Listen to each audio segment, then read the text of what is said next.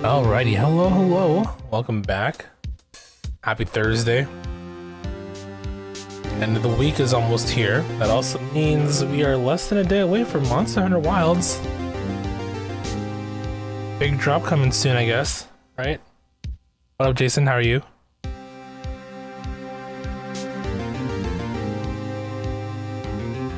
No, I did not order them. I think they're still available for pre-order, but I'm choosing not to. Because I don't want to fall into that hole and then start buying cards from that collection and try and, you know what I mean? I feel like if I start, I want to try and collect everything.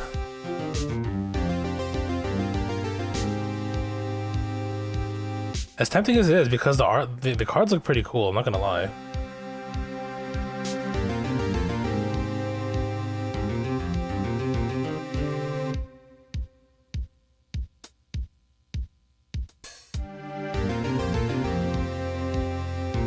They're allowing you to purchase 3. Yeah, I was looking at the GameStop. I'm looking at the GameStop pre-order page right now.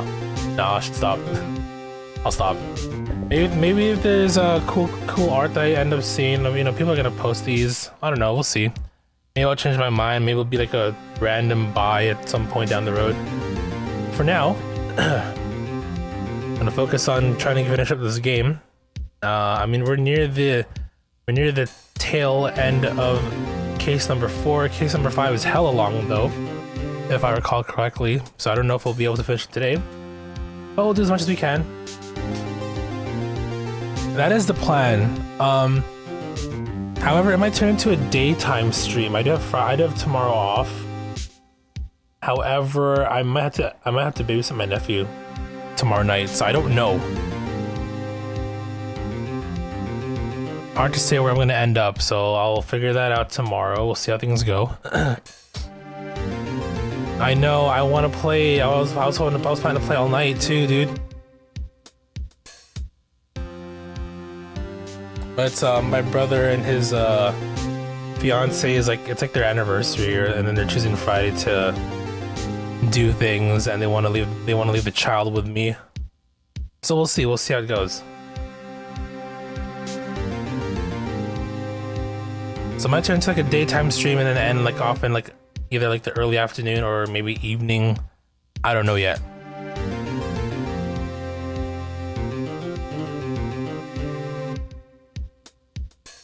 I'm just gonna go to my local GameStop.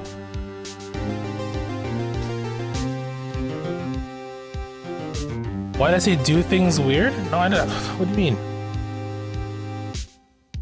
Like they also want to spend time together. Trying to go out for dinner or something. Anyway, moving on from that topic. Anime court time.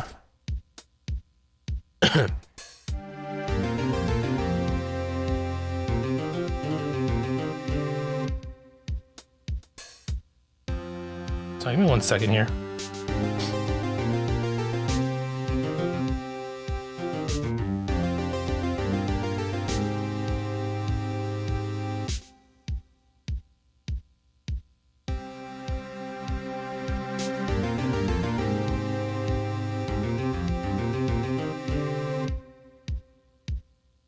Sorry, bro, your insurance on March 6th. Okay, I'll let him know. I got you. Funny enough, my uncle was texting me earlier too. Couldn't get a hold of him.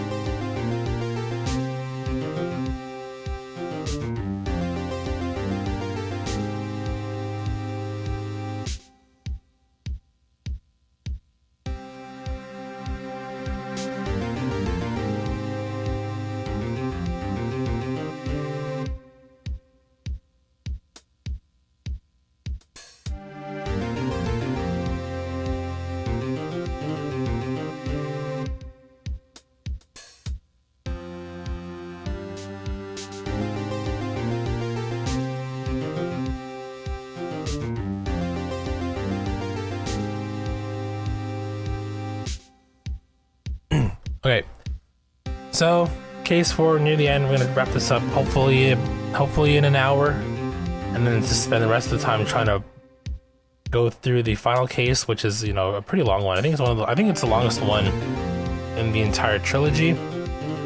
I think, I want to say maybe case 3-5 might be the longest one, I don't know. Maybe it just feels long because everything ties together at the end, but, you know, we'll get there, For now, let's save Edward's ass, shall we? Hey Toad, what's up? How are you? How have you been?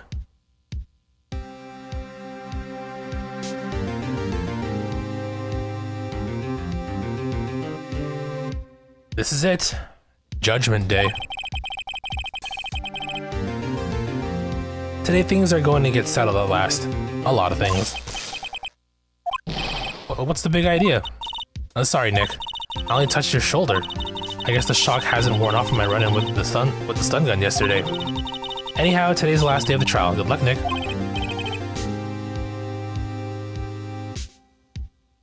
Yeah, thanks, Maya. Edgeworth is looking glum as always. I hope Von Karma doesn't push him too hard. Oh, whoa. What are you doing? Sorry, I'm sorry. I just thought I'd cheer you up with a pat on the back. Maya, maybe you shouldn't go outside and discharge. Right, good idea. Trying to electrocute anyone on your way out. Oh yeah, pal. What's gotten into that girl? Detective Gumshoe. Morning, Mr. Edgeworth. Good morning. How'd it go, Detective? Have no fear, as promised. I captured our runaway caretaker. I just brought him in. Took all night, pal. Thanks, Detective Gumshoe. You must be tired. Actually, after that shock I got on the way in, I feel pretty good. Yogi says he's forgotten his own name, but that has to be a lie. Why would he want revenge on Edgeworth if he couldn't remember his past? He does remember, and I'm going to prove it.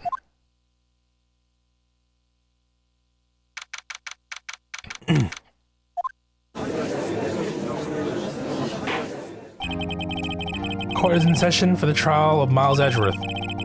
Defense is ready, Your Honor.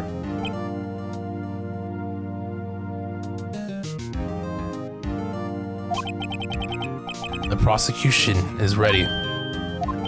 Right, very well. We have reached the final day of our proceedings in this trial. I ask the prosecution submit decisive evidence. Understood. Come on, don't be awed into silence by every little thing he says. Well, Mr. Von Karma, your opening statement? Right. Thanks to Detective Gumshoe's efforts, the boat rental caretaker has been arrested. In yesterday's trial, the defense asserted that the caretaker was the murderer. However, the caretaker has yet to confirm this. I would like to ask the defense to cross-examine him as much as necessary. Very well. Please bring the witness into the courtroom.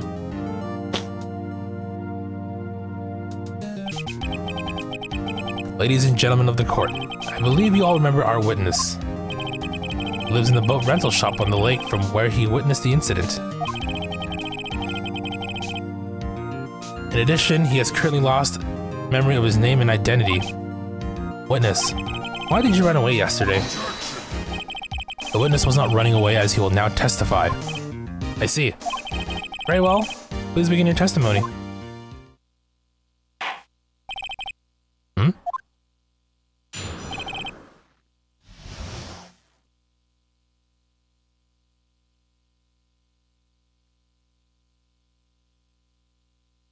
Sorry, one sec.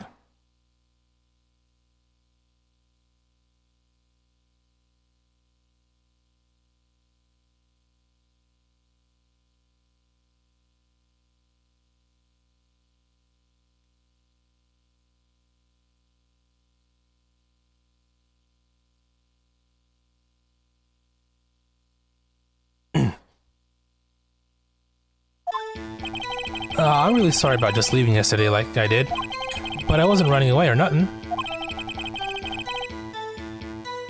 I went to buy food for Polly, see?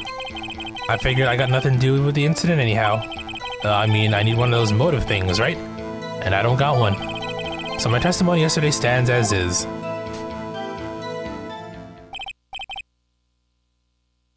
Very well. Let's begin the cross-examination, shall we? He has to know his name. Yanni Yogi. You're Yanni Yogi? I'm going to prove it. You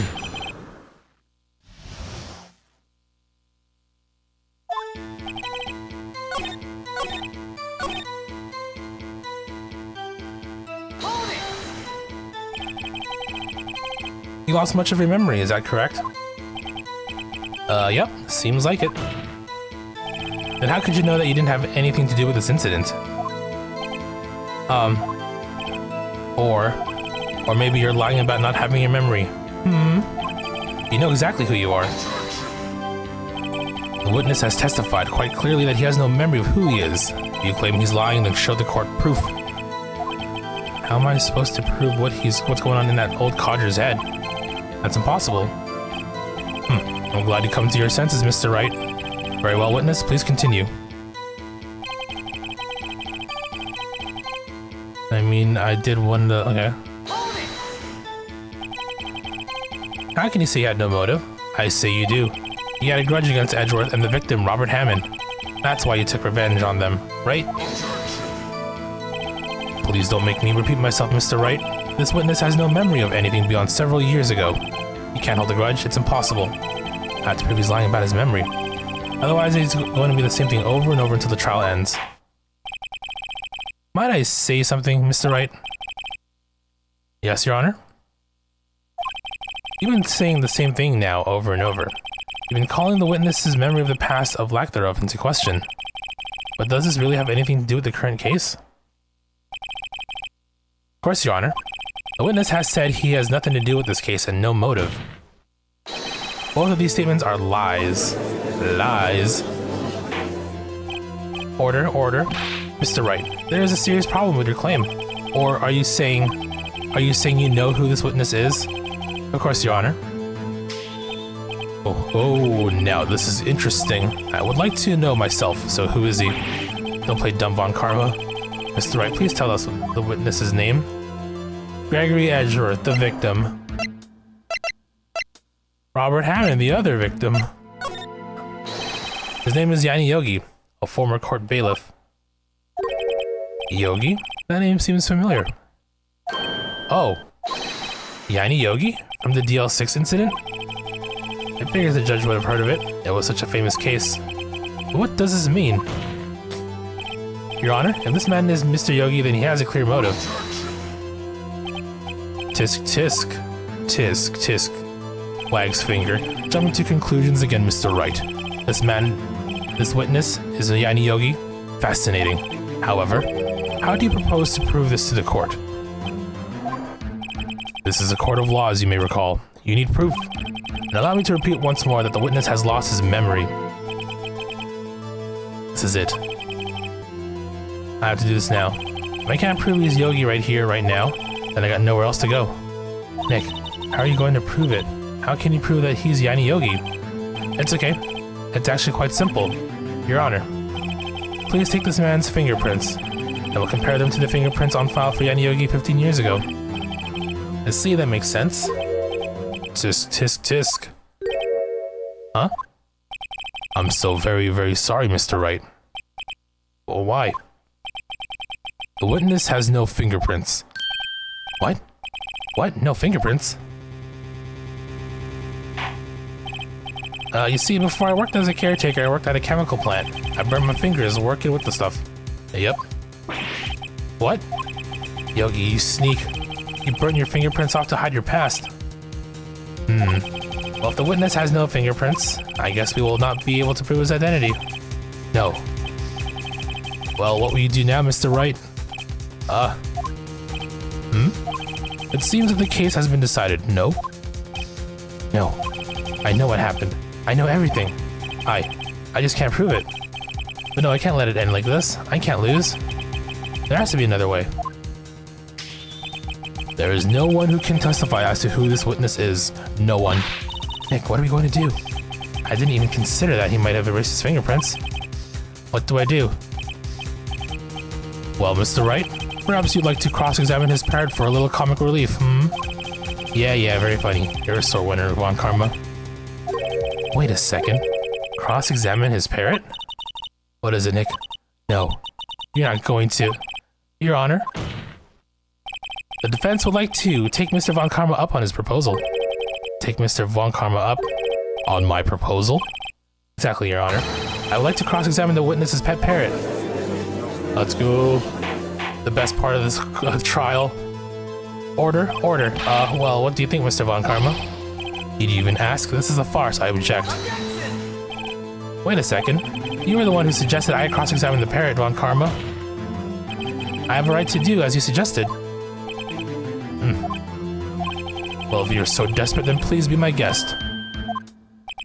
Of course, should you go through with this, and nothing comes of it, then I'll be ready for the consequences. Nick, this is crazy.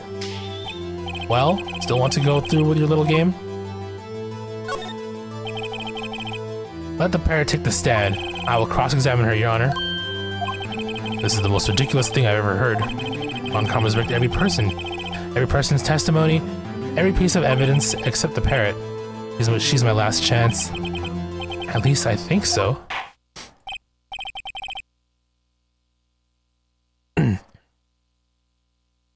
Bailiff, bring in the parrot. Oh, look how cute she is. That's quite a bird. Please tell us your name. Name. The witness is ignoring me. It must hurt to be ignored by a bird. Very well, witness. Who is your owner? Please testify for us.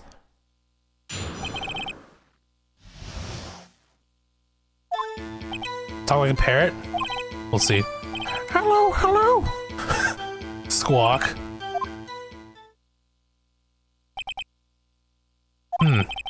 Certainly the most concise testimony we've had so far. Very well, begin your cross-examination. Right. What are you going to do, Nick? I don't know. What do we do, Maya?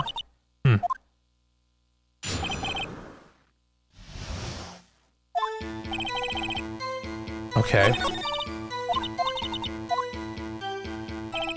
Let's see here. Witness, you can't just say hello and expect us to get anywhere. I want you to testify. Maya, you talk to her. Right. What do I say? Oh yeah, that's right, she did say, as I recall 2 days ago. Polly, have you forgotten something? Don't forget DL6. If I can get Polly to say that here, that will prove that the caretaker has something to do with DL6. Polly, have you forgotten something? Hello? That's not what you were supposed to say. Forgot. Something we forgot. Hello? Squawk. Uh-oh, it's not working, Nick. She won't say it. This is ridiculous. Why won't she say it? Something the matter, Mr. Wright? Wait. Don't tell me Von Karma expected this. He couldn't have retrained the parrot, could he? Did he retrain her not to respond when we asked if we'd forgotten anything?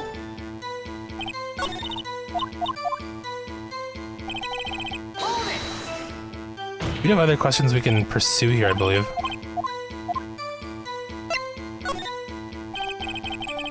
Maybe I should get her to say her name. Polly, what's your name? Polly. Mr. Wright, I think we established that this parrot's name is Polly. Does this have anything to do with her owner's identity? I believe it does. Yes, it does. Ah, fascinating. You claim that the parrot's name will prove her owner's identity? Then show us this proof. Nick, don't you think you're taking the bluffing a little too far? Listen, we're not here to answer the question of who is the caretaker. We're here to prove that he is Yanni Yogi. All we have to do is tie the name Polly to Yogi. Let's see here.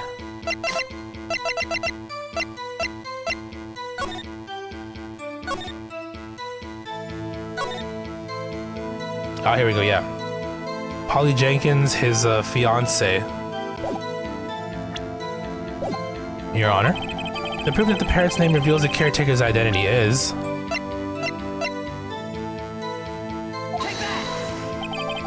the DL6 case file? That's quite a large file you have there.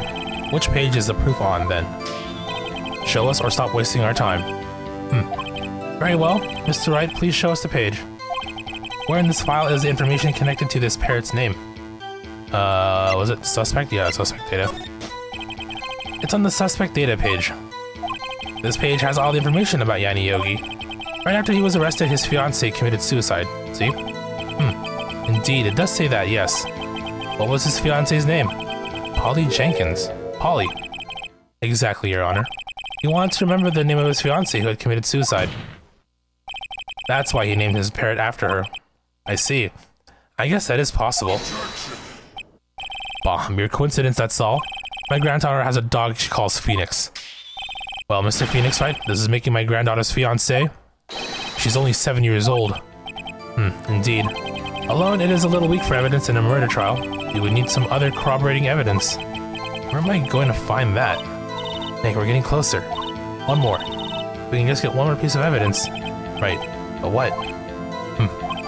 Very well, witness. You may continue.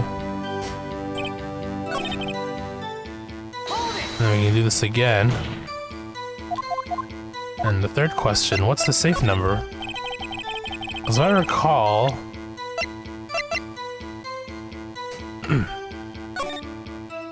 yeah, it was 1228, so which is the date of the crime in this case. Maybe I'll get her to say the number of that safe. Huh? The safe? Why? Let's just try to get her to say anything. Okay. Polly, what was the number to the safe in the shack? 1228. 1228. My, what a reckless parrot. Well, Mr. Wright, you aren't claiming that this number has something to do with the caretaker. Actually, it does. That's why I had her say it. Ah, ridiculous. How can the number 2 safe tell us who the caretaker is? Show us your proof. What could possibly link this number to the caretaker's true identity? The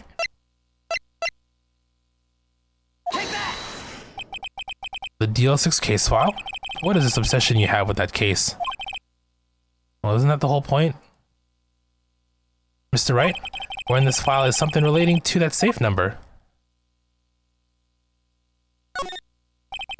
It's on the case summary page. The case summary? Specifically the date on which the DLC incident occurred. The date of the incident, December 28. Well, that's today's date, 15 years ago. And the number on that safe is 1228. Ah.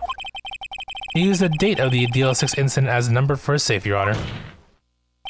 That's how important that date was to him. I see. It certainly is an interesting coincidence.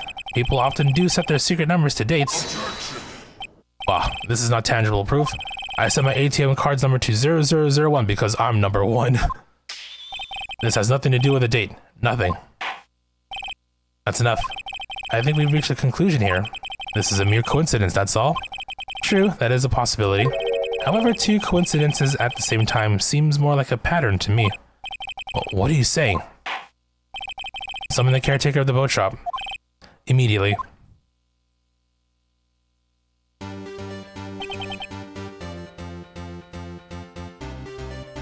Witness?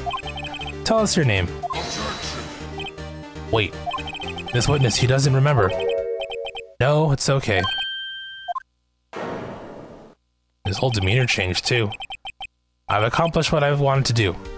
I'm done. Nick, he looks totally different.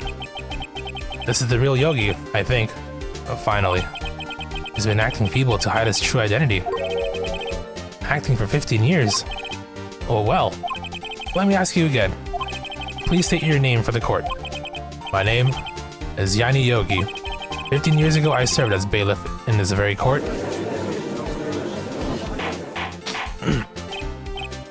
Order. Yanni Yogi. So it was you who killed Robert Hammond and tried to frame Miles Edgeworth for his death?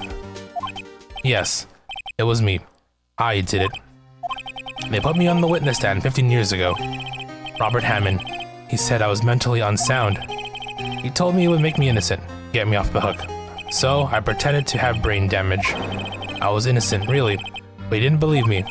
We won the trial, but I lost everything. I lost my job, my fiancé, my social standing. Then this year, 15 years later, a package arrived. It was a letter and a pistol. The plan was written out in careful detail. It was a plan for me to take my revenge on the people who ruined my life. I didn't care who had sent it. I thought this was my chance. After 15 years, this was it. Finally, a chance to have my revenge on Robert Hammond and Miles Edgeworth. I have no regrets. Oh, wait a moment. Revenge against Miles Edgeworth? What do you mean? I'm not at liberty to speak on that matter. Why don't you ask Mr. Edgeworth yourself? Anyway, I admit it. I was the one who killed Robert Hammond.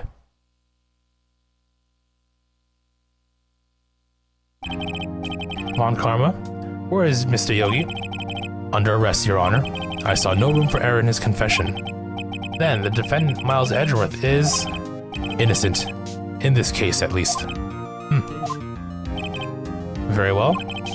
Will defendant please take the stand?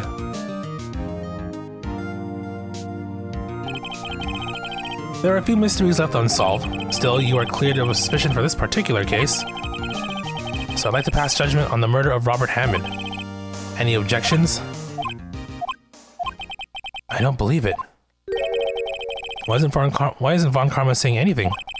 Very well. This court finds the defendant, Mr. Miles Edgeworth, not guilty.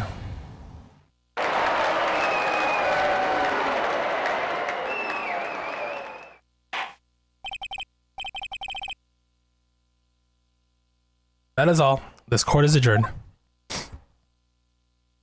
Objection! Did someone just say objection? It wasn't Von Karma. Wait, but that means no.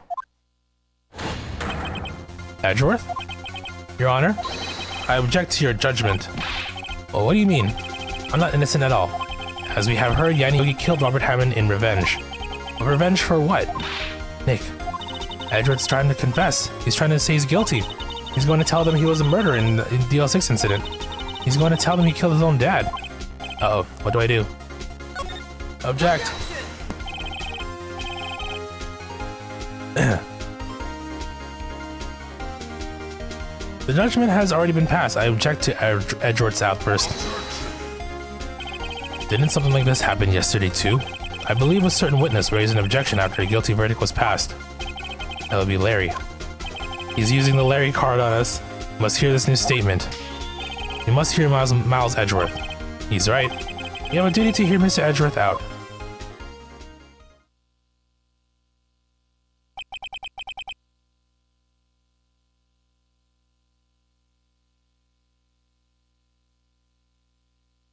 For 15 years, I have had a recurring dream. A nightmare. It's only a nightmare, that's what I told myself. But now I know it wasn't a dream. Yanni Yogi wasn't the killer. You mean, in the incident where your father died? From the distance of the shot, it wasn't suicide either. Everything was as clear as day. The murderer, the criminal in the DL6 incident.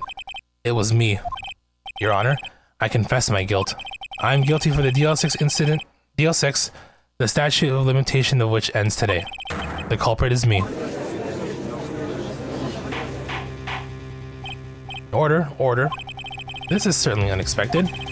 Defendant declared innocent is confessing to a different crime, a crime for which the statute of limitation runs out today. I'm not really sure how I should deal with this. Bah, it's obvious. We hold a trial, right here, right now. We try this man for his crime of 15 years ago. I think I would like to take a 5-minute recess. During this time, I will consider the appropriate course of action to take. Court is adjourned.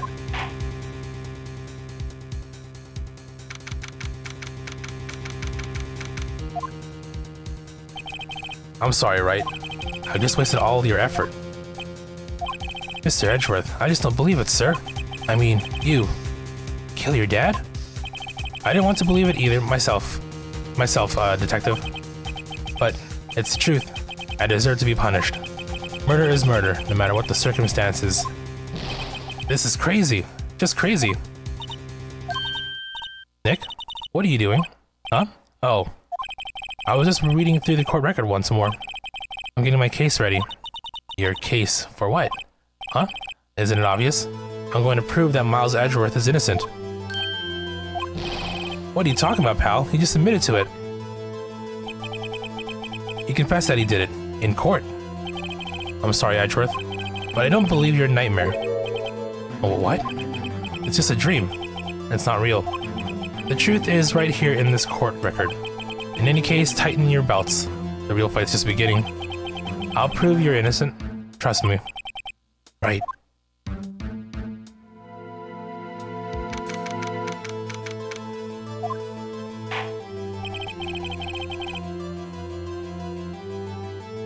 Now then, I would like to resume our trial. Judge, Miles Edgeworth has admitted to his own guilt. He has confessed his crime. Let us begin by hearing his testimony. Then, though pointless, let the defense do their cross-examining. The statute of limitations on the DLC incident runs out today. Though it's unconventional for me, I like to run this one by the book. I see. Does the defense have any objections? No, Your Honor. Von Karma, you knew this was going to happen from the start, from the very beginning, didn't you? Very well. Will Miles Edgeworth take the stand?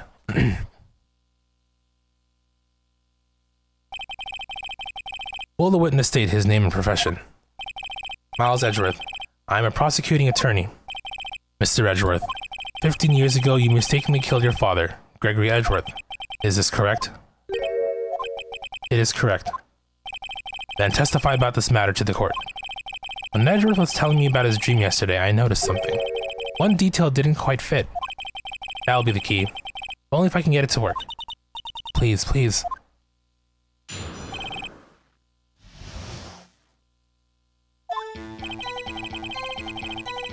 That day, I'd gone to the courtroom to observe one of my father's trials. As we went to leave, an earthquake struck, trapping us in the elevator. My father and Mr. Yogi lost their composure and began to argue. Just then, something heavy fell at my feet. I picked it up and threw it at Mr. Yogi. I wanted to stop them fighting. A moment later, there was a single gunshot. Then a scream. That was a terrible scream. I remember it to this day. That's all. And until now you thought this memory was a dream. We were stuck in that elevator for 5 hours. The oxygen in the elevator ran out, and then I lost my memory of the events. Ah, the same claim Mr. Yogi has made. Very well. Mr. Wright, your cross-examination, please. Yes, Your Honor.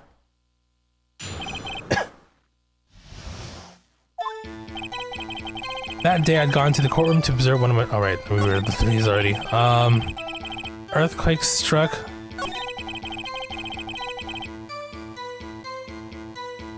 My father, okay.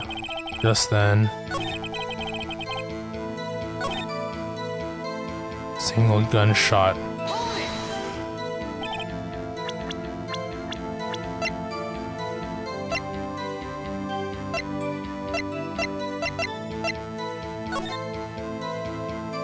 Right, there was two here. One of— because they said they found the bullet. They found the bullet in Edgeworth's heart. But there's another gunshot here. At the elevator window. Okay. The gun fired once? Yes. I think after I threw it, I lost consciousness. Since then, they've echoed in my head every day. That gunshot and that horrible scream. The scream.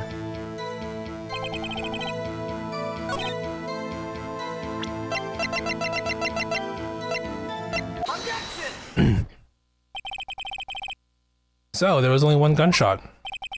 Yes, I'm sure of that. I heard the shot, and the scream. Then everything faded. I was unconscious until the rescuers came. I see. No, Your Honor. Unfortunately, you don't. You don't see. Take a look at this. This is a photograph of the scene of the crime, 15 years ago. And in it lies a clear contradiction to Mr. Edgeworth's testimony. Well, I can see the victim, Gregory Edgeworth, lying there. But what do you mean a contradiction?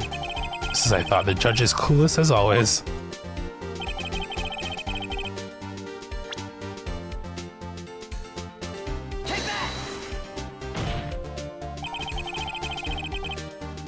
As should be obvious, the contradiction is here. I see. A bullet hole in the door. Your Honor, Miles Edgeworth testifies that there was only one gunshot. However, according to this photograph, not one, but two shots were fired. One shot hit the victim and the other hit the elevator door. I ask you then, why did Miles Edgeworth only hear one gunshot? This photograph does seem to confirm a second shot. However, when was the hole in the elevator made?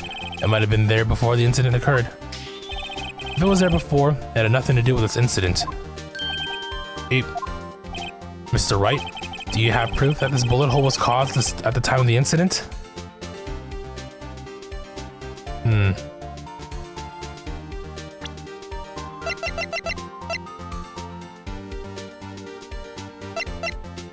Oh wait, no, that's the first crime. I was like, shot 3 times. I have a lot of evidence to work with, but okay, let's check here.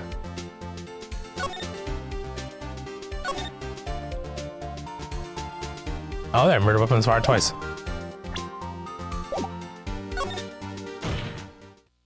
Your Honor, I think I'll be able to show you proof. What? Impossible. Now, Mr. Von Karma, save your surprise for after you've seen the evidence. Very well, Mr. Wright. Show us your proof. What do you have that proves the bullet hole in the door was related to this incident?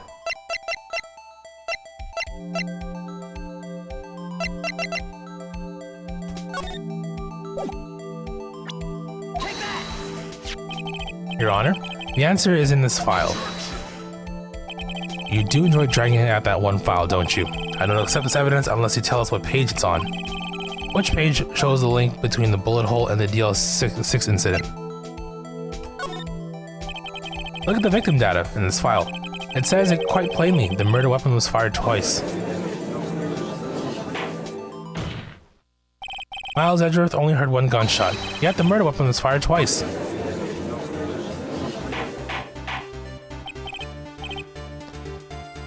Order. Mr. Wright, what are you driving at? It's simple, Your Honor. At the time of the incident, 2 shots were fired. One went to Gregory Edgeworth's heart, the other hit the elevator door. Remember that the defendant lost consciousness after the shot he fired rang out. In conclusion, you must agree that the second shot was fired by someone else. Mr. Wright, but who could that someone else be? The murderer, of course. I knew I should have stepped in before your wild fantasies got out of hand. Mr. Wright, look once more at the DL6 incident case file. Look closely. Try the case summary page. The case summary? That's on page 1. Look at what's written there. Not a single clue was found on the scene. If the pistol had indeed been fired 2 times, then the other bullet would have been discovered on the scene. He does have a point. That second bullet has never been found. Why? Because the second bullet does not exist. The bullet that claimed Gregory Edgeworth's life was the one fired by his own son. That is the truth of this matter. The whole truth. It was undoubtedly something else that made the bullet hole in the door. Order. I will have order. Mr. Wright has proven one thing to us quite clearly, that the murder weapon was fired twice at the time of the incident. How did I prove that? I mean, it's all there. The facts are there. However, as Mr. Von Karma says, the second bullet fired was not found. It is highly unlikely that the police merely overlooked the second bullet. So all we have is a single bullet fired. I'm afraid I have to discount the defense's claim. Tisk tisk, I praise the judge for his wisdom in this matter. How did this happen? I don't believe that the second bullet didn't exist. Was I wrong? Have I been wrong about this whole incident?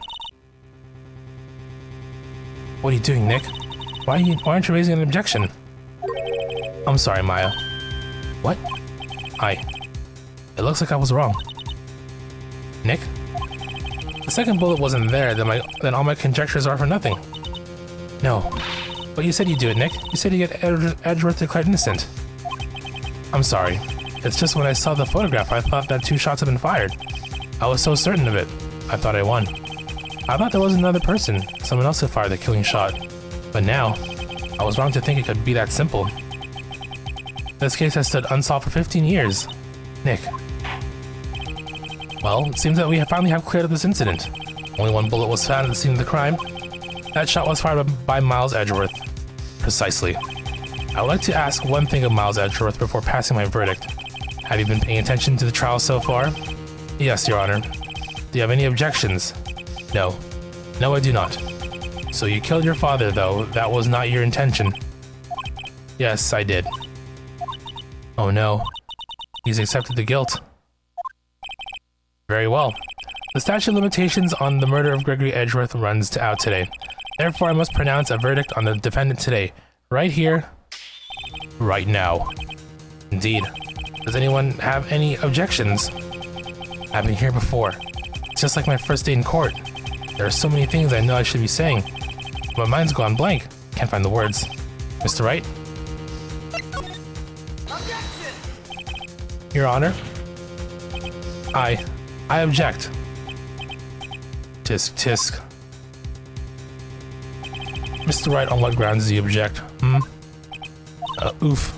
Nick, I don't know. This case is perfect. Oh no. Gah.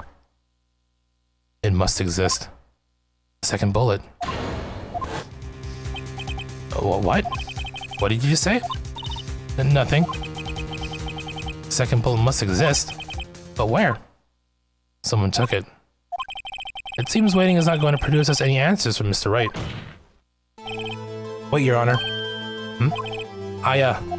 The second bullet, it existed. What? But we just heard proof that it did not exist. I realize that, Your Honor. I'm really grasping here. It's just someone took it from the scene of the crime. That's what happened. But who? The murderer. The murderer?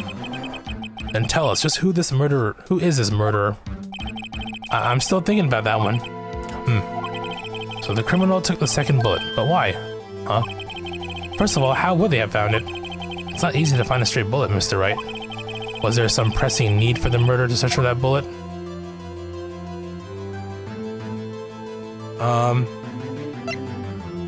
No, he didn't need it because, actually, why would the murderer have spent the time to look for that stray bullet? I haven't got a clue. What's wrong, Mr. Wright? The murderer had no reason to take that bullet. You don't want to admit it, but it's true. Had to take it. Had to take it? The murderer? What does that mean? You're thinking too normal. Think crazy. Don't think why the bullet was taken. Think why the bullet had to be taken. Mr. Wright? Yes, Your Honor. I have no idea what I'm doing.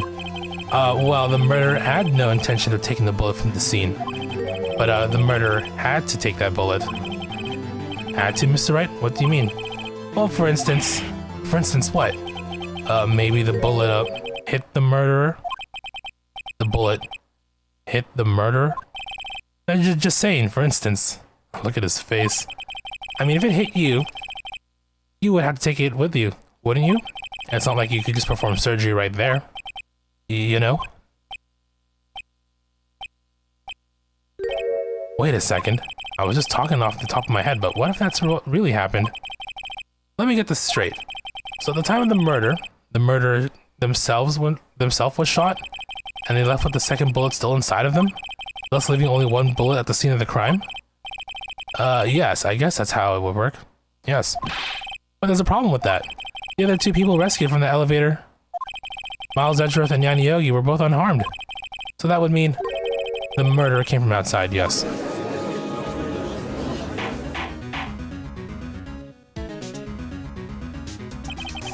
The two men fight inside the elevator.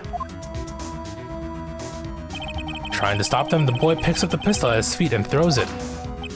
The pistol discharges and the bullet goes through the elevator door and hits the murderer outside. The boy loses consciousness. And the murderer opens the elevator door and sees the men inside.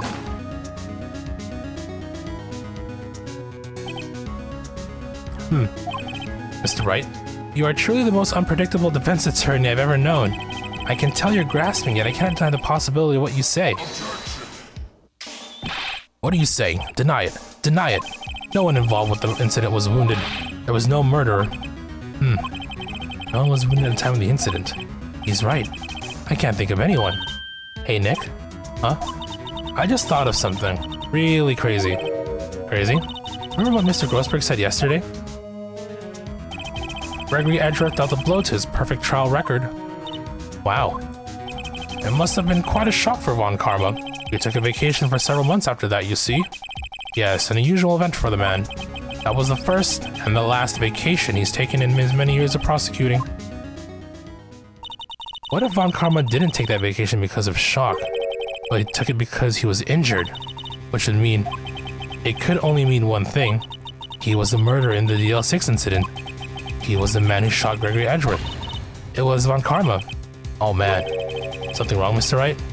You seem dazed. No, Your Honor. Well, you have indicated the possibility that the murder came from the outside. Can you give us the name of your suspect? Uh-oh. Should I come out and say it now? Your Honor, there is a suspect. One lone suspect. Well, this is certainly interesting news. Very well, Mr. Wright. Who is your suspect? My hands are shaking. What? Von Karma. Von Karma?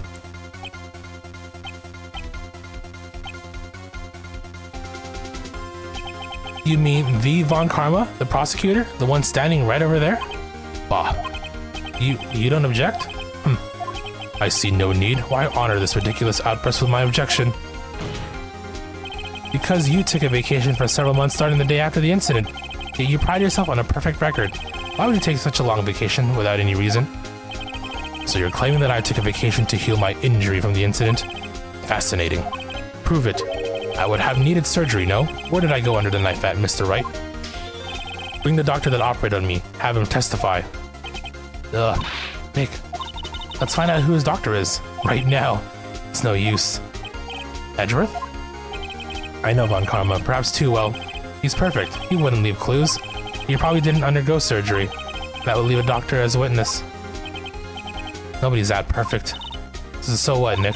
Did Von Karma pull the bullet out by himself? That's insane. No, he couldn't have. You can't just pull bullets out of yourself. Wait. What does that mean? That bullet has to be somewhere. But where? Tisk tisk. Well, Mr. Wright, can you produce evidence to prove that I was shot?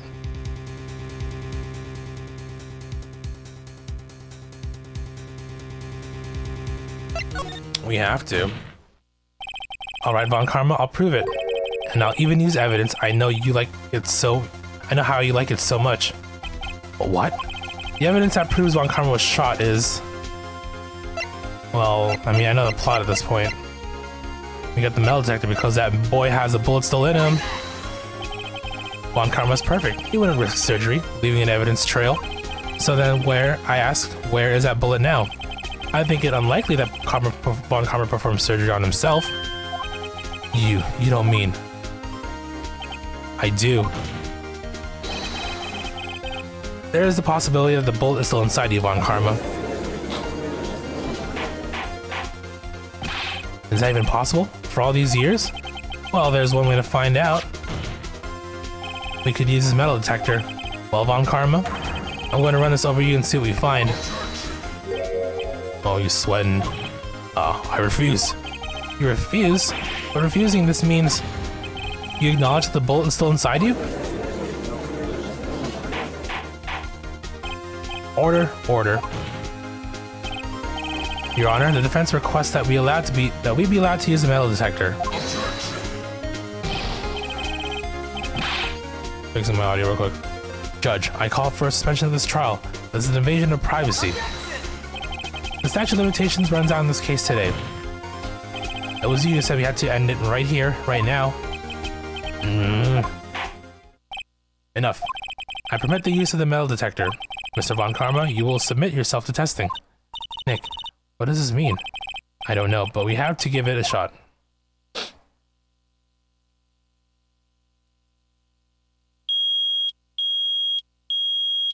We got him. He reacted. Something's inside his right shoulder. The bullet?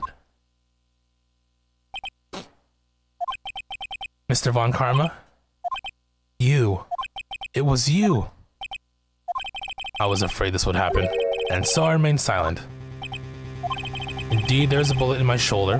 However, it has nothing to do with this incident. What? Yeah, I was shot in the shoulder long before the DL6 incident. I claim that the bullet in my shoulder has no relation to DL6. But Mr. Von Karma, can you prove that? Prove? Wags finger. I have no obligation to prove anything. It is Mr. Wright who must prove something here, not I. Mr. Wright? Well, can you prove it? Can you prove that the bullet in Von Karma's shoulder was from DL6? Of course you can't. You don't have any of the DL6 evidence. That's because you took it out of the records room yesterday. With no proof, you cannot convict me of any crime. So sorry, Mr. Wright. No, I'm the one who's sorry, Mr. Von Karma. What? You were close. One day away from freedom. But you see, I have proof. What? Who would have thought you would dig your own grave trying to convict Edgeworth? I can link that bullet in your shoulder to the DL6 incident. And here's my final proof. Take that!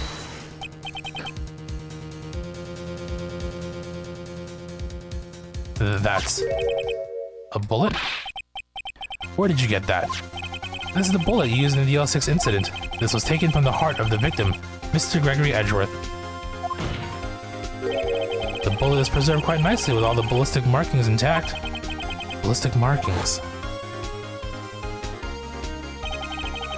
You may recall the term.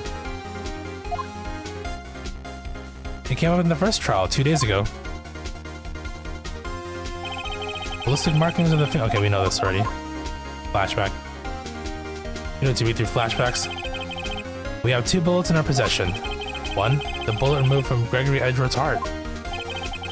The other, Mr. Von Karma, is a bullet buried in your shoulder. We can analyze both bullets, and if the markings matched, we would know that both bullets had been fired from the same gun, the very same pistol. In other words, the murder weapon that killed Gregory Edgeworth. Mr. Von Karma, you will let us remove the bullet from your shoulder. Then we'll compare the ballistic markings to those on this bullet, and solve this case once and for all. Well, Mr. Von Karma? Oh, it's hurting. The bullet's hurting.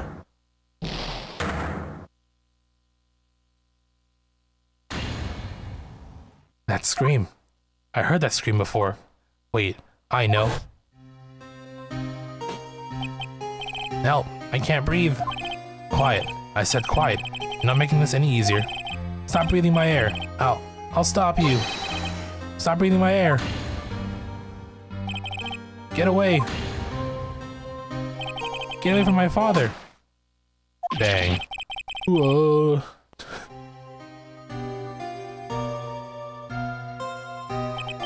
It's that scream I heard in the elevator 15 years ago. Von Karma, it was you who screamed.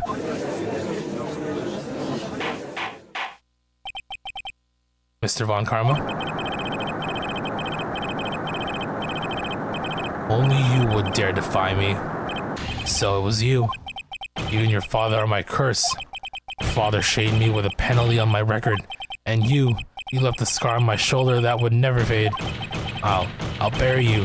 I'll bury you with my bare hands. Death.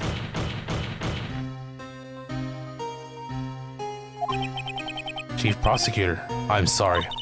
Von Karma, it's not like you to make this kind of error. I never would have thought that Edgeworth would be the one to catch you. I was careless. I'm sorry, but you'll have to be penalized. I've covered for you in the past, but not this time. Edgeworth. Hey, Louie, what's up? It was like a shock none I had never known. Me? Penalized? It took hours for me to regain my composure. Suddenly, I found myself in the darkness.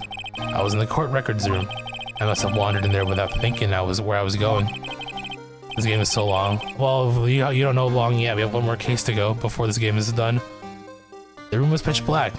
The lights must have gone out. I went down to the hall and felt my way to the elevator. I pressed the button, but nothing happened. Then, there was a noise. I was in pain. A horrible burning pain in my shoulder. Just then, the lights came back on. The elevator door opened before my eyes.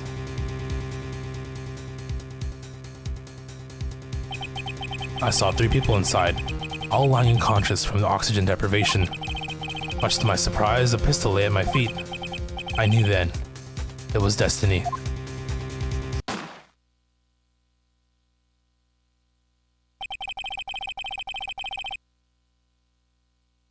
Silver 3, dang. In his last moments, Gregory Edgeworth was still unconscious. He died never knowing who had shot him. Later, he spoke through a medium, blaming Mr. Yogi. He was fooled. It was a perfect crime. Tisk tisk. Who would have thought another man would have come to open that elevator door? Judge. Well, what? What are you doing? Do your job. Bring an end to this miserable charade. Now, end it. Very well. It appears that we have come to a very long way to the end of this maze. 15 years later. Mr. Miles Edgeworth? Yes, Your Honor. You were innocent. You are innocent. As you said, it was all a nightmare. Yes, Your Honor. This court finds the defendant, Mr. Miles Edgeworth, not guilty again.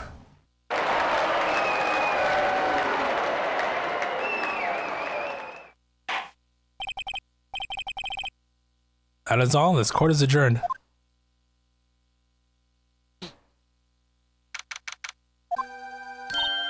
Nick, we did it. Did you see his face? Von Karma looked even paler than usual. He's pretending to be all cool, but you crushed him, Nick. Crushed. I gotta say, I'm impressed. It was pretty close, though. I was sure we had it. I know, I was on the verge of tears the whole time myself. But now it's all just a good memory. So, it's finally over, Edgeworth. Right. Yeah? Hi. I'm not sure how to say this. I know. Try thank you. I see. Thank you, Wright. You're welcome. Oh, they blush and... I think you could have done better than that. So sorry. I'm no good at this sort of thing. You got a lot to learn, Edgeworth. She's got you there. Whoop. Amazing, pal. You pulled through just like I thought you would. I'll never forget this. I owe you one, pal. And tonight, let's party. Dinner's on me. Yeah, my salary went down a bit this month, but who cares? See? Mr. Edgeworth, you should take a lesson from Detective Gumshoe. That's how you say thank you. I see. Whoop. I feel foolish. Don't worry. Take it a little at a time. You'll get used to it. It's been 15 years since I've seen Edgeworth this unguarded. Hey, y'all. Lotta. Y'all were great in there. Thank you. Yo, Edgeworth, congrats. Thank y'all very much. I knew you were innocent from the start, of course. Just look at you. You wouldn't stick your hand in the cookie jar even if no one was there. You were the witness on the first day of the trial, weren't you? Yeah, well, let's let bygones be bygones, eh? Speaking of which, what do you do now, Lotta? Who, me? Oh, I went back to college. I gave up trying to be an investigative photographer pretty quick. Really? That's too bad. Huh? Isn't that the hot dog guy from the park? Huh? It's over, Nick. My life is over. But why the sad face, Larry? What happened now? Oh, Nick, I'm not long for this world. You don't look sick. It's Fiancé. She's going to live in Paris. Paris, Nick. She's leaving me behind. Should have seen that coming. Yo, Edgy. There you are. Yes, here I am. Congrats, Edgy. Here, a little gift from me in celebration. Celebration? That's unusual for you. Harry Butts, you come along tonight too. My treat, pal. Huh? Thanks. Looking forward to it. Yo, Nick. That's a suit that questioned me. When he says treat, that's not police talk for prison food, right? Right? I think you'll be fine, Larry. Right? Yeah? What's up? That envelope that Larry gave me, it's got money in it. Well, yeah, that's not strange. People give money away to celebrate sometimes. It's $38, right? Huh. What a weird amount. I mean, it's not a little, but it's not a lot either. $38 exactly? Nick, wasn't that exactly the amount of lunch money that was stolen from Mr. Edgeworth in school? $38. No. No, Larry, it was you. What are you so surprised about, right? Huh? Larry was absent the day from school, right? But that doesn't automatically rule him out as a suspect. Well, what? Think back to that day, 15 years ago. Larry took the day off, but he was bored, so he came to school anyway. Then he saw the money lying there, and the rest is history. I never was good at history, Edgeworth. You didn't know, did you? I suspected. I just couldn't picture Larry protecting you like he did that day. Everyone else was saying you did it. The whole class was against you, remember? Yeah, it's too well. Right, you may not know this, but we used to have a saying back in school. When someone smells, it's usually the butts. I know. Really, Wright. I'm surprised you didn't figure it out. Well, this sure is an unexpected turn of events, eh? Edgeworth. You should have told me. Now, Nick, it was 15 years ago. Don't you think the statute of limitations has run out, Mr. Edgeworth? I'd say so, yes. There you have it. Where does that leave me? I became a defense attorney because of what you two did. Well, you have always been something of an insufferable emotionalist. Yeah, and you get worked up too easily, too. The death sentence for both of you. Man, if I had known, I'd become a prosecutor. Same goes for me, only the other way around. For the longest time, I thought that I might have killed my own father. I thought I might be a criminal. I became a prosecutor in part to punish myself. If I had known the truth, I might have become a defense attorney after all. Edgeworth, want to switch right? Hey y'all, line up, I'll take a photo. Hey, photo time, let's go. And after that, dinner on me. Detective Gumshoe took us out in the town that night. He celebrated Edgeworth's newfound freedom, even though Edgeworth himself was still in detention. So they didn't wait for him? Poor guy.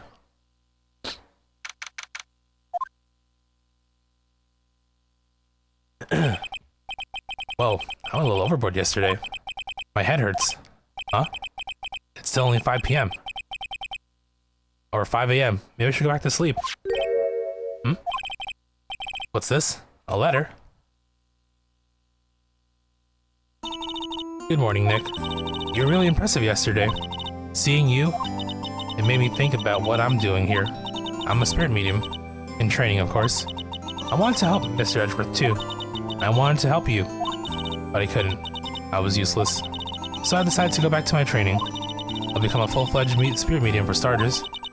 I couldn't say it to your face, so I left this letter. Goodbye, Nick. Goodbye? What time is it? First train to the mountains have already left the station. Or have already left to the station.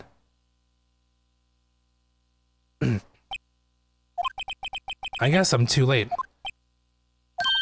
Hey, Nick. Maya. So, you're leaving? Yeah. It's hard being a spirit medium who can't talk to spirits. And? I think you'll do fine without me, Nick. Be good, okay?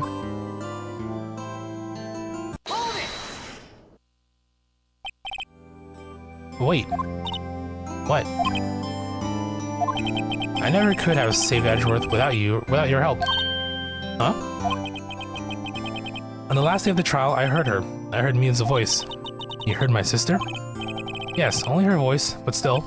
It was at the very end when I thought we'd lost everything. Well, that's my sister for you. Detective Gumshoe helped, and Mr. Grossberg, and even Larry. I'm the only one who couldn't help. I was useless, Nick. But you were the one who stopped Von Karma, Maya. Huh? I didn't do anything. All I did was wander around in a daze. Sorry, but I have evidence that you helped. Evidence? Show Maya's... Okay, right. I believe it was the bullet that she got from him when we were attacked. A bullet? Von Karma was convinced he had taken all of the evidence pertaining to DL6. But you were the one who rescued the last piece of evidence we needed. This was the bullet that put an end to Von Karma. And you were the one who gave it to me. Nick.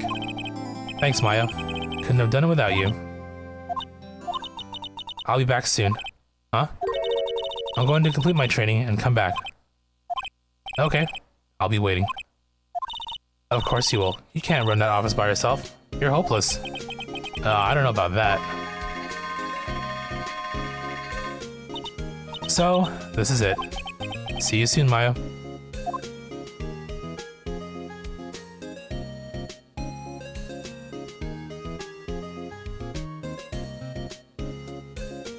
Thanks, Nick.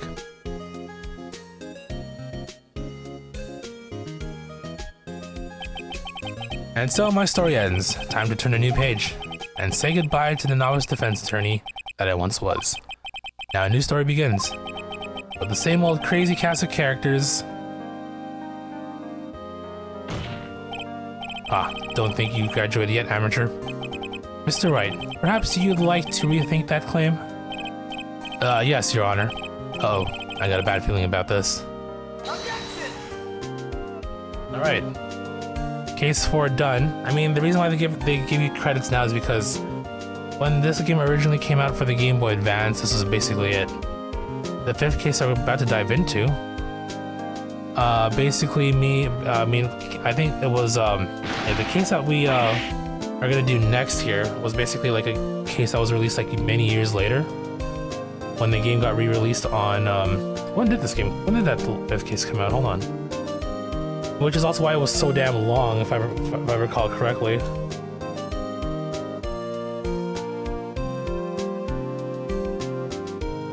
Let me see here. I mean, I think this is released for, as an extra episode for the Nintendo DS version of the game. Yeah, okay.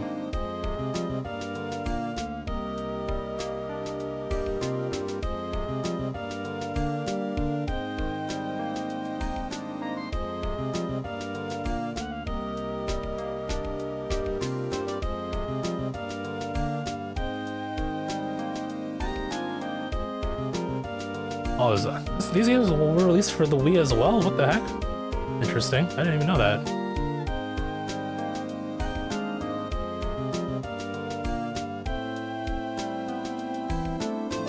WiiWare. Oh, right. Okay, I forgot about WiiWare. Wow, what a time. Nintendo Wii was definitely an era. Okay, well, while this is playing now, I'm gonna quickly get some water because I ran out, and then when I come back, we're gonna jump into the last case. I'll do as much as I can. I know it's a really long one. Ideally, we finish it so we can play some Monster Hunter Wilds tomorrow. But because I would like to finish this game in time for that. I mean, worst case, we continue this next week anyway, or over the weekend. But yeah, I'll be RB real quick. Gonna get some water.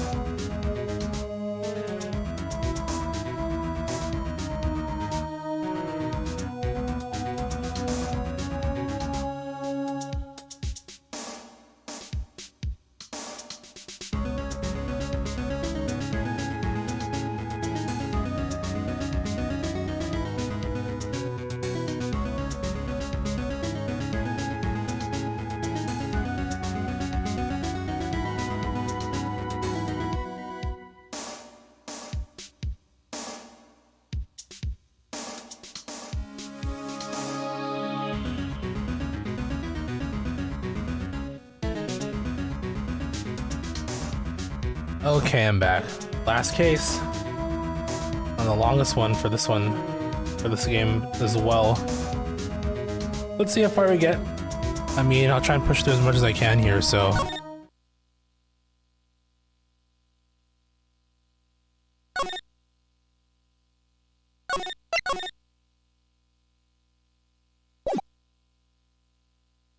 Let's see how far we get.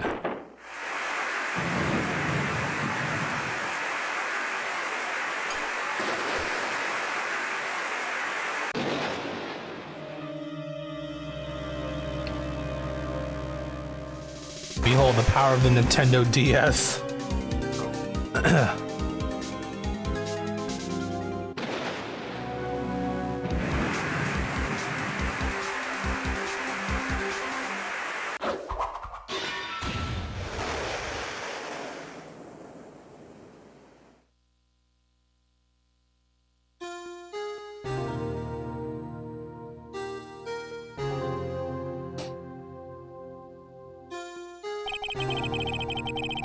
It's been 2 months since Maya left the office.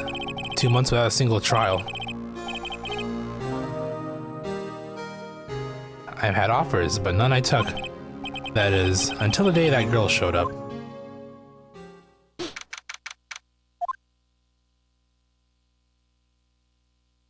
Why do I come here to the office every day? It's not like I want to work. There you are, finally. Where have you been? My sister's trial's tomorrow. Who are you? It doesn't matter who I am, it only matters who you are. The famous defense attorney, Mia Fey. Oh, you're not Mia Fey, are you? I'm sorry, but Miss Mia Fey is dead. So you are? The coffee boy? I'm Phoenix Wright, the defense attorney. Right. Wait, you're the Phoenix Wright? Phoenix Wright from the Edgeworth murder case? Yes, that's correct. It wasn't Edgeworth who was murdered, though. That's a relief, you're better than nobody. I'm sorry, I'm afraid I'm not taking cases right now. But you are Phoenix Wright, right? The undefeated defense attorney? Look, I'm not accepting any new cases. I'm sorry, but you'll have to try elsewhere. Please. I'm out of time. But, please, you have to help. It's my sister.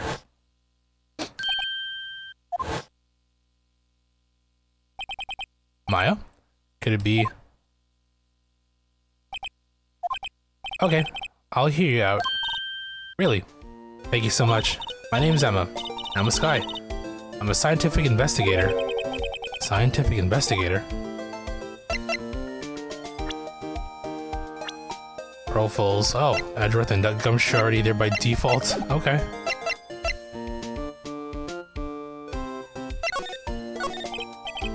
Emma, was it? So you're a scientific investigator? Yes, that's right. Is something wrong? No, it's just you seem kind of jumpy, or maybe just young. Young? Hold on, I'll check for trophies for this one. I think there might be a couple things I need to do here. One trophy in particular is gonna be a bit weird and involved.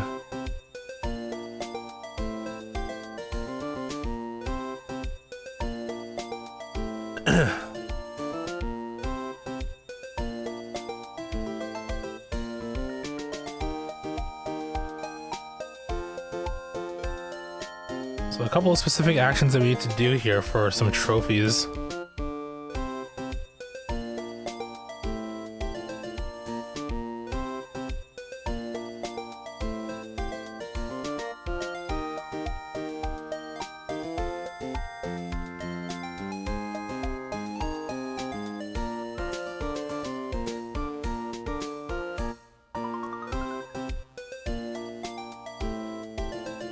Okay, I think we're good. I'll be 16 years old this year. Oh, I see. Wait, only 16? I'm set to be formally assigned to forensics in 3 more years. My work is becoming quite well known. At my age, no less. So, what exactly is your current position then? Well, legally speaking, I guess you'd call me a 11th grader. But I'm ready to do my job. At my age, no less. Great, another future professional in training. So what's this about a case? You said the trial's tomorrow? My sister didn't do it. She wouldn't stab someone with a knife. She wouldn't. So, it's a murder case. I don't care if there's a witness who saw her do it. She didn't do it. I know she didn't do it. It's a scientific fact. And there's a witness. Did you just talk to her? You have to talk to her. Right. Suppose I will. Promised her I'd bring Mia Fey, but... That's interesting. How would she know Mia? So you want to be a scientific investigator when you grow up, then? Excuse me? I'm not a child, I'll have you know. Still, it's good to have a goal, albeit a very unusual one. I believe investigations should be done scientifically. Don't you? Yeah, sure, can't fault her for lack of enthusiasm. If this case is handled scientifically, I'm sure my sister's name will be cleared. Your sister? I've been doing research, you know. I'm developing a new scientific method of case investigation. I'll show you when I'm done. I'm looking forward to it. Guess I should get down to the detention center and talk to her sister. My sister asked for Mia specifically. This Mia Fey person was a few years below her in school, so they went to the same school, huh? She always told me to go to Mia if I ever needed a defense attorney. And well, I need one. Incidentally, Mia is a woman. Was a woman. She dead now. Now that you mention it, I guess it is more of a woman's name than a man's. Well, it's nice of you to help your sister out like this. You must be close. Well, actually, when she gets like this, she is now, I kind of hate her. Huh? But she's my only family. Your only family? What about your parents? They died in a car accident when I was little. Oh, I'm sorry. Okay, let's go visit.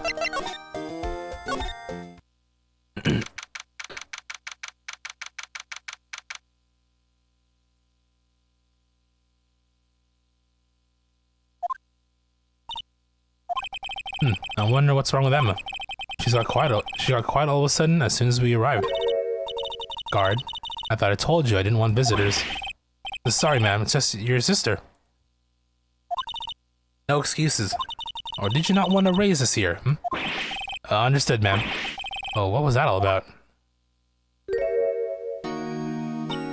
Hi, Lana. Funny. I seem to remember specifically telling you not to come here. Perhaps my memory is failing? Look, I didn't want to come here either, okay?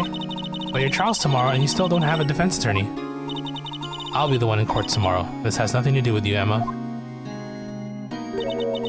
Isn't that right, Mr. Wright? Hey, how do you know me? How do you know me? Mia mentioned you. I've heard quite a bit. No, I'm sorry. What exactly is it that you do? My name is Lana. Lana Sky. I'm chief prosecutor for this district. You're a prosecutor? Two sisters. One a lawyer? Could this be a coincidence? Emma, Lana. I mean, they're just like... Is something wrong, Mr. Wright?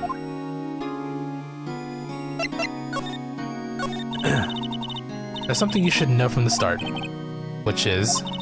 The suspect in this case has confessed to the crime. Huh? Oh wait, but the suspect is... Me. I did it. Well, Mr. Wright? Well, why don't you begin by telling me exactly what happened? The crime took place yesterday, February 21, at 5:15 p.m. It's quite specific. It was in the witness's disposition. A witness clearly saw me committing the crime. That was a bit of bad luck, wasn't it? The crime took place in the underground parking lot at the prosecutor's office. The body was found in the trunk of my subordinate's car. The prosecutor's office, huh? In your subordinate's car trunk. Classy. I was arrested on the spot, caught red-handed as it were. Well, that's just great. So who was the victim? An investigator with the police department. I suppose the correct term is detective. A detective? Death was due to loss of blood. He was stabbed once in the stomach. By you? Death wasn't immediate, but the wound was fatal. I see. Allow me to repeat myself, Mr. Wright. The victim was a detective. You know what that means, don't you? Uh-oh. What? Mr. Wright, what does it mean? Well, it means... The police department will consider it a matter of pride to have me found guilty. They'll use any means at their disposal to do so. This case gets worse and worse with everything I learn. So you're the chief prosecutor. That is correct. I'm responsible for overseeing every trial handled by prosecutors in this district. I make sure the prosecutors have what they need to do the job and manage every aspect. Those are my responsibilities, in a nutshell.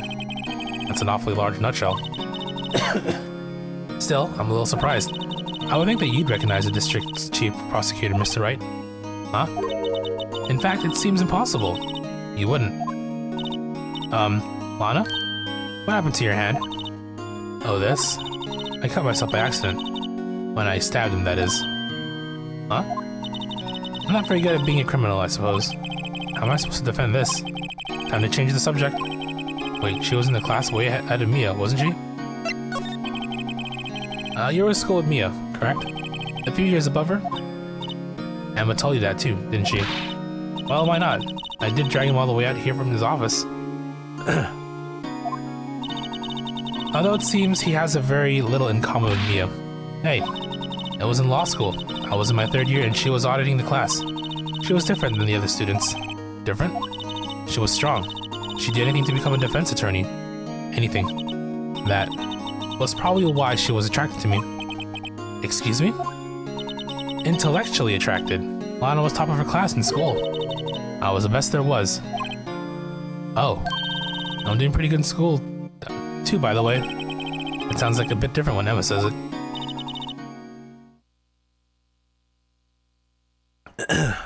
Well, Mr. Wright? Excuse me? As you can plainly see, I'm admitting my guilt. I think it's safe to say there's no way you can take this case. None. But Lana. Why? Why are you doing this to me? You never think of anyone but yourself. I know you didn't do it, Lana. I know. So, how can you say you did? If I lose you, I'll be all alone. I hate you, Lana. Mr. Wright? Yes? I believe our discussion here is ended. The rest, I'll leave to you.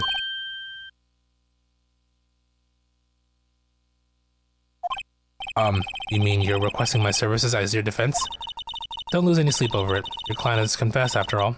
The case is over. Right. I'll do what I can to get to the bottom of this. Lana's confessed to the crime, yes. But something doesn't fit. It's that look in Emma's eyes. There's something else going on here. I'm going to find out what. I'm sorry, Mr. Wright. Huh? About what? My sister. She's not always like that, you know? I just never expected to be defending another prosecutor again. She's changed a lot. She used to be so gentle, always smiling. Everybody liked her. I see. Sorry, but I'm having trouble imagining that. What happened to her? I don't know for certain myself. I think maybe she... well, maybe not. Sounds like there's something there that defies a simple scientific explanation. Let's go check out this underground parking at the prosecutor's office, shall we? Oh, okay.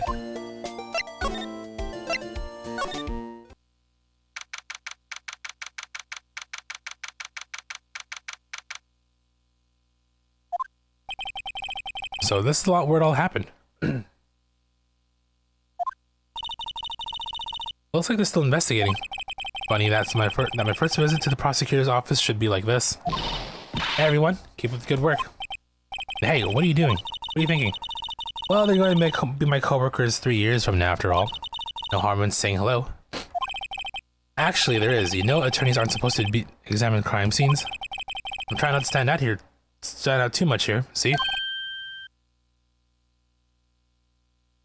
Hey there. You expecting to go unnoticed here, partner? Partner? What do we have here? Looks like a Bambina got loose from the ranch and is up to no good. Folks gotta learn to keep them doggies tied down, partner. Mr. Marshall? Marshall? Looks more like a sheriff to me. Looky here, Bambina. I know how you feel. But this is my gang's gold strike, see? Strike? This is our claim, our territory, with a motherload of evidence. You're fixing to mess with what's ours? You'll regret it, partner. You know what dream the cacti... You know what dreams the cacti out in the desert dream? You want to? What's this guy talking about? You head along now. You head along home now. Happy trails, Bambina. Was that hombre a friend of yours? Kind of, sort of, yeah. He's a detective. Who thinks he's a sheriff from the Wild West, it seems? Time to examine. Well, first of all, you. A ladder. That's a step ladder. What's the difference? In scientific terms, please. Scientific, huh? Look at the basic nature of things, Mr. Wright. This all seems so horribly familiar somehow. Here, a phone. Let's see if it works. Hey, don't touch stuff we don't need to be touching. I can't hear anything. My ears. No, my ears. Maybe it's due to the barometric pressure? What is she babbling about? Hey, what did you just say? See? You can hear just fine. The phone's broken. What's this? A wallet? Excuse me, officer. Oh, wait. What are you doing, Mr. Wright? What am I doing? I just found this wallet, so I'm handing it over to the police. I don't believe it. This is real basic. Anything at a crime scene is evidence. Let's be scientific about this, please. Just put it in your pocket. How is that scientific? Sounds like theft to me. I'm called to duty already, and at my tender age. Here, I'll teach you the trick to examining evidence in detail, okay? By the way, her eyes are sparkling. I can tell she's been waiting for this. Okay, now, look at the court record. You have to be sure to examine evidence carefully on all sides. Now let's start examining, from every angle. Rotate, zoom. Oh look, I think there might be a clue here. You should check it out with a press of the X button.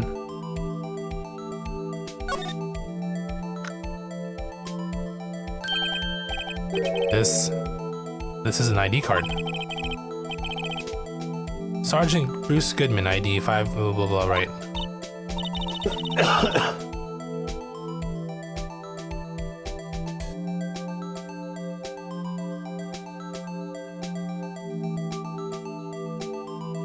See, well, isn't scientific investigation useful? I guess, though I don't see what science has to do with it.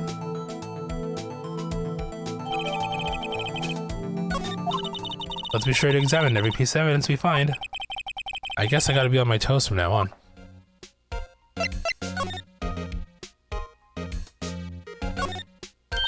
Look, a door. This must mean something. I'm not sure that doors mean anything. No, it won't open. A mysterious lock. I fail to see what's so mysterious about it.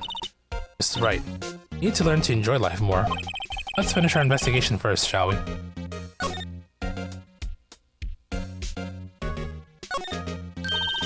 No time to waste. Let's get hunting for clues. Wonder what this is.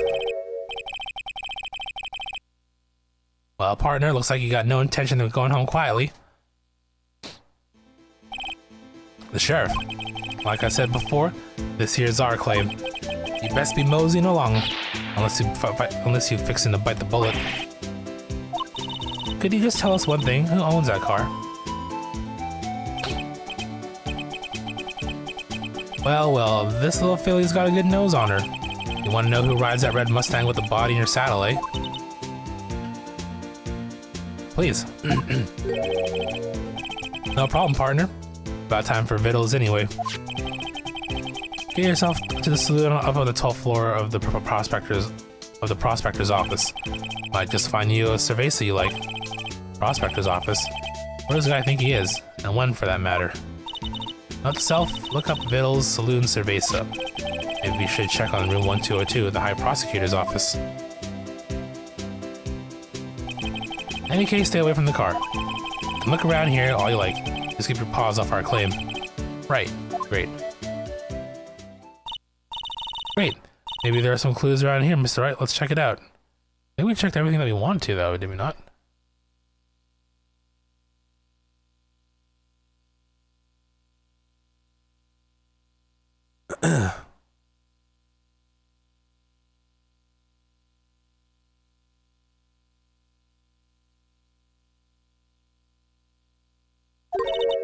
Excuse me? Were you two all set? Us?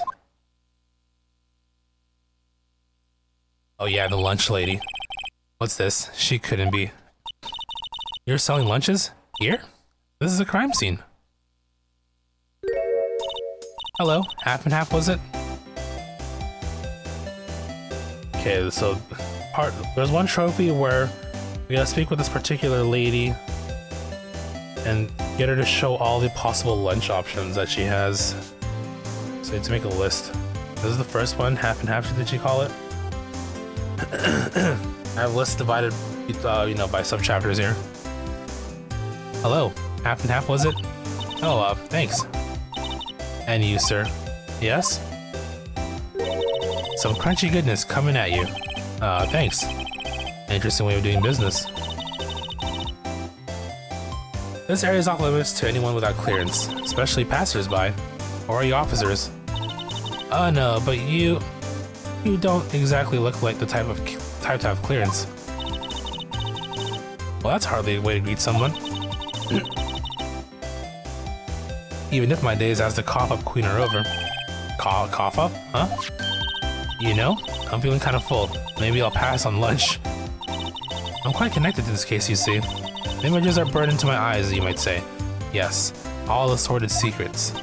Secrets? Dear me, you were a slow one, aren't you? I'm referring to the murder, the stabbing of that detective. What? The witness clearly saw me here, so she's the witness. You mean you're the witness? My sister was talking about? Please, cough up, queen. Tell us what happened. The name's Angel Star. Don't you go forgetting it. Or before you know it, I'll have you whimpering at my heels. Yes, ma'am. Somehow I knew. Yesterday was a day of destiny. I knew something was going to happen. Just like I know that the daily special on Friday every week is salmon. Destiny? Was yesterday special for some reason? You're a defense attorney, right? You should know then. You should know the foul misdeeds of the evil ones who haunt this den of iniquity. Evil ones? Prosecutors. They have no qualms at all about blackening the name of innocence. And yesterday they paid homage to the most evil one of all.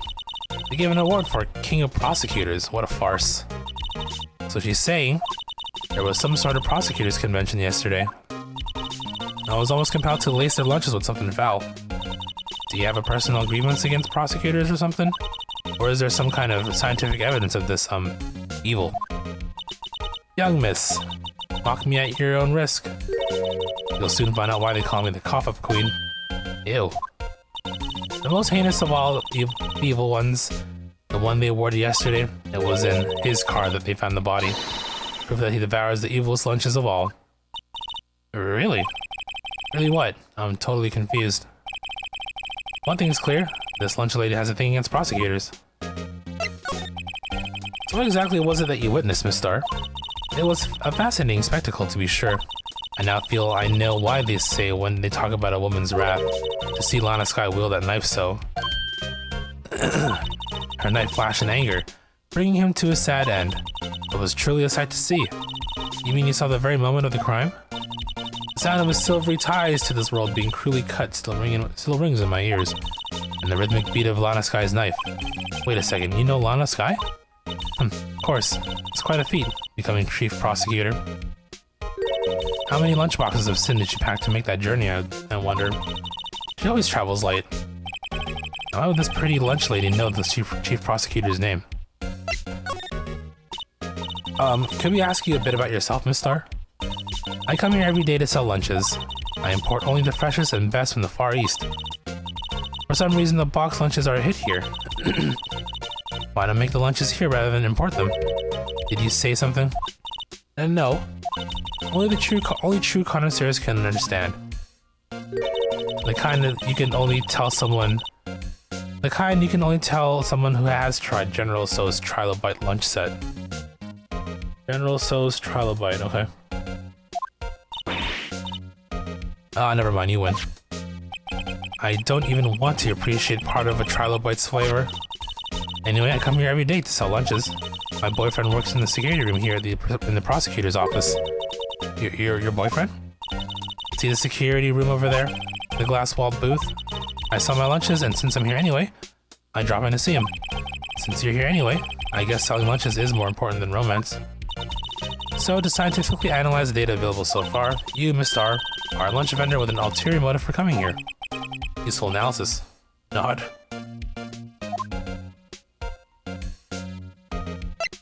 Did you have a bad experience with a prosecutor, Mr. R? I sense some hostility. Hostility? Ah, perhaps. Prosecutors are all alike, and the bigger they get, the worse they smell. Kinda like a 10-day-old clam. Kinda like 10-day-old clams in the chowder. Wonder Mr. R was involved in some sort of legal trouble in the past. That'd be a sure cause of food poisoning. Scientifically speaking, of course. I mean, now you're talking cough-up queen. I thought she was just a lunch vendor, but now I'm not so sure. I mean, to present her with their badge for the other lunch set.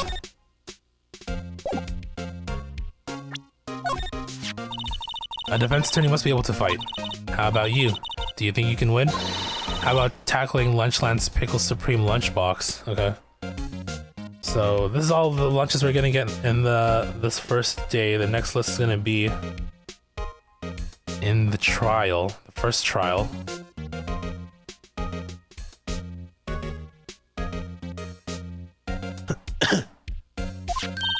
Wow, it's really crunchy. A box of pickles. Kind of a sad lunch if you ask me. Okay, let's move on.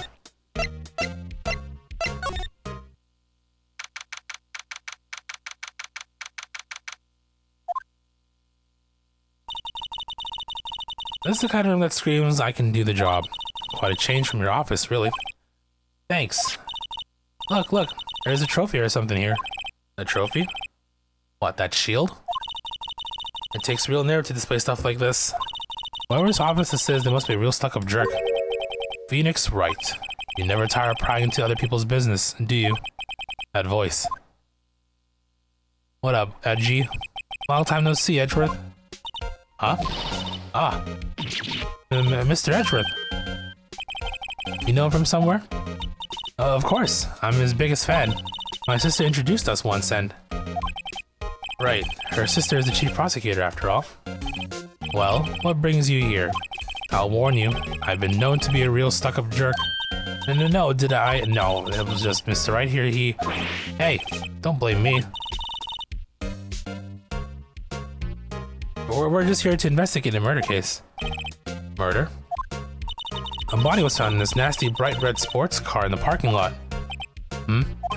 That would be my car. What of it? What? Your car? I'll say one thing. She certainly can scream. So the body was found in your car. Go ahead, say it right. You think I did it, don't you?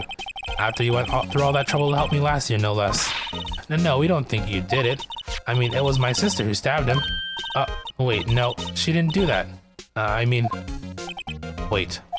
So you're the chief prosecutor's little sister, then? Yes, sir. Emma Sky. Nice to meet you again.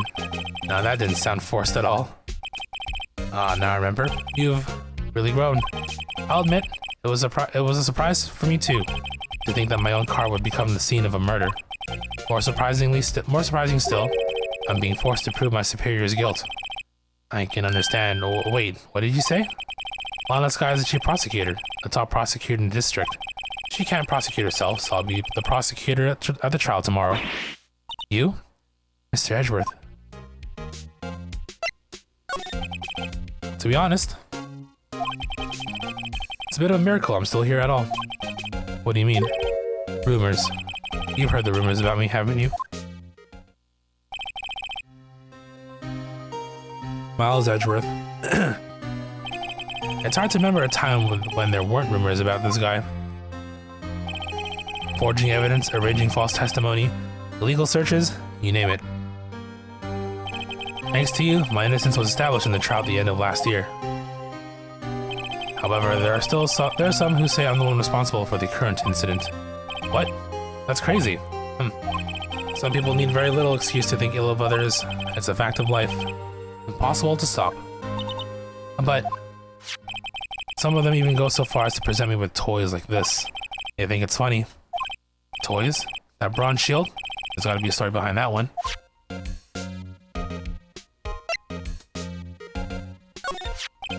Chief Prosecutor Sky? Yes, we first worked together on a case 2 years ago. It was my first big case. That's right, I remember. 2 years ago, I wasn't even a lawyer yet. Since then, I always felt that she was looking out for me. It appears I was mistaken. Mistaken? Why? I mean, I know she's not the warmest person, but I'm sure she felt some responsibility for you. Then, why? Why did she stab someone in the trunk of my car? Not only that, she stabbed him with my knife. What? What? Mr. Edgeworth, your knife was the murder weapon? To be specific, it was the knife I kept in the toolbox in the trunk of my car. No prints. Edgeworth? What? Are you sure you didn't do it? Come on, can't you take a joke? You have a strange sense of humor, Mr. Wright.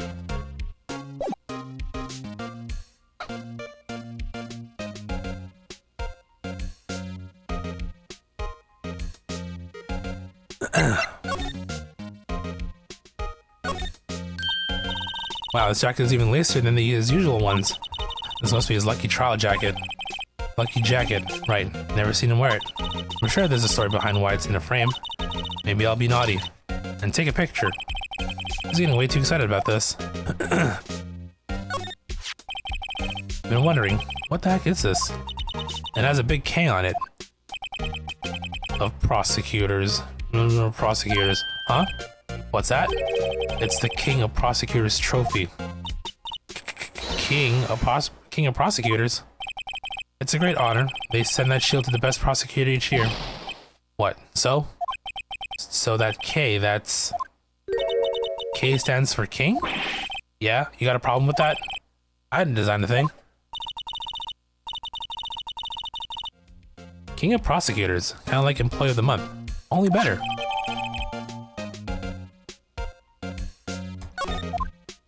Okay. Let's talk more about that, I guess.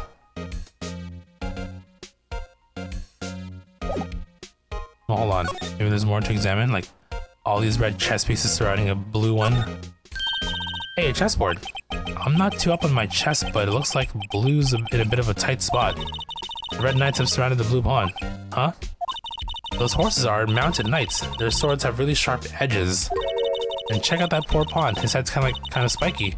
Kinda reminds me of you. Mr. Edgeworth must be an avid chess player. What's wrong, Mr. Wright? Edges surrounding a pawn with spiky hair. Nah, it's nothing. Ooh, Steel Samurai. My, what an amazing bouquet. Oh, never mind. Just right from Mr. Edgeworth. No kidding. Hey, there's a card on it. Back from the dead. Wendy.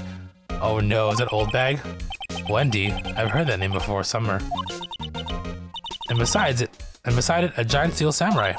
Wow, I want one. Huh? There's something written on the bottom of his foot. Between a rock and a hard place. Wendy. Wendy? Is she Mr. Edgeworth's fiancée? I don't think so. Okay, so...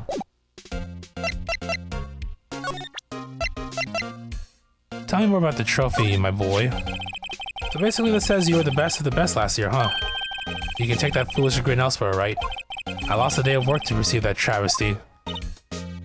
Huh? Why is that? I had to go to the police department to retrieve that broken shield. Police department?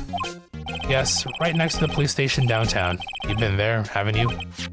Where Detective Gumshoe works? Yeah. I was wondering something about your shield. Why is it broken? What does it matter? I've got more important things to worry about. Oh, right. He doesn't seem too concerned about his award, for better or for worse. Yesterday was a very busy day for the prosecutor's office. Maybe we should ask him more about yesterday. Oops.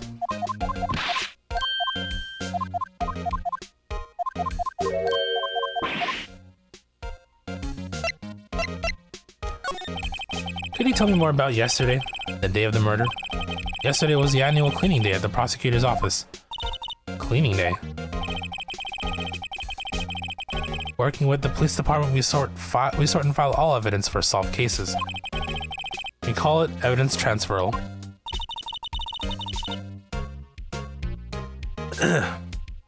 Wiping your hands of old cases, in other words. Oh, and another thing. A ceremony was held at the police department. There's an annual review and awards for outstanding police officers and prosecutors.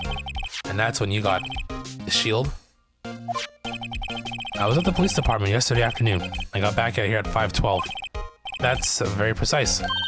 People like myself and Mr. Edgeworth pride ourselves on our precision, Mr. Wright. No, I place a little faith in my memory. The only thing that I trust is solid evidence.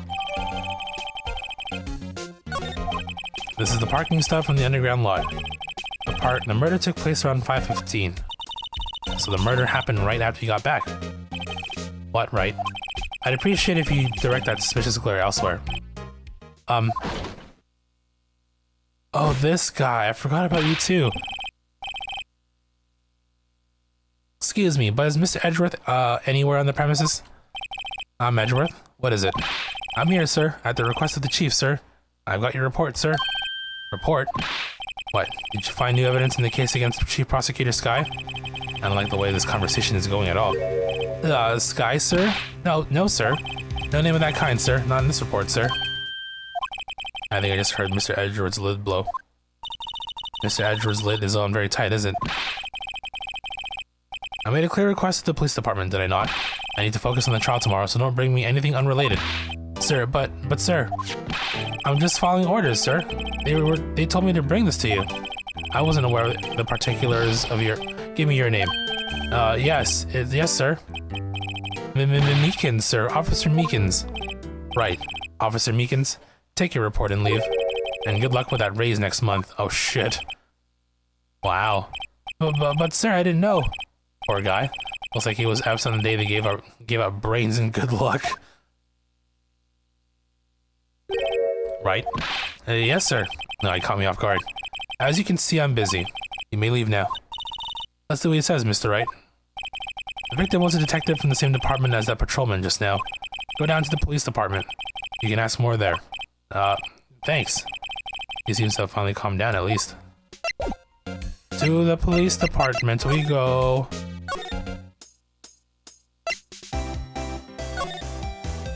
Wait, do you have free roam here yet? Probably not, eh? No, I don't have the option to turn to... Okay. Oh no, I remember this guy too. Ooh, we're finally here. Why would they put the police department so far away from the prosecutor's office? Beats me. That took almost 30 minutes by taxi and traffic wasn't even that bad. The police department? Huh. I've only ever been to criminal affairs next door. Hold on, what's that? This little asshole. Disturbing. Why does it undulate like that? Oh wait, I know. This is the Blue Badger. They're trying to make him the police mascot. Wow, Mr. Wright, you sure know a lot about the police. Still, he does seem familiar somehow. Forget the Blue Badger. Who's that next to him? Someone appears to be dancing with the Blue Badger. Uh-oh, he's noticed me. He sure is running over here fast. Hey, pal. Well, what are you doing here? That's my line, Detective Gumshoe. Specifically, why are you dancing over there? Well, at least he doesn't seem to be busy. This is our chance to get information. Hey, I'll have you know I'm a very busy man, pal. I'll give you one word of advice, pal. You better not agree to defend the suspect in this case. Oh, well, why not? Huh? Well, it's just that the chief prosecutor has confessed to the crime. She says she summoned the detective to the prosecutor's office and she killed him. What if she's not telling the truth? Yes, well, no, come on, pal. There's plenty of evidence against her. What if the evidence was faked? Hey, pal, can I speak to you for a second? Huh? Me? Why is this little girl so peeved at me? She's a relative of the suspect. She's Lana Sky's sister. Whoa, the chief prosecutor's little sister? Just please investigate this carefully, okay? Scientifically. Yes, sir. Oh, by the way, you might want to keep your voices down. You don't want to be overheard using words like faked. Huh? It's a sensitive issue with us these days. So, what are you doing here, Detective Gumshoe? Me? Oh, well, nothing really. They kicked me out of criminal affairs. Detective Gumshoe, what did you do this time? What do you mean this time? And what happened? I know things are busy right now. I mean, with my sister's case and all. It's true. We never had a chief prosecutor murder anyone before. Only the highest ranked people are being let into the criminal affairs now. The lowest ranking guy in there is our chief of detectives. They're not letting any of us rank and file detectives in at all. None of you? I know this is an important trial, but isn't that a little odd? So anyway, I thought I'd spend the day getting the Badger dance down pat. Isn't there anything else you could be doing? The chief of police himself is directing this investigation, pal. And Officer Marshall was assigned to the underground parking lot. Officer Marshall. Now that I think about it, Emma did seem to know that Marshall guy. Patrolman in charge of a crime scene. It's unheard of, pal.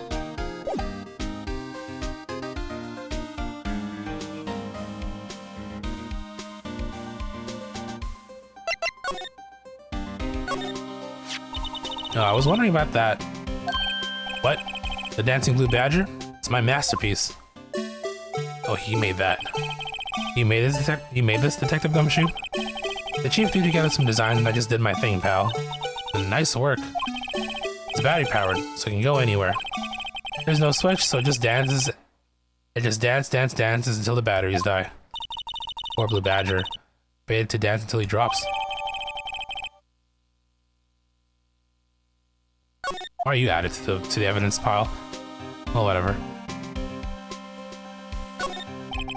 Look, that patrolman is saluting the other guy. He must be a detective. Then I said, hey, you do that, your soup will get cold, buddy. That's hilarious, sir. I laughed so hard I cried. I guess he wasn't saluting, he was wiping tears from his eyes. They make a good pair. Hold on. Can we present some information? Goodman's ID. Police department. You know, let's show it to you.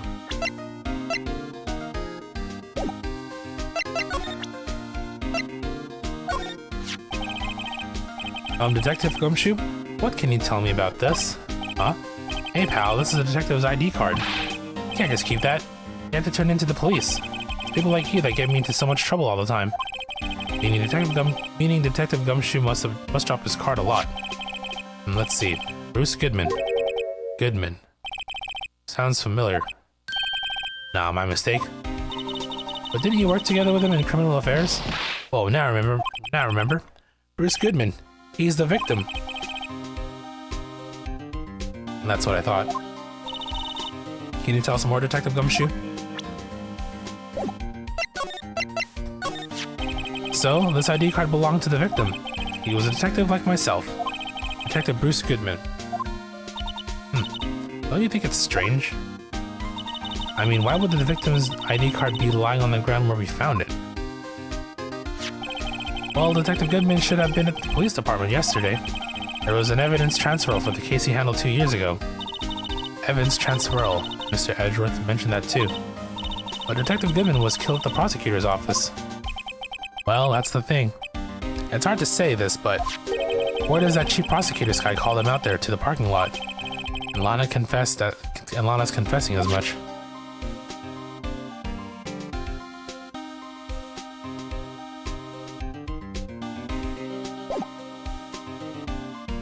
I mean, I have another info I can give him. Let's see what else can we present. Murder weapon? Found in Mr. Edgeworth's car. Stabbed with Mr. Edgeworth's knife, huh? What would drive Chief Prosecutor Sky to do such a thing? Oh wait, I mean, sure, of course someone else really did it. Someone who must have a grudge against Mr. Edgeworth. The car and the knife do seem a little too well organized to be a coincidence. Or Mr. Edgeworth.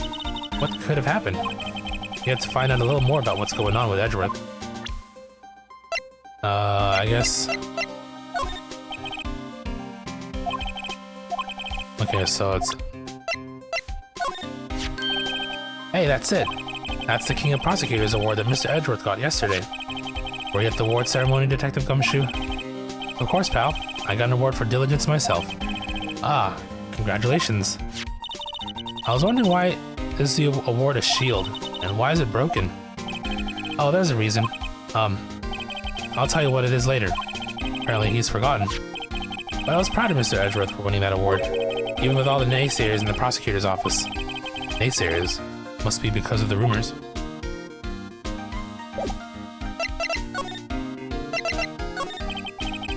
He's in a tough spot again. Again?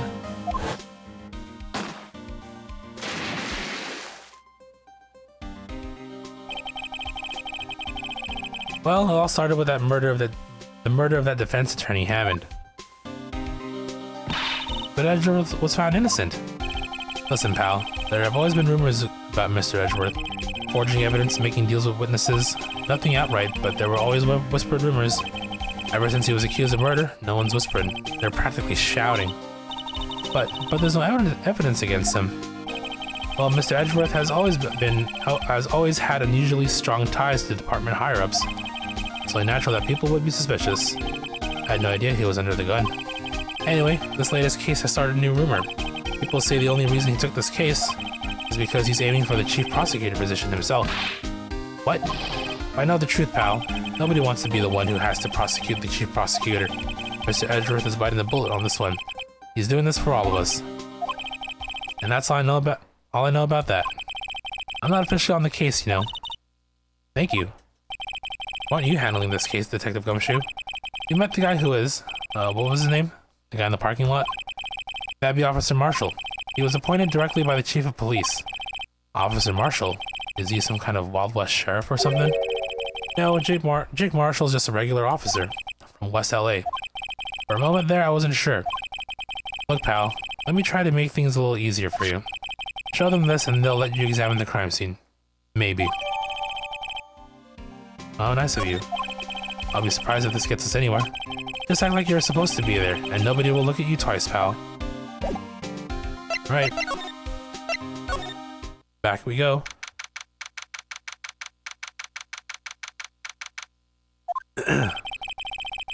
Looks like the investigation's still going. I have to be getting back to the shop. Sorry, looks like I'll be stuck in this pit till the sun sleeps. I'll see you in my dreams tonight then, baby. Huh? Oh, still here? Hello. Why the surprised looks? Did I mention? I got a boyfriend in criminal affairs too. What happened to the security guard? Hey, what's wrong, Bambino? You're looking like a doggy that's lost its herd. Jake Marshall. Strange guy to put in charge of a crime scene.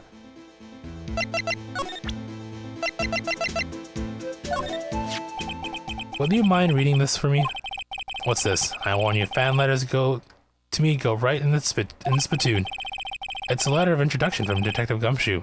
Maybe investigate? Gumshoe? Ah, that old cow dog? You holding a birthday party or something? Huh? Look, where it should say letter of introduction, it says invitation. Ah, I think you just miswrote it. Wait, why am I getting all defensive here? No worries. This proves from Detective Gumshoe better than a blood test. Guess I better let you in then. Thank you, Officer Marshall. Oh, that's right. He's a patrolman, not a detective. Which reminds me... Hey, wait a sec. Isn't a crime scene supposed to be handled by a detective or higher? Well, folks, clues are calling. Welcome to our gold strike. You like the settler. Strike out for lands unknown. Manifest destiny. Let's have a hootenanny. Note to self, police investigations are like settling land. Well, Mr. Wright, what do you say? I say I won't be needing this anymore.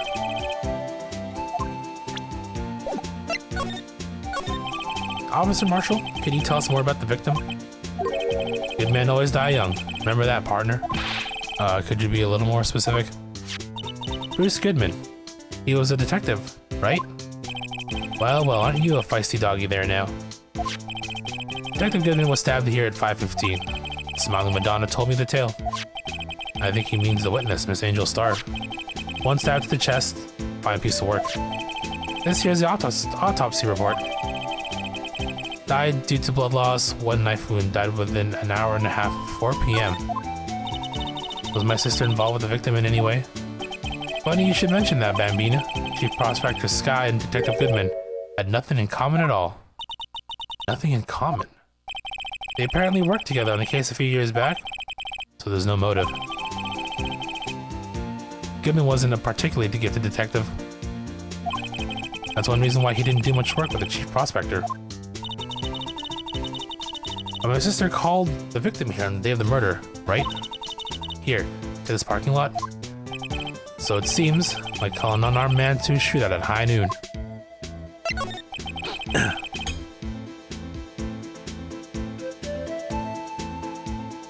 I don't mean any offense, but... Officer Marshall, you're a patrolman, right? Not a detective? You call me out, they shoot you for that in Texas. Huh? I wasn't one of them fancy shoe detectives till 2 years ago, to tell you the truth. Oh, really? Now he tells me. But you're a patrolman now, so how can you be in charge of a crime scene? Nothing gets by you, does it, Bambina? So why are you in charge? No reason. We're just short on hands right now. I'm keeping an eye out in the meantime. That's odd, though. Detective Gumshoe was saying he had nothing to do. Nothing important, at least. He's nothing but a sad old cow dog that can't find his tail.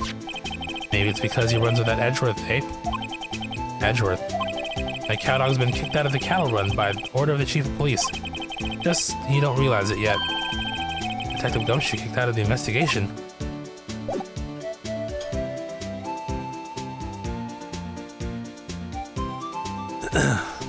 Alright.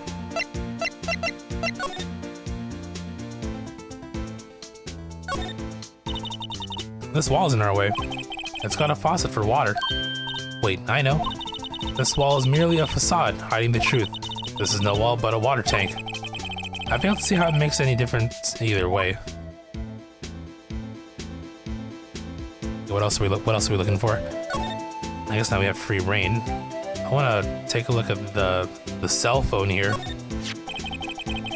This looks like a cell phone. Scientific analysis would suggest this belonged to the victim. I can't think of anyone else it could belong to. What's so scientific about that? Should we check it out? Let's check it out. Right, let's check it out.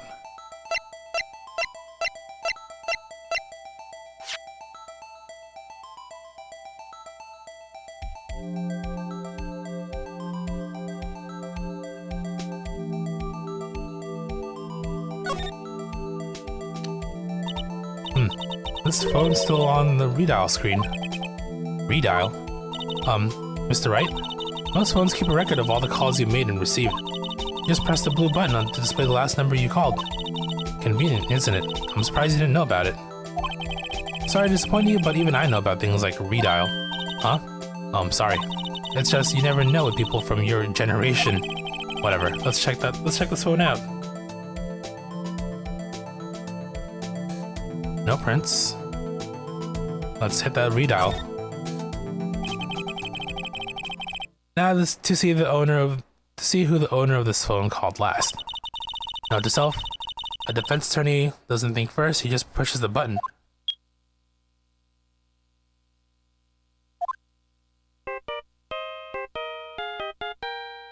Oh.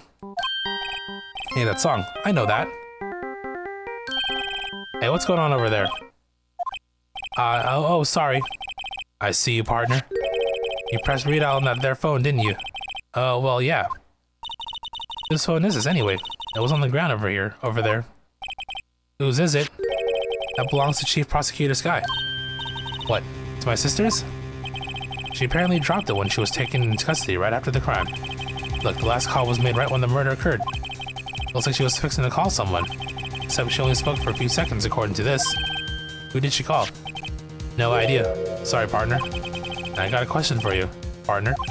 I heard a phone ring just now. One of those newfangled ringtones. Oh, that? I'm sorry, that was my phone. What? Your phone? Yeah, it's kind of strange, but someone called me right as we picked up the other phone. A wrong number. I hope you're not lying. They shoot you in Texas for that, partner. Oh, I'm excited the wrath of the Lone Star Patrolman.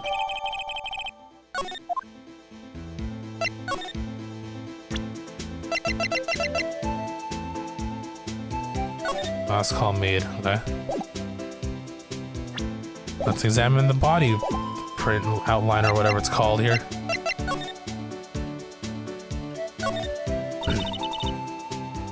This rope, is it? Yep. They laid it in the outline of the victim's body. So wait, the victim must have died when the killer closed the trunk on him. You have got to be the only person I know that would come to that conclusion. What's this? Looks like a note of some sort. Look, something's written on it.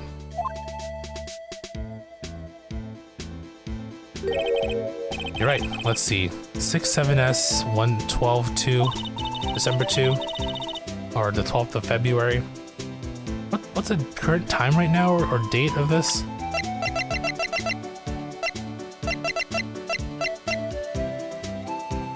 February 21st, okay.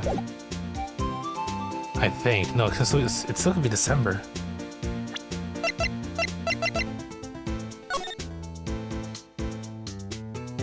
Oh no, yeah, it's February 21st. What am I thinking? I don't know why I thought it was December. Anyway, there's a name printed on the paper above that. Goodman. Maybe it fell out of his pocket when he was killed. Well, so, what does it mean, Mr. Wright? How am I supposed to know? Let the self-projective reasoning go to Edgeworth, not Wright. I'm sure Edgeworth wouldn't know what this means either.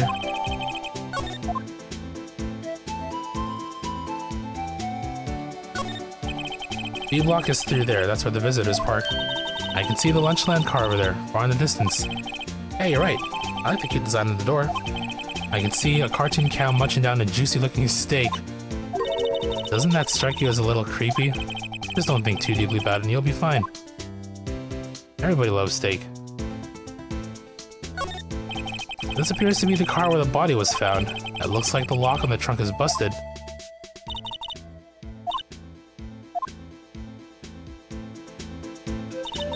Quite a luxury car.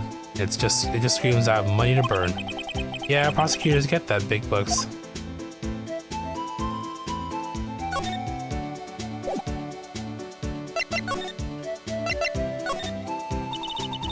So there's no connection between Detective Goodman and my sister. That's correct. But there's a goldmine of evidence against her. And the prospector tomorrow is none other than Edgeworth himself. I'm afraid your sister's fate is decided, Bambina. Many condolences. Officer Marshall. Yeah, Bambina? How can you say that? You and my sister. You were... Is there something between this cop and her sister that I don't know about? I apologize, Bambina. Something must have gotten to me. Maybe it's that dry wind that's blowing through the prospector's office.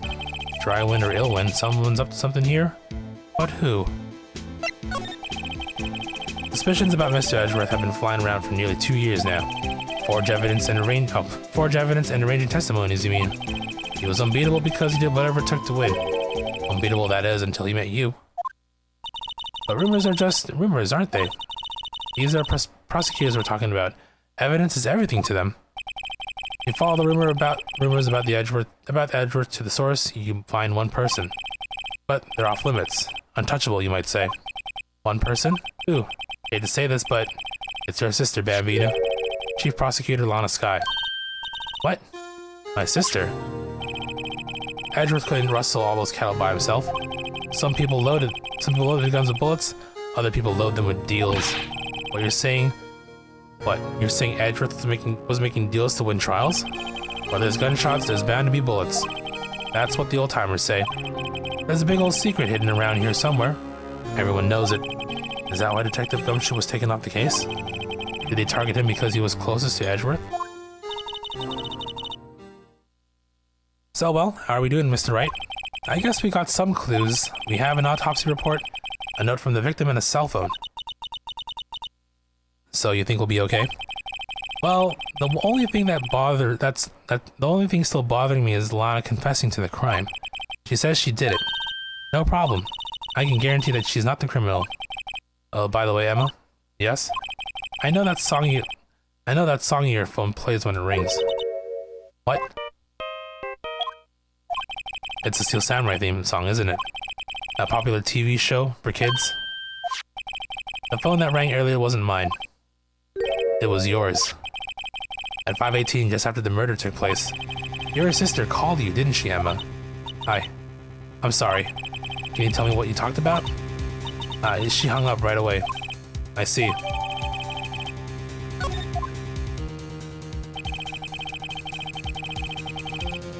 The detective is murdered and the suspect is the top prosecutor in the district. I got a bad feeling about this. Like, maybe I still don't know everything that went on here.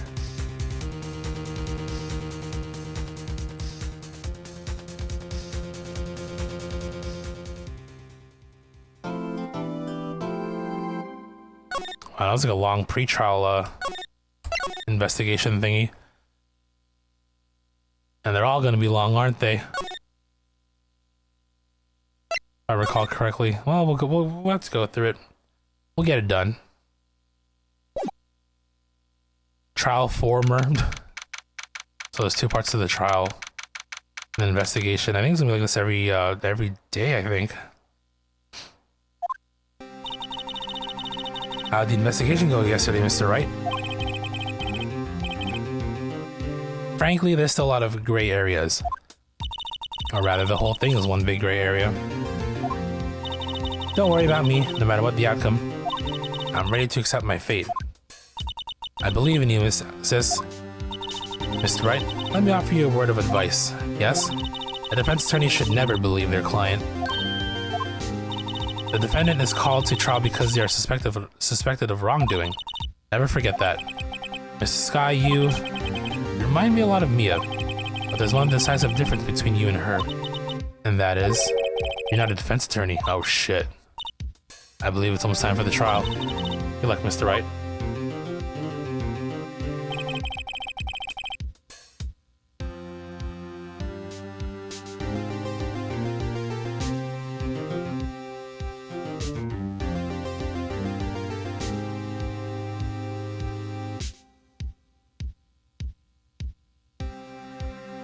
Give me 1 second here.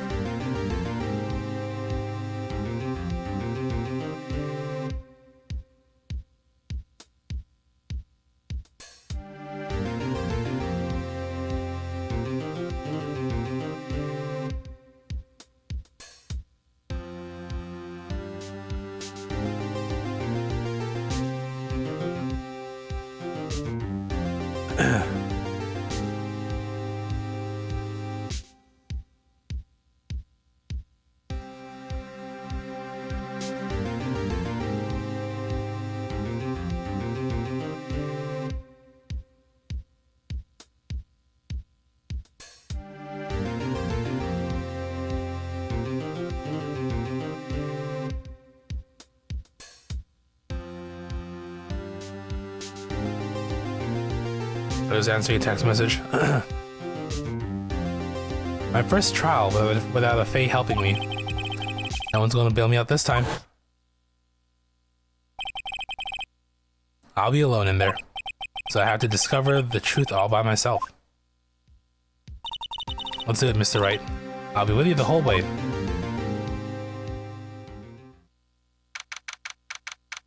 Okay, so we have... For this trial, there are several lunch boxes we gotta get for that trophy. Court is now in session for the trial of Miss Lana Sky. The defense is ready, Your Honor. The prosecution has been ready for a while, Your Honor. Edgeworth. It's been 2 months, but I haven't been in the courtroom since his trial. I hope that personal feelings will not be a part of the proceedings today, Mr. Wright. I will choose the path I think is right, regardless of what those around me might say. The judgment is to be made here in our hands, not those of anyone else. Very well, Mr. Edgeworth. Your opening statement, please. Chief Prosecutor Lana Sky has committed an unpardonable crime. Not only this, but she was rash enough to commit it in the prosecutor's office lot.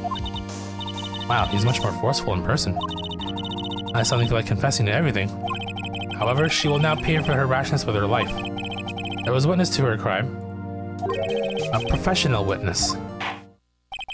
Well then, call it your first witness, Mr. Edgeworth. Prosecution calls its first witness, Miss Angel Starr, to the stand. The cough-up queen.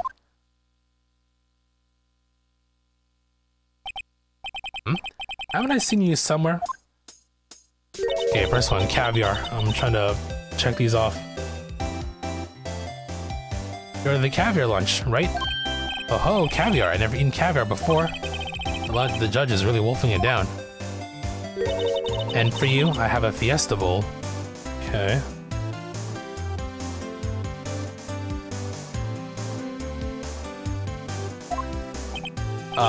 Thanks. Will the witness state her name and profession? On you, sir.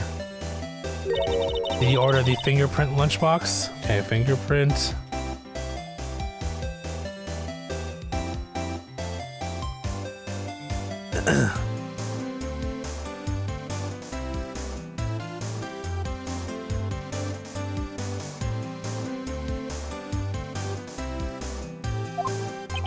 It is too early for lunch. Your name and profession, please. Well, Your Honor, how does it taste? So this is why everyone raves about caviar. It's so tasty it hurts. I always thought caviar would taste like pickled tapioca. What the heck does pickled tapioca taste like? Name, profession, now. Me? The name's Angel Star. Don't go forgetting it. I find myself running Lunchland these days. Is that what you wanted me to say, Mr. Edgeworth? Very well, witness. Please describe the incident to us.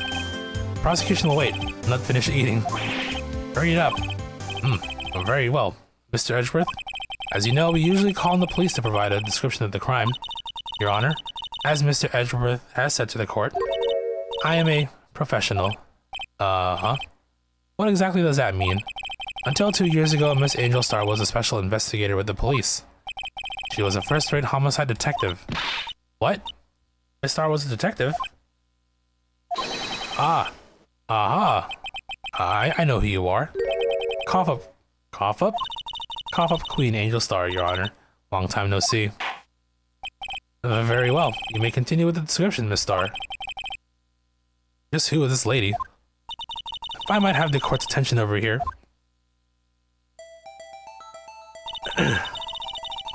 Parking lot at the prosecutor's office is divided into 2 blocks. A block for the prosecutor's office personnel.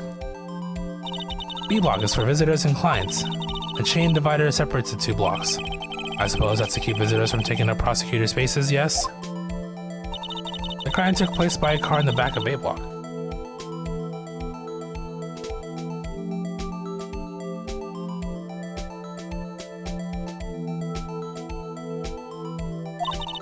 The killer stabbed the victim with this knife and went to drive the body out. Unfortunately for her, there was a witness and an arrest was made on the spot. And who was this valiant witness? Why, it was me, Your Honor. Witness, did you see the very moment of the crime? Of course, Your Honor. Immediately after that, I apprehended the chief prosecutor. Hey, what up, Toad? How are you? I believe you popped in and said hello earlier, and then I guess you were doing stuff, but how are you doing? We're still in the first game? We are. This is the last trial, though, so I'm going to try and push through to the end, hopefully. I know it's going to be a long one, but, you know, buckle in. Get comfy. Get comfy, get cozy. I want to do as much as I can before I give up here for the day. But if we do it, we do it, right? It seems rather cut and dry, doesn't it? Well, Mr. Wright? I can't agree on principle, Your Honor. It seems that some poor losers are unwilling to accept the truth, Your Honor. Shall I proceed to crush what little hope they have remaining? If you can, then give me your worst, Miss Star. Wait, are they talking about me?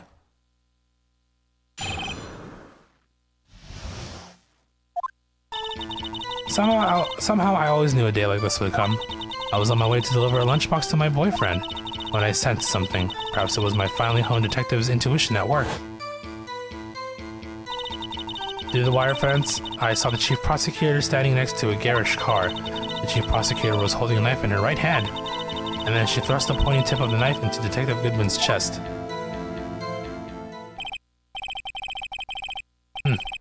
Bringing a lunchbox to your boyfriend, how touching. As you can see, there's no room for doubt. The key point of your testimony seems to be nothing other than the point of the knife which you saw being stabbed into Detective Goodman. So, how does it feel to be so utterly crushed? I'm still thinking about that. It's merely a flesh wound, Mr. Wright. Very well, Mr. Wright, you may cross-examine the witness.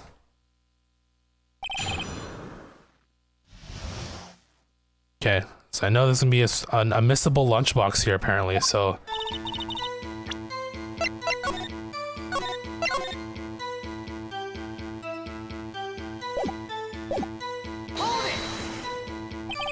How did you know? I respect the prosecutor's basic abhorrence of crime, yet their methods are ugly and twisted. Twisted methods will always lead to tragedy. The lunch lady's uninformed opinion is duly noted, given that they are used to erasing inconvenient evidence at their whim. Killing off a detective that knew too much is merely an extension of that. Miss Starr, do you have something personal against prosecutors? I thought that I had found my dream job when I became an investigator. If I hadn't been laid off by those prosecutors over there, I'd still be one. Laid off. She was fired. To me, prosecutors are nothing more than worms. That said, I'm a pro, and as you know, my testimony is unbiased and flawless. Well, you just said you hate prosecutors. Very well.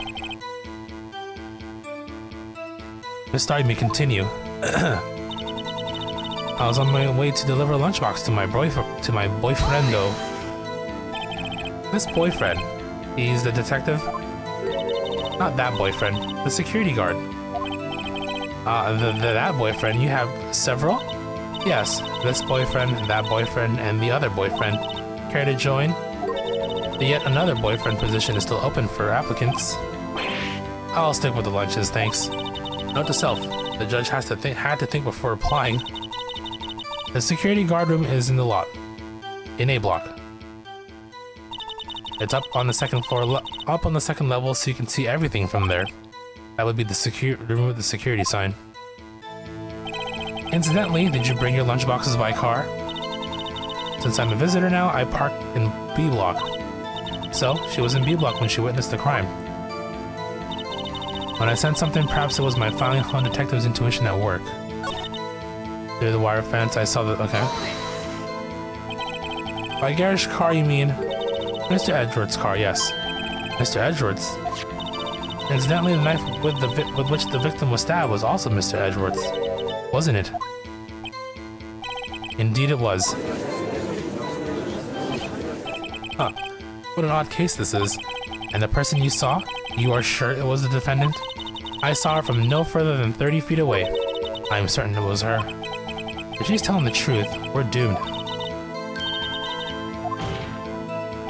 Witness, in your testimony, you clearly stated the following. Prosecutors are nothing more than worms.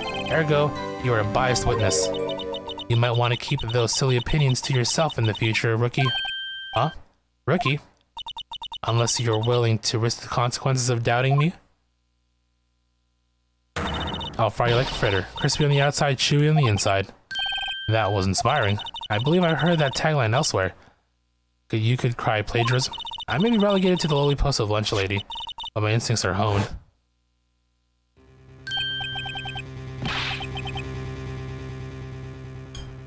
A photograph? You took this? The moment I witnessed the crime, my reflexes took over and snap. I took a picture. In fact, one of my lunchboxes is rigged with a camera. I suppose that's more exciting than just hanging it around your neck. Witness, why am I only seeing this photograph just now? You think I'd show it to you, a prosecutor? Think again. My boyfriend works in the photography division of criminal affairs. Well, this is most certainly the defendant. Uh-oh, that is an unmistakably Lana Sky. So what was the defendant doing at the time? The chief prosecutor was holding a knife in her right hand.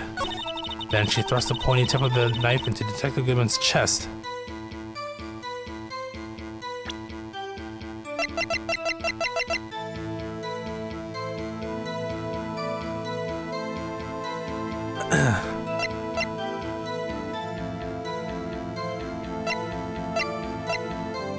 The moment of the crime is photographed. Okay, well, I guess we can use this as a... I guess we can present it on either of these. Let me save real quick. So waiting for the moment of lunches to come up, but let's see this here.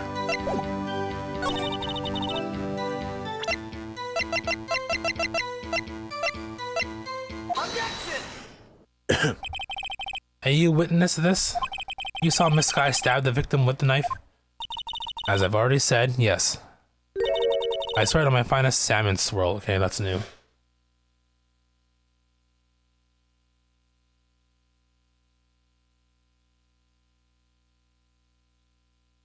Okay, the missible's gonna come up pretty soon.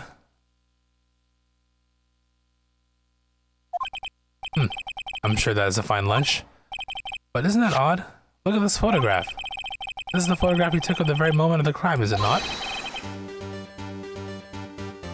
Then why is Miss Sky not holding a knife?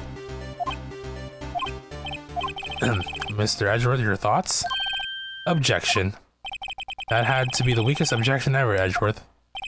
Yet it was still stronger than your ever-feeble mind, Mr. Wright. What do you mean, Mr. Edgeworth? This photograph was not taken the moment before the stabbing. This was taken the moment after the stabbing. And how can you tell that? Blood splatter. Huh? See the dark crimson stains on the chief prosecutor's coat? That's a black and white photograph. Ah, yes. It's hard to tell, but this could be blood. Well, Mr. Wright, I see no problem here.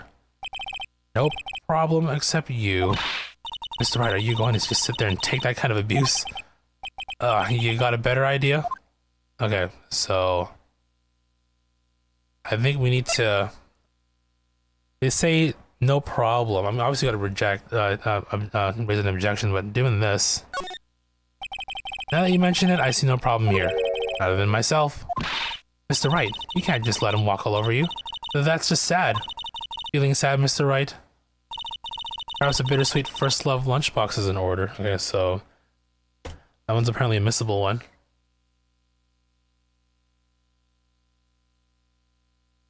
Okay.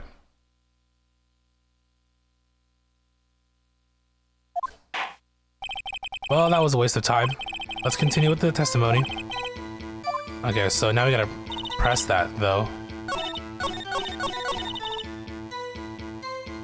Or object further. Because I obviously want to object to it. And you witnessed this? Okay, wait, let's just go skip ahead here.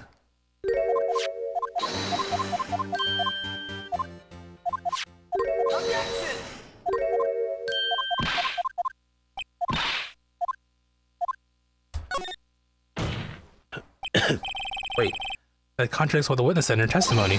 Namely, that she took the picture the moment she witnessed the crime. Well, it seems I was slightly unclear. My apologies. That's it. If you run out of lunch, you order seconds. Problem solved. If you don't like it, try ordering the jumbo-sized lunch from the get-go. Get advice. I'm not sure I understood it, but get advice. I didn't have time to stop her. Prosecutor Sky was cold, calculating like a robot. She killed without pain or remorse. It was a premeditated murder.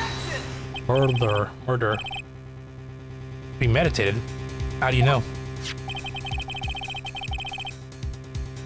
Look at the chief prosecutor's hands in that photograph. Well, are those gloves? Surgical gloves made of thin rubber, most likely. Why would she have those on?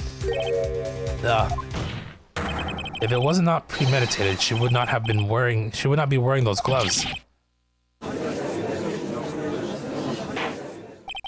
These gloves do seem to tell a tale of premeditation. Premeditated murder, a serious offense. Witness, add this to your testimony. But it's not premeditated because she used Edgeworth's knife. She used the Edgeworth's knife. Let me save real quick. Hey Chris, how you doing?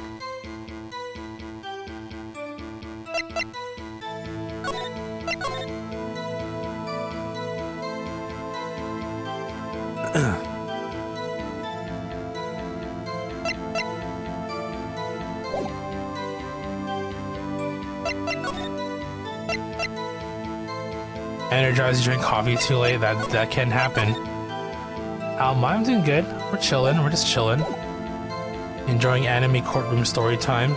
I'm on the last case. I mean, it's the longest case, so I don't know how long we'll be here for. The plan is to, you know, finish it completely, so we'll see how long it'll take us. I forgot to, hold on. So she said it was premeditated. God damn it, I went too fast again.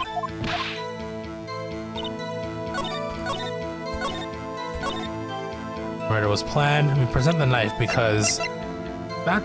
Why would she use Edward's knife? Of all things, she couldn't have known there was a knife in his car. Witness, do you know what time? Do you know what this is? Are you trying to test me? I sell box lunches for a living, you know. That's a knife. The knife. The knife that was in Mr. Edward's trunk. Indeed, it is my knife. What's with this case? The bloody murder weapon? A red car? All belonging to the prosecutor there? The defendant is the chief prosecutor for the district, right? Mommy, our prosecutor is bad people. The defense has a request. We ask that the witness provide an accurate testimony. What's that, Ricky? In your testimony, you stated that Lana Skye planned this murder, and that's why she was wearing those special gloves. Seems like a natural conclusion to me. The gloves do indicate planning. However, why would she not also prepare the most important thing, the murder weapon? Ooh. This knife just happened to be in the trunk of that car. Ladies and gentlemen, if you're going to plan a murder, you don't forget the weapon. No, not the lunches. Don't drop the lunches. Order, order, order. Great, now the tide is turning in our favor. Great show, Mr. Wright. My sister's as good as free. It's a little too soon for that, though. See, look at Edgeworth doing this finger wagging. Right. I believe the next lunch you'll be eating is humble pie. What? I hope you weren't deluding yourself into thinking that the tide has turned. Not over such a trifling detail. But this shoots a hole in the whole premeditated theory. Bah. The prosecution could care less if it was premeditated or not. The only one who seems to care is that lunch lady over there. The defendant, Lana Skye, murdered a detective with a knife. The end. That is the only thing the prosecution need prove.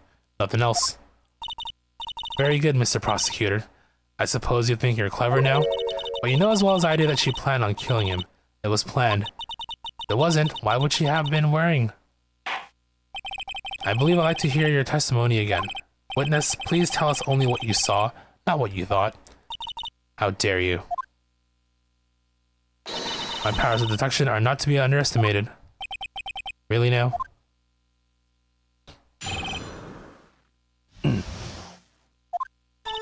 Lana Skye intended to murder Detective Goodman. That's why she called the victim all the way to the prosecutor's office. I'm sure the chief prosecutor had a grudge against the victim. Nothing else could drive that human machine to plunge the knife in again and again. But she only stabbed him once. The victim was summoned from the police department to the prosecutor's office. It does sound a lot like premeditation, doesn't it? So if I ordered a pizza, does that mean I'm planning to kill the delivery boy? Yes. In any case, the defense may now cross-examine the witness.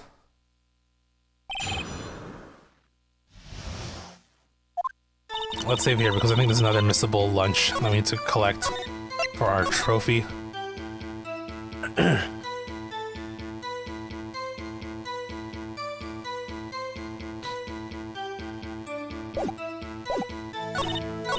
So we just again and again. We can present the autopsy report, I think, or either there's no photo, right? Yeah, one knife wound.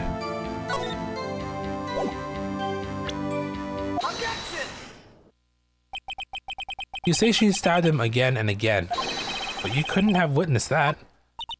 Are you testing me? Then I'll test you. With my Moss surprise. Okay, that's one.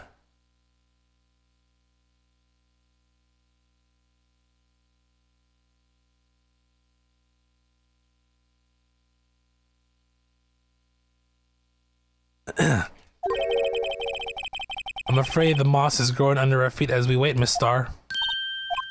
Well, what do you mean? I shouldn't have to explain this, but take a look. The autopsy report states that death was due to a loss of blood from one stab wound. Ah, you're right. Good show, Mr. Edgeworth. What a hunk, he's my hero, really. What about my objection? No one noticed? Well, witness? You got the crime scene set. Okay, crime scene. Getting there. 4 or 5 more to go. Some of them are missable, and they require certain steps from the looks of it. Oh, thanks. I always believed that no one could ever mistake ketchup for blood, but now I realize that such mistakes are possible. So, you're saying you mistook something for blood. When she looked at her knife, I thought I saw blood at her breast. Splattered blood from her victim. That's why I thought she must have stabbed him at least twice. And tell us what you saw that... And tell us what you saw that you thought was blood. Testify. The red muffler looked like blood to me. That's how ghastly the whole scene was. But she wasn't wearing her muffler according to the photo. So, are you...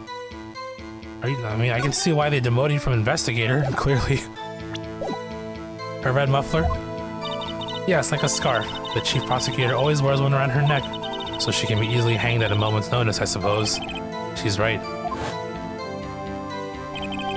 This guy was wearing a red scarf, wasn't she? But wait, isn't it odd that you mistook that for splattered blood? Well, people often mistake my beard for a bib. A judge with a bib. That's why this place feels like so much like kindergarten sometimes. Actually, I do think I saw some traces of blood on her chest. However, the autopsy report is clear on this matter. There was only one knife wound. Apparently, Miss Starr isn't entirely sure of her own testimony.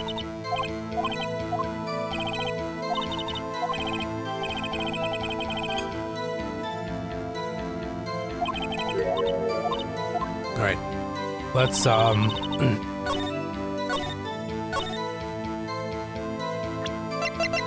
photo that you took too, my girl. Miss Starr, I demand an explanation. The witness is clearly not suited for detective work. But what? The suspect was not wearing a scarf or muffler of any kind when she stabbed the victim. And you proved it yourself with this photograph. Huh? But that can't be. Only a professional lunch lady could be so utterly clueless. Congratulations, perhaps you finally found your true calling in life. Harsh words, but good. In the end, Mr. Edgeworth prevails. What was my objection? Chopped liver? But it was there. A scarf. No, not that. But something red. Really. Well, now where were we? The witness has given us an entertaining interlude, but back to business. What? Very well, witness, continue your testimony. You saw the crime and apprehended the suspect. Tell us about that. Very well. I do remember some things, accurately at least. Ultimately, we couldn't shake the most important part of her testimony. The most important part, the part where your sister stabs the victim. This next testimony might just be the moment of truth.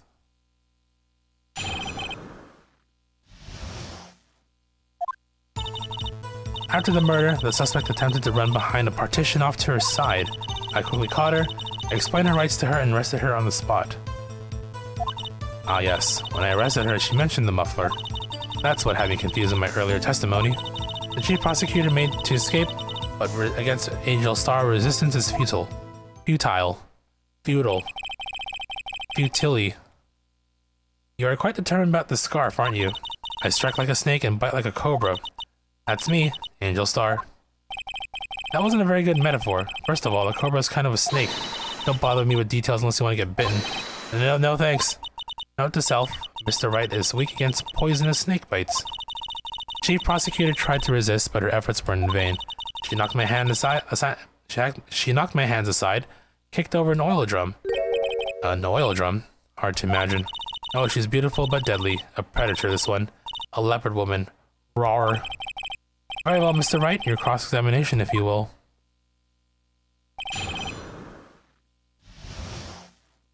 Okay, there's a missable trophy that we're gonna do.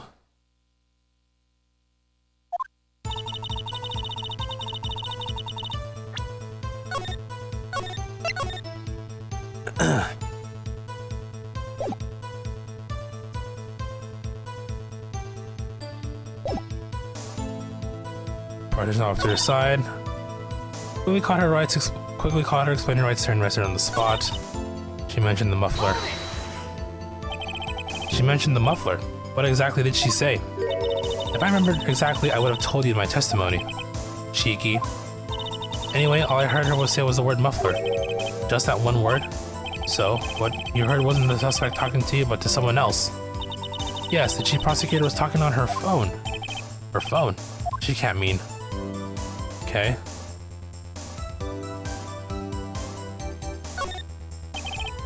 By phone, do you mean the cell phone discovered at the crime scene? Yes, ultimately. Ultimately? My memory. It's like a salmon heading upstream, you see. No, the court doesn't see, Miss Star. The chief prosecutor first attempted to use the phone hanging on the wall. On the wall? That's right. Near the car, there was an emergency phone on the wall. Apparently it was out of order. And so she used her cell phone? Indeed, the emergency phone was out of order that day. Good witnessing, witness. Good witnessing. Whatever happened to good testifying? You should, of course, add this to your testimony. Things I do to please this rookie defense attorney. Okay, so from here...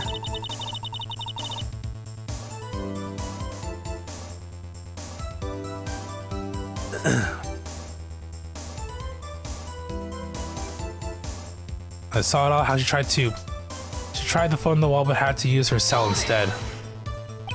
Do you think you could restate your testimony for the court? Aha, I was going to ask the same thing. I'll only say this one time, so listen closely, rookies.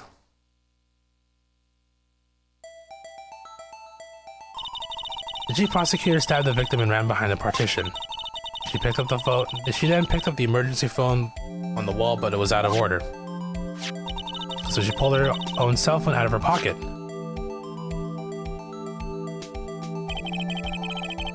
And during that time, you climbed over the chain link fence. Then, when I boldly grabbed her arm, the prosecutor hung up her phone. And you saw her doing this? What is it, Mr. Wright? Okay.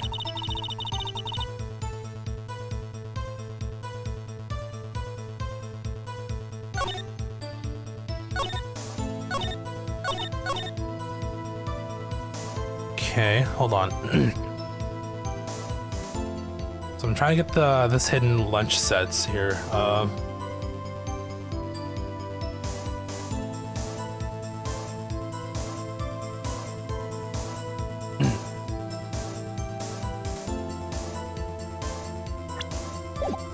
mean, it's pretty. It like just slightly deviates from the actual answer, if I recall. Let me save her just in case.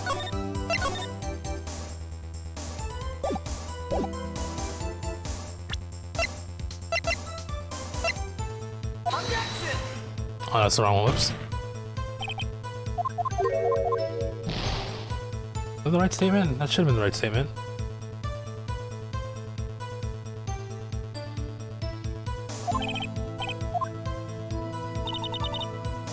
I saw it all. This one. Oh, yeah, that's the wrong one. Is this the one? I tried to use the phone on the wall, but had to use your cell instead. This is not the one I pressed. Did not present the right parking lot floor plans. It's not the one. Okay, interesting. Let me quickly reload here.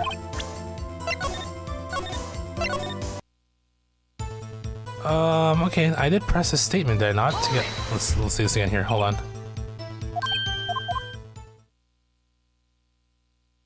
I may need to press additional statements, probably.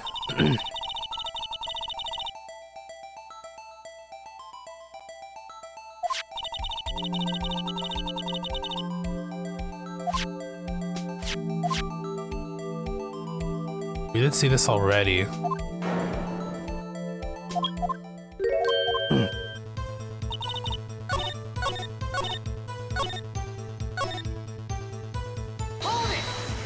I'm going to press more statements. You say quickly, were you close to the suspect? As I just said, I was only 30 feet away from her the whole time. I should, okay. No, press her.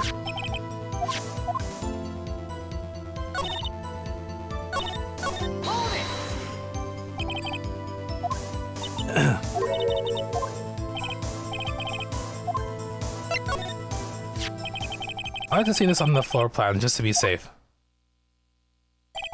Lunchland car was... She was a visitor, thus she parked in B block. So you witnessed the murder from here? Make it about 30 feet from the car, yes. Is that correct, Miss Star? Yes, that's right. But there was a chain link fence in front of you? I went over it, of course. Amazing, the cough-up queen. Lunch lady athlete, indeed. It would have taken her a little time to climb over the fence, so she couldn't have gotten to my sister that fast. Yeah, that fence is about 9 feet high, too. So how did Miss Guy not get away?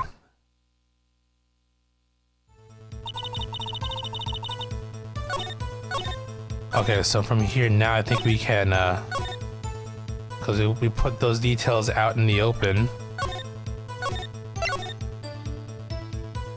Remember to press statements more often. There we go.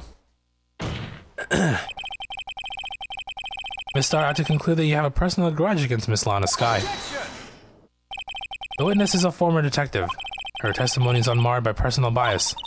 Well, who would have thought you would be my knight in shining armor, prosecutor? You, who together with the chief prosecutor kicked me out 2 years ago.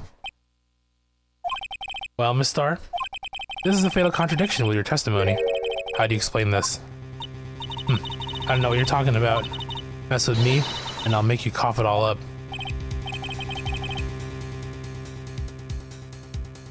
Let's look at the floor plans. You said you witnessed a crime from this point. However, that's true.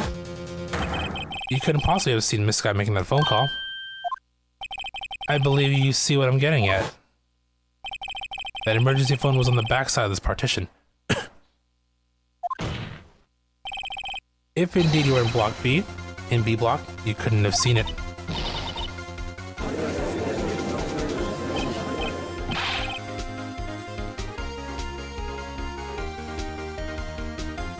Order, order. What is the meaning of this? It's simple, Your Honor. She's not coughing up lunch, she's coughing up lies. That's quite a claim, Mr. Wright. Perhaps you will allow me a question.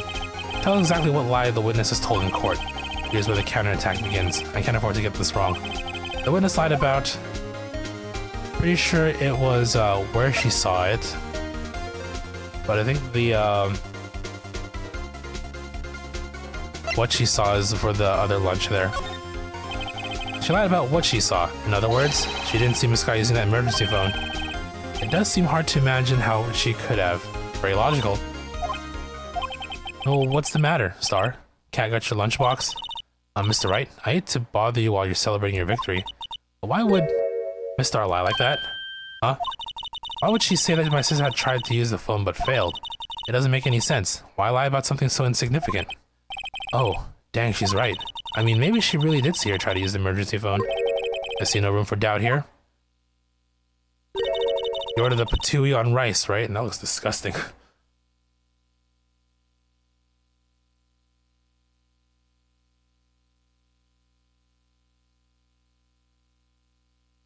Okay. So, Mr. Wright, I thought you had something here. Okay, now we're gonna do that whole sequence again. One more try. I see it in your eyes. You haven't learned your lesson, have you? Tell us exactly what lie this witness has told the court. Okay, so... Order of events is the other one for the other missable. She lied about the order of events. This guy used an emergency phone before the murder. I see. I hadn't thought of that. That took the wind out of her sails. Mr. Wright, I hate to bother you while you celebrate your victory, but why would anyone use the emergency phone before the murder? Huh? Just when do you think he can't sink any lower, he amazes us. I applaud you, Mr. Wright. You ordered the orange peel lunchbox, right? Okay.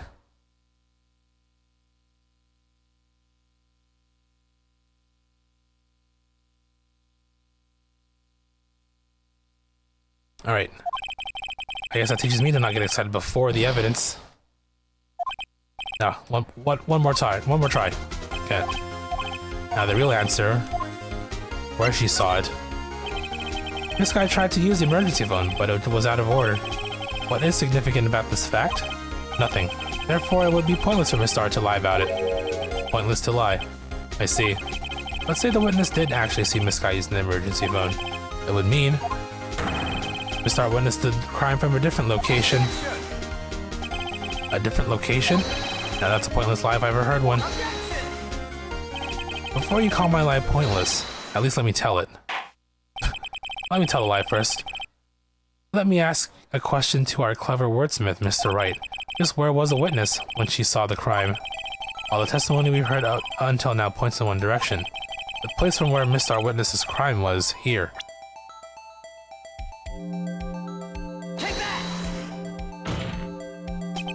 This is the only place where she could have been. The security guard room? Indeed, the security room in the underground parking lot is well positioned. It's built on the second floor so you can see the entire lot. She would have been able to see the emergency phone from there. But why there? There are many other places where she could have seen the phone. Not in this case, Your Honor. The witness, not being part of the prosecutor's office, couldn't park in A block. The only place where she could have seen the crime and the back of the partition is here. I remember in your testimony you said you brought a lunch to your boyfriend in the security guard room, yes? Well, Miss Starr? How many years have I been getting the better of men? To think that the tables could be turned. Today a man has got the better of Angel Starr. Why lie? Order, witness. What have you done? You used to be a detective, you should know better. I'm not turning back. The guilty will be punished, and I'll do what I must to make sure justice prevails. The guilty? Is she talking about Miss Sky? Mr. Wright, doesn't this strike you as odd? Why did Miss Starr lie? It doesn't make sense. Huh? She could have just said she saw the crime from the security guard station. It wouldn't change anything. Exactly. This photograph tells all. It was the defendant who stabbed the victim. That truth still stands. It still stands. I disagree, Mr. Edgeworth. What? If a witness is found to be lying, they're guilty of perjury. She knows this.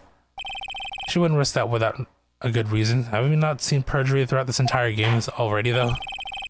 So tell us what her reason was, Mr. Wright. Huh? Me? Who else? Mr. Wright. Let's review what we know. Miss Starr witnessed the crime from the security guard station. But she lied and said she saw it from B block. It must have made a vital difference, but what? What could change? The distance to the crime. It changes the distance between her and the scene of the crime. My condolences, Mr. Wright, but one look at the floor plans and it's quite clear. The distance between the scene of the crime and the guard station is 30 feet. I don't see how that would change what she could see. What she saw is not in question here. What matters is the time it would take her to reach the scene of the crime. Miss Starr, you witnessed the crime from the security guard station. Now, how long did it take you to go from there to the scene of the crime where you arrested Miss Sky? Well, witness? You. Yes? You ordered the squid wheels set, right? Okay, squid wheels.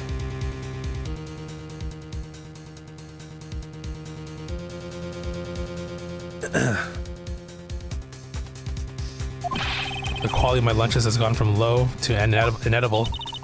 I was bringing a PB&J lunch with fresh boysenberry jam to my boyfriend. Boysenberry for the boyfriend. He wasn't in the station, so I waited. Excuse me. I witnessed the crime from the glass-walled station. And before I knew what I was doing, I found myself running toward the scene. But the door was locked. I couldn't open it. So I went all the way around. Oh my gosh, that is a lot. Yep. Someone running a marathon here. That's why I had to go through the visitors parking in B block. That's quite a detour. It probably took me at least 5 minutes to get to the scene of the crime. 5 minutes? I mean, pretty impressive, all things considered. Wearing heels, climbing a fence. This changes things considerably. But it was that woman over there in the defendant's chair who stabbed him. I know it. I have photographic evidence. I swear it. I swear it on my finest plastic spork. You have a point, and the spork is a wonderful invention.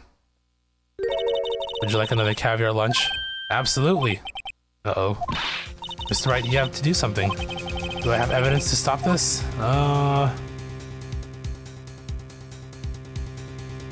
Let me think.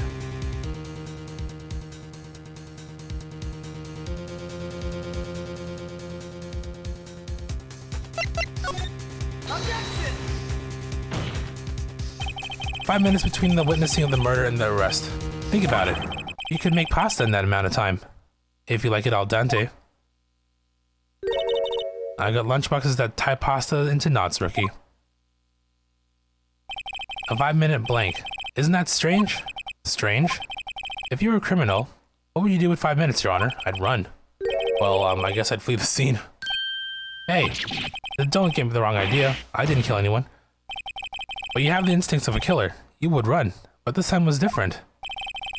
Miss Sky dawdled at the scene of the crime. She even had her picture taken. No true criminal would act this way. It's inconceivable. You're... Well then, it seems we come to the end of this testimony. The witness has a grudge against the defendant and a blank in her testimony. Mr. Edgeworth is the next witness ready to go. Unfortunately, I appear to have overestimated this witness on account of her professional history. We did it. You screwed that can shut, Mr. Wright. That was too close. I'm afraid that the cough-up queen has been dethroned. And with that, court is adjourned.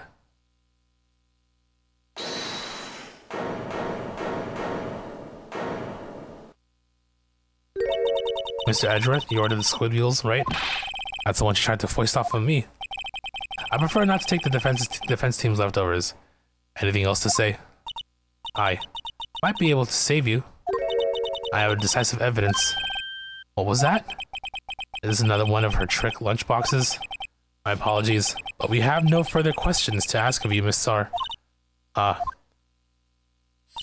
Is this your jumbo lunchbox? Ooh, a triple-decker. Out of deference to the witness's determination, I'll allow one more testimony.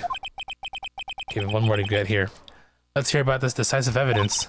Like the Lunchland motto says, you won't be disappointed. What's she going to pull out of her lunchbox this time?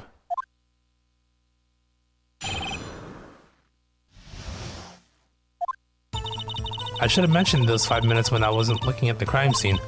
And now, to the matter of the victim's shoe. Did I not bring this up? 2 types of blood were found on this shoe. One, of course, was the victim's, and the other blood type matched that of the defendant, Lana Sky. This shoe proves it. It's flawless, decisive evidence. What? There was blood found on that shoe?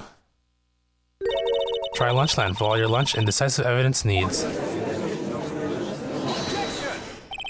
Witness, what's the meaning of this?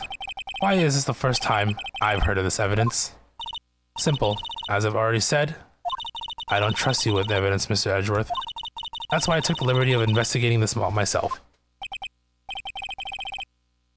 And you had blood tests performed? Didn't I mention? I have 3 boyfriends in forensics.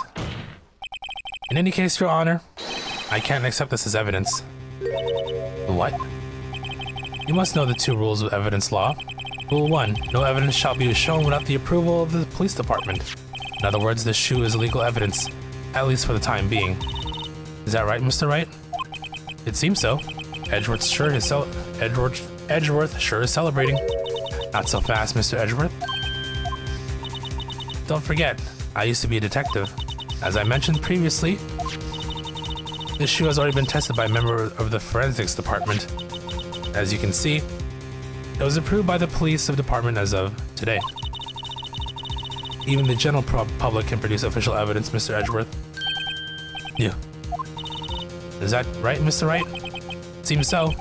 Edgeworth is looking pretty sullen. You can at least study some evidence law, really.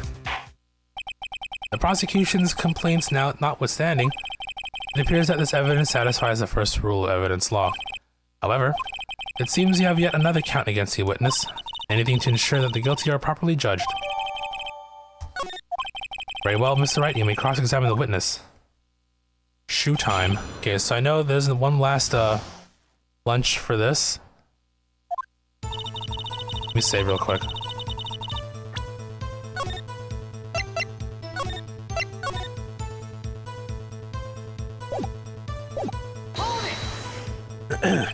Why did you lie about those 5 minutes?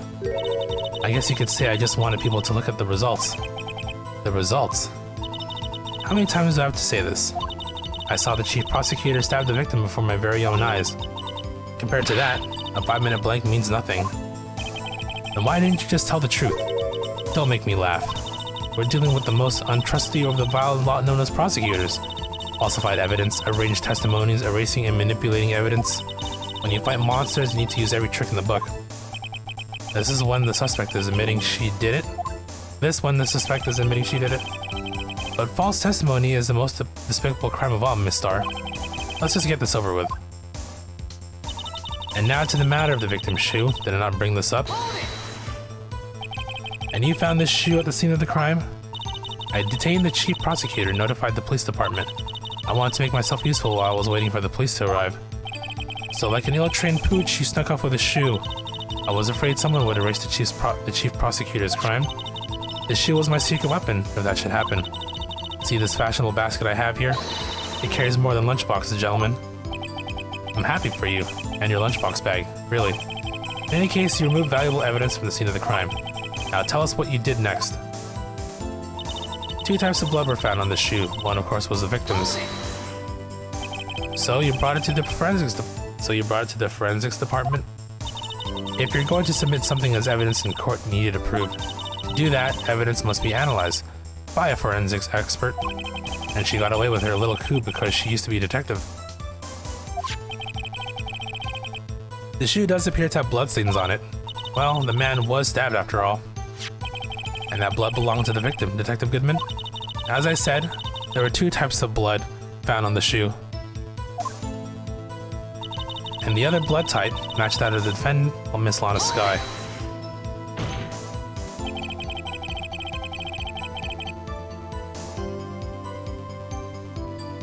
Check my Discord DMs right now? Send me something I might be interested in. Ooh, I am indeed interested in this. Let me just pre-order this real quick.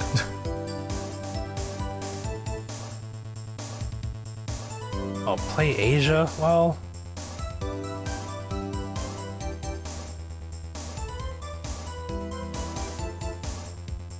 Is there no US release for this? Hold on.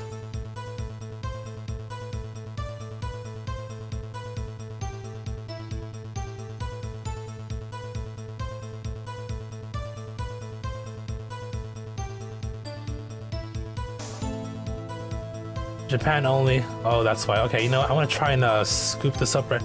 Oh. It's $200 Canadian. Ooh. Ooh, I don't know if I want to spend that much money on that. Why is it so expensive? Imports and stuff? I'm pretty sure I can find this off of eBay. Coupon code. I don't seem to see that coupon code here. Nothing popped up for me. On the tweet. Oh, okay, hold on.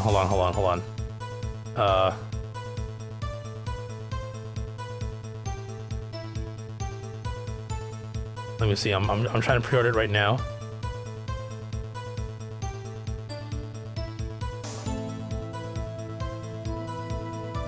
Oh, shipping isn't stupid high as well. Let's see here.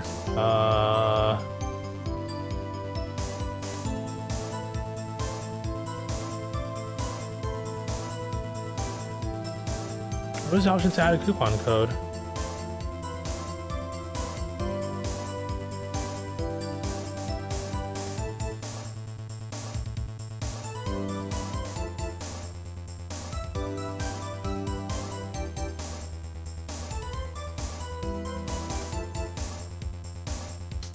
One controller. Let's see here. We gotta check out here. Have the address, sure.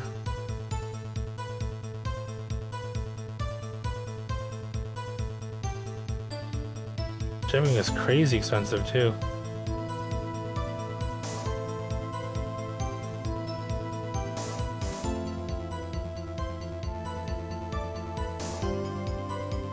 Coupon code, here we go, let's see. Let me apply that.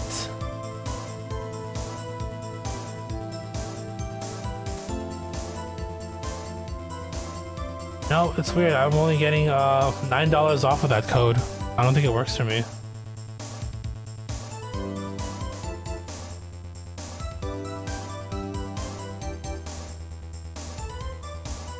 $9 Canadian. No, it's fine. I mean, it's fine. I'm sure I can get this cheaper off of eBay or something.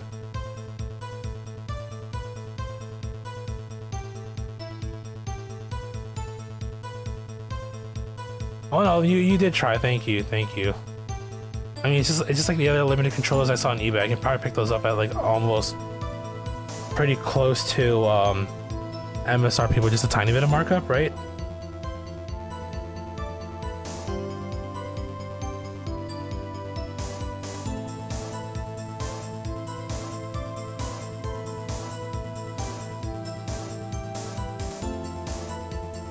Why is it so expensive? Well, I'm seeing on eBay are currently going for like a little bit cheaper.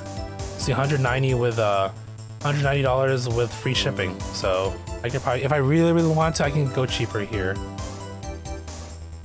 That is way too expensive.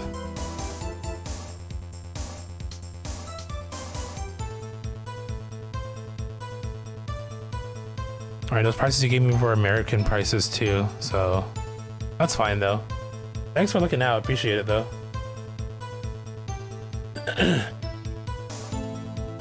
All right, let's continue. You can't say for sure blood belonged to the defendant with a blood test. You claim to know something about blood tests, rookie? Huh? Well, speak up.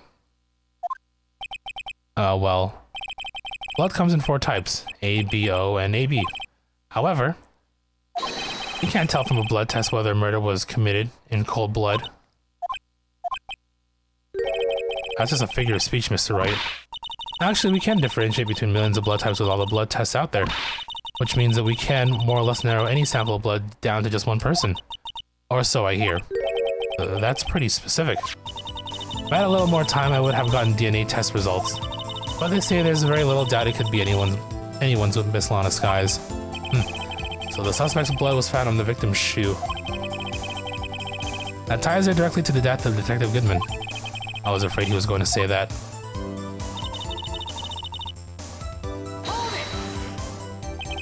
I can't let this evidence go through without a fight. You ordered the peppered fish guts, right? Okay, this is the last lunch that we needed to get. So, we got them all. There is a few more conversations that we'll have with her. That should give us those lunches automatically. So I think we're good. Trophies should unlock later on, though.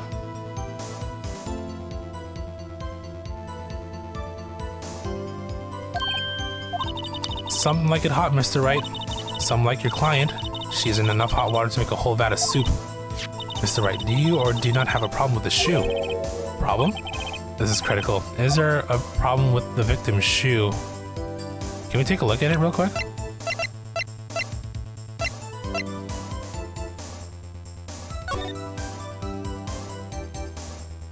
Blood. Blood here too. There's blood here too. On the sole of the shoe? It's gotta be the victim's. He must have stepped in a puddle of his own blood. All this blood. It's horrible. This blood might be an important clue.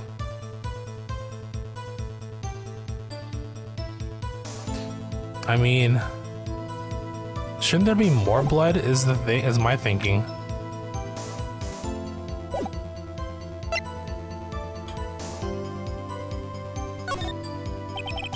I'm not imagining things. I'd say there's one critical problem with this evidence. A clear contradiction. That gleam in your eyes. You're still young, you rookie.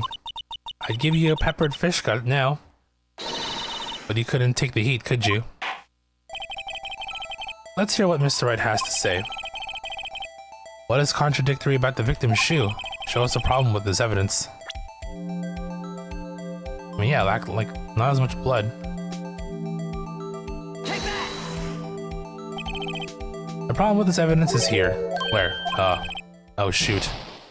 Take that finger and point at your own head.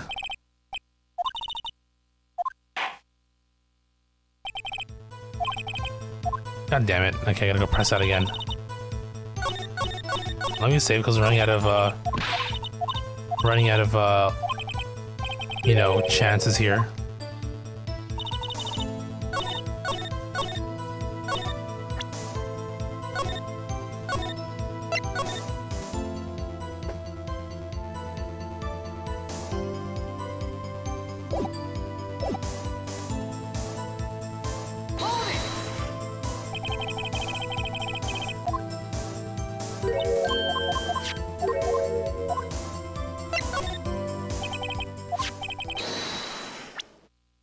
Let's see, what else do we have here?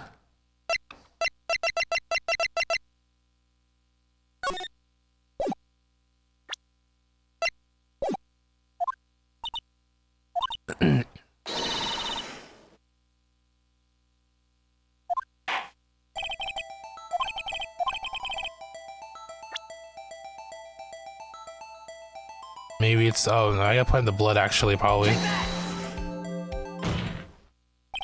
I wonder if you notice, there's blood at the bottom, yeah, blood at the bottom of the shoe.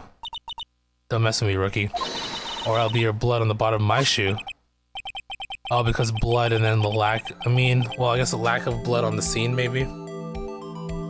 Indeed, there's quite a bit of blood on the bottom of the shoe. Makes sense, the victim was stabbed with a knife. What could possibly be contradictory about the blood at the bottom of the shoe? I guess we present the crime photo here. The problem lies in the footprint. The footprint? Not that the bottom of the victim's shoe is covered in blood. Then, isn't it strange? Why weren't any bloody footprints found at the scene of the crime? Yep. I was thinking more so the lack of blood because it was stabbed wound and blood loss and stuff, but as you can see, there were no traces of any such footprints at the scene of the crime. This contradicts your claim about this shoe. This picture only shows part of the floor, so there could have been bloody footprints. Then where are they, Mr. Edgeworth? Because we checked the scene and found nothing of the sort.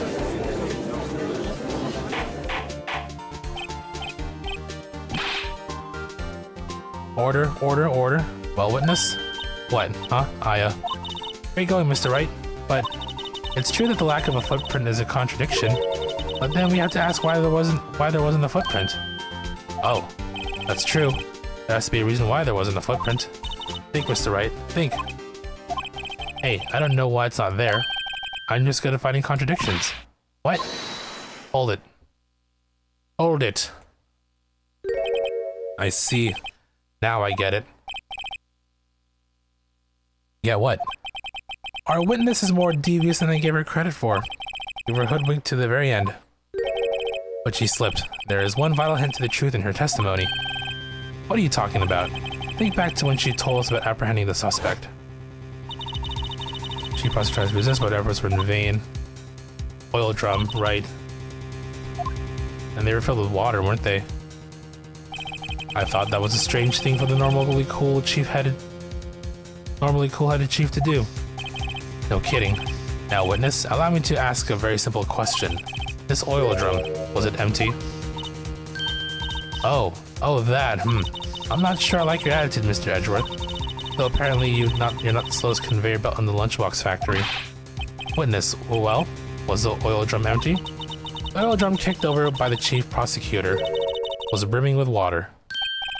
Water? What does that mean? Still don't get it, Mr. Wright? Do you want to know the reason she knocked it over? The real reason? Aha, you don't mean...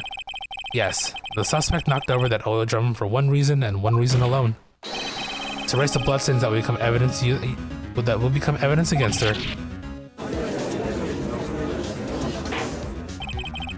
That ties things up quite nicely. The bloodstains left on the victim's shoes tie her quite clearly to this murder. Then after the deed was done, she knocked over the oil drum to erase the telltale signs. Why, that's a prosecutor's specialty, erasing evidence. That reminds me, Miss Sky's right hand was hurt. Didn't she say she cut herself when she stabbed him? So that's when my sister's blood got on the shoe? Well, I see no reason to prolong this trial. Mr. Wright, do something, please. What? What can I do? Your sister has confessed to the crime, and she tried to conceal it. But... enough. There was no need for further debate. The verdict, Your Honor? Very well. But Angel Star is on the prosecution's side. She could have been lying about the water. This court finds the defendant, Miss Lana Sky. Oh, she heard that. Hold it. Little girl, what did you just say? Huh? Me? Did you say that I, Angel Star, was on the prosecution's side? Well, yeah, you are. You're saying my sister hid evidence by erasing the bloody footprints. Well... I thought you had your fill, but here you are demanding a second helping. Another lunchbox? A lunchbox called evidence. Wait, witness, don't tell me you have something else. The time for deliberations is past. Any further comments and you'll be held in contempt of court. Your threats don't scare the cough up, Queen. Look at this. Another photograph. Yep. A photograph. I had it just in case anyone had the gall to suggest that the white shoe didn't belong to the victim. I see no room for error in this evidence. Mr. Wright, wait. Look at that asphalt in the photo. Hey, it's clearly wet. Erasing the last trace of doubt from the court's mind. Immediately after the murder, the crime scene was washed with water. I'm sorry, Mr. Wright. I guess I couldn't help after all. It's not your fault. I knew I couldn't win this case from the beginning. And it seems this is what your sister wanted anyway.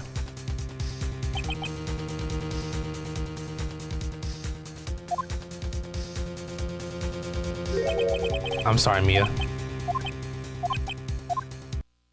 Right. Wet or not? Don't be so quick to throw in the towel. Get yourself up off the asphalt. Take another good look. Don't give up. Not until the bitter end. This is the last piece of evidence. Very well. This time I'd like to declare a verdict for good. Objection! Your Honor, wait.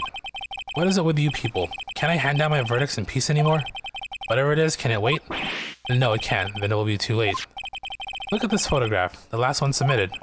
This trial isn't over until we give each piece of evidence proper consideration.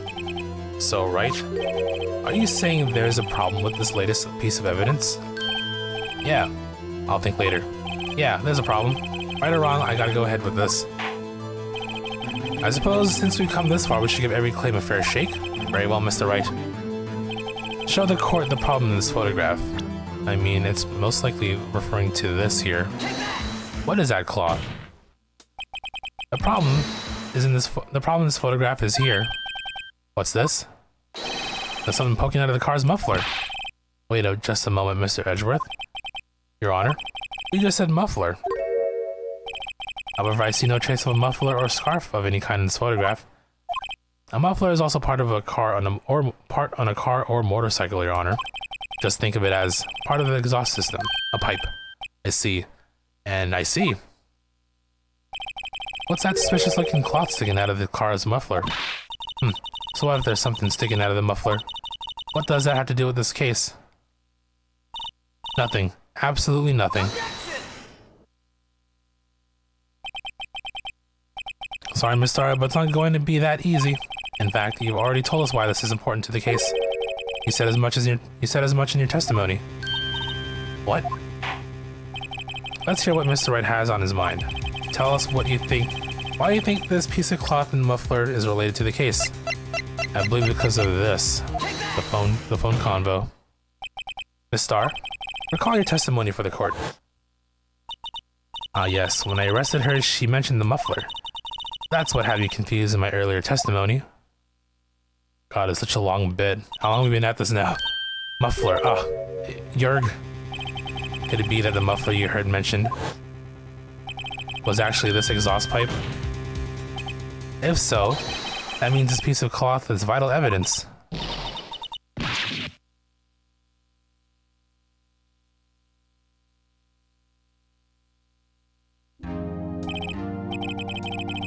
Well, it seems we have to suspend proceedings. So suspend? I find myself wondering about that piece of cloth. If we leave any questions unanswered here, we do a disservice to the law. Have the crime scene inspected at once and bring me that cloth. The verdict will wait until after we've seen all the evidence. Agreed? I suppose so. Ooh, that was close. But we made it. At least for now. This court will adjourn for a 30-minute recess. It's lunchtime after all. You still hungry? Gosh, that was trial 4 murder. Still part 2 of this trial. That's probably why it's so long. They add like two trial portions. each day. That was hella long, jeez. And there's still 2 whole days after this too. Mr. Wright? Huh? What?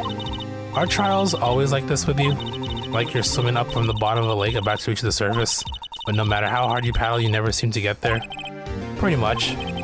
Except today we're swimming in quicksand. So what happened to your sister anyway? Apparently she got called off to the judge's chambers. Probably something to do with that piece of cloth. So, this is where we turn this trial around, right? Our only weapon, a tiny insignificant piece of cloth.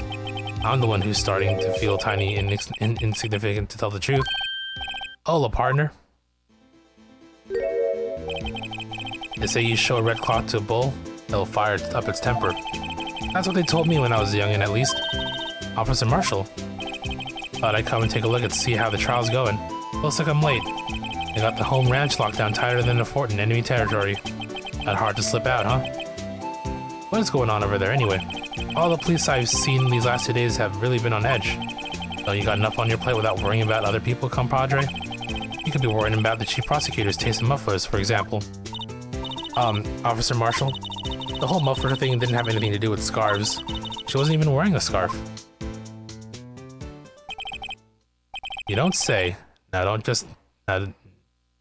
that just beat all. Huh? I've seen the red breeze blow out her slender neck many a time.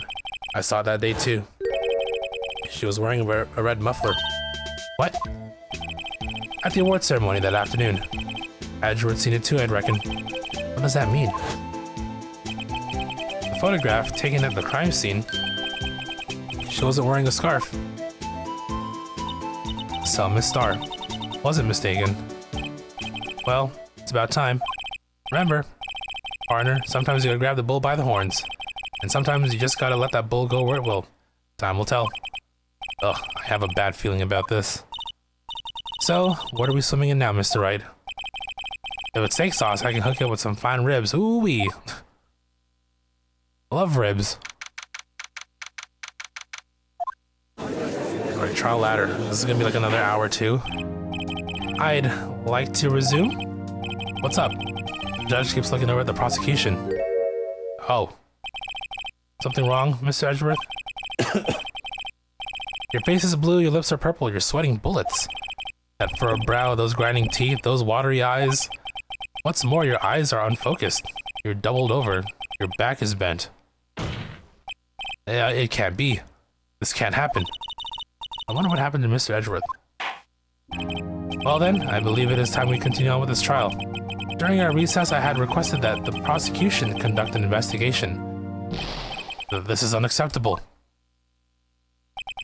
Anyway, seems our prosecutor is quite beside himself. Excuse me, knock knock? Who's there? Oh, this guy, I remember him now. What's with this guy? A strange stuffy aura seems to be filling the courtroom. Hey, the temperature rose 5.7 degrees when that man came in. Who on earth is he? Ah, it's you. Can we... He's just really just standing there, isn't he? Oh, hey. Sorry I'm late, Udgy. The roads are packed, it's just me. Long time no see, eh, Udgy? How you been? Swim much these days? Hello. No, I've been so busy. Busy, smizzy, Udgy, my boy, you have to make time to relax. Yes, indeed. Udgy seems to be his nickname for the judge. I'm afraid you're right. Very afraid. Sorry, but who are you? Ah, so you're Righto, the attorney. I've heard good things about you, son. Thanks? So sorry about our little worthy giving you all that trouble, eh? You know, we should all go swimming together sometime. Jolly. Little worthy? Mr. Wright, you don't know the district chief of police? Chief of police? He's a top-ranking police officer in the entire district.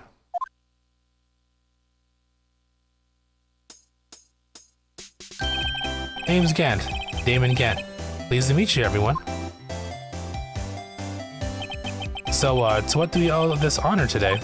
It's been over 2 years since you last came to this courtroom, hasn't it? Well, it's Worthy here. Look at the poor fellow. I just thought I'd help out by bringing this. Hey, that's my sister's muffler. So Miss Star wasn't just seeing things. When the crime occurred, Miss Sky really was wearing that muffler.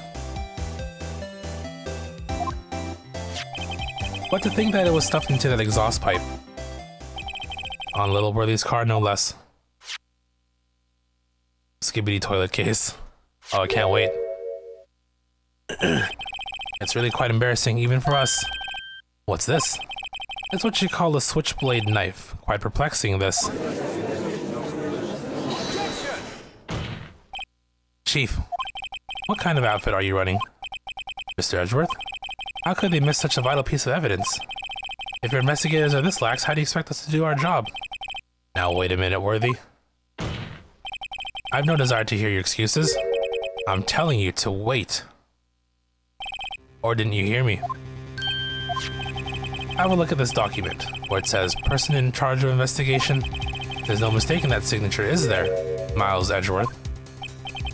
That's not fair. On that day of the crime I had, your head in the clouds because you got that award. I know how you feel. But you're the person in charge. I'll expect a written apology.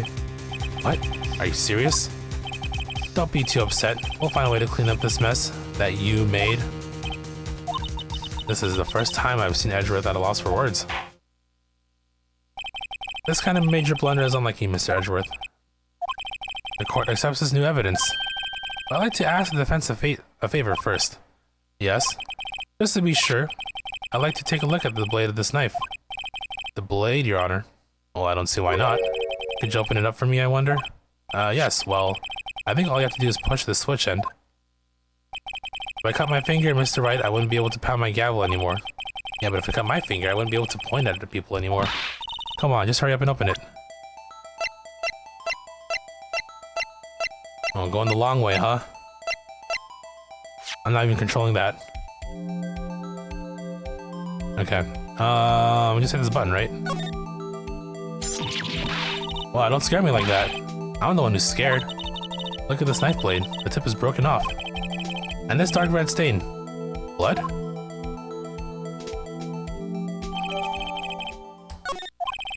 This does not excuse the actions of the police department.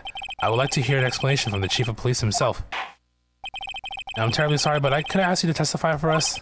About the split between the prosecutors and the police? And this knife? Sure thing, not a problem. Not even a little one, really.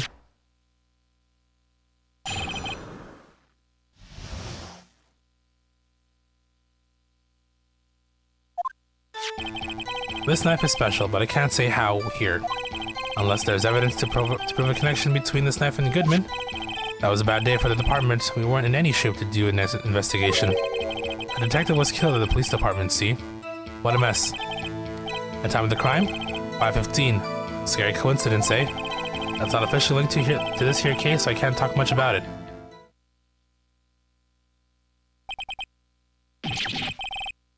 There was a murder at the police department? A detective? That's hush-hush information, Udgy. We haven't exactly announced it yet. Wait a second. You said 5:15. That's the exact time that Detective Goodman was killed in the prosecutor's office. Order. Anyway, we at the department were all flustered, as you might assume. We're in the middle of a top secret investigation. Don't tell anyone, okay? I think we understand the police department's situation. Well, Mr. Wright, 2 detectives killed at the same time in 2 different places. The chances of that are really slim, scientifically speaking, of course. I'd like to exercise my right to cross-examine the witness. Very well. However, keep your questions focused on the case on hand.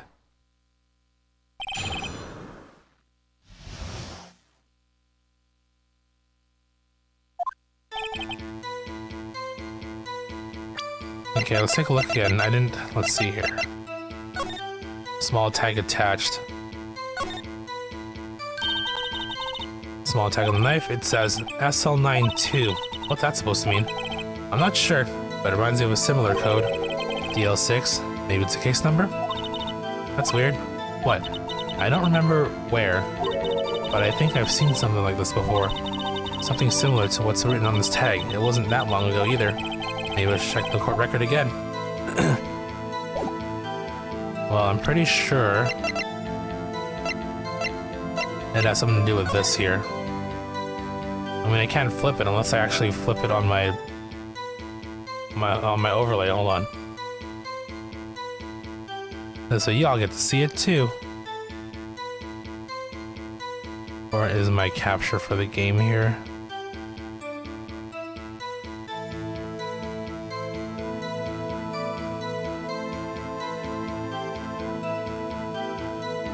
Will this apply even if I do it this way? Transform. Here we go. Is it just rotate 180? There you go. SL9. We found it. Easy enough to do.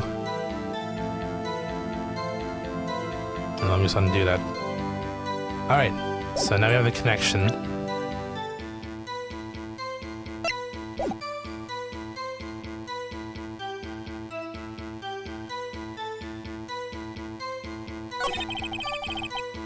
Unless there's evidence to prove a connection between this knife and Goodman.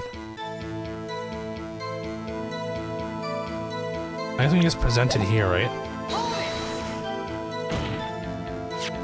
This knife was found on the scene of our crime. I think that makes it connected to the case, don't you? See, there's a lot of things that can't go on at the department. That go on at the department that I can't explain. It's delicate, okay? Sorry, Righto. Maybe there's something about the knife that will give us a clue. Okay, so...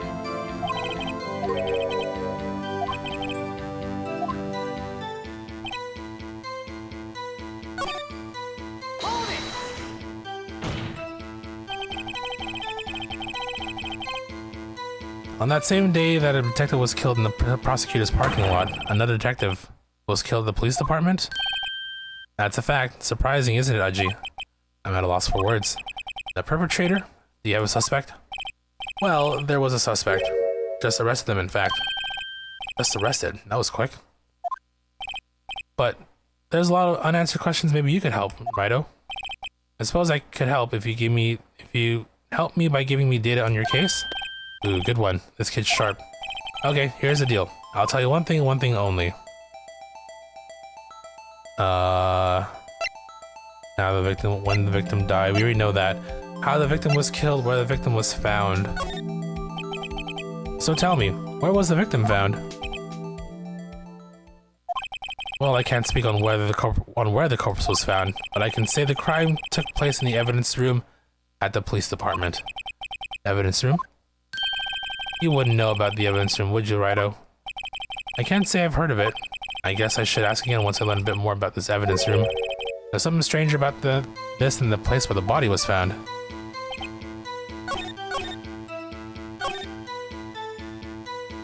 Okay, let's do this for now. Wait a second. Ah, at last.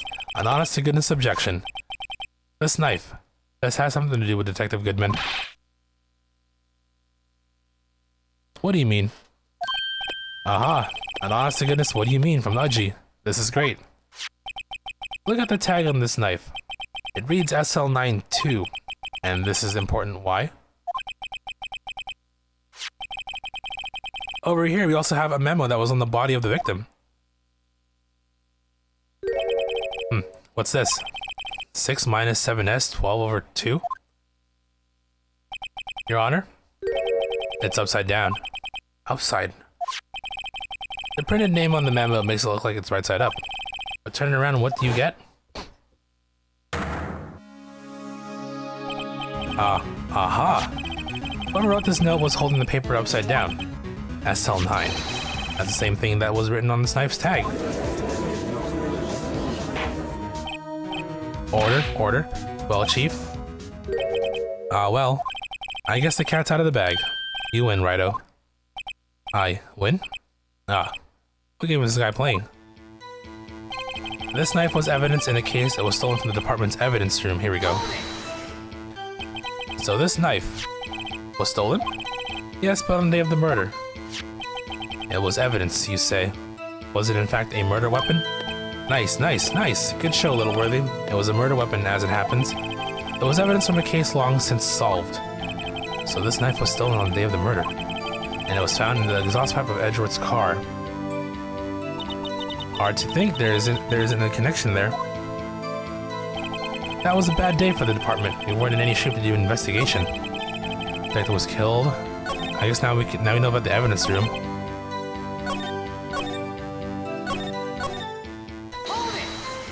So now we can ask where, because you mentioned evidence room.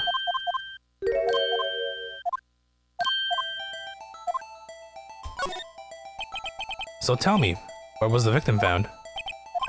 Well, I can't speak on where the corpse was found, but I can say the crime took place in the evidence room at the police department. The evidence room. Wait a second, I've heard of that. The evidence room. Didn't he mention that in his testimony just now? It's not, yep, okay. There is the connection between the two cases. You seem happy, Mr. Wright. Happy? We just got handed our ticket to go to town on this case. With the link between the two cases established, we finally have some leverage. Now we can get Gann to testify about the details.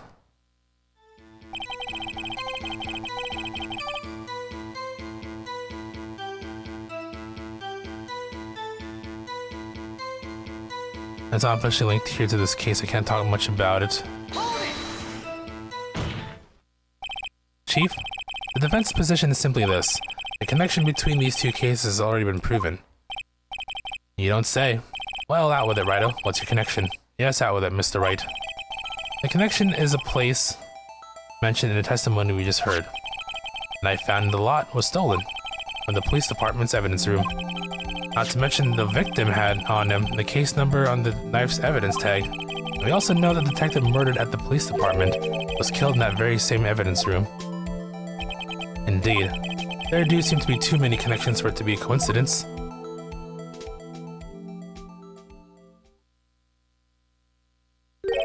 You two make a good pair. It took my men 2 days to find out what you deduced right here.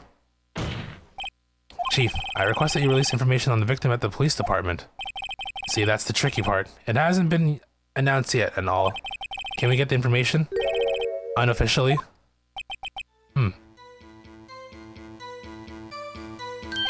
Sure, why not? It's unofficial after all. What, really? That easy? Who would have guessed? I'll cooperate, but I can't reveal the name of the victim at the department, okay?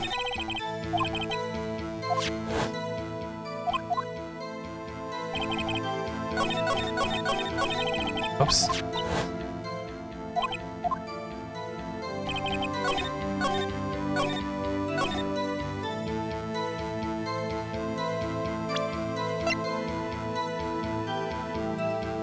Is it Goodman? I'm pretty sure it might be Goodman.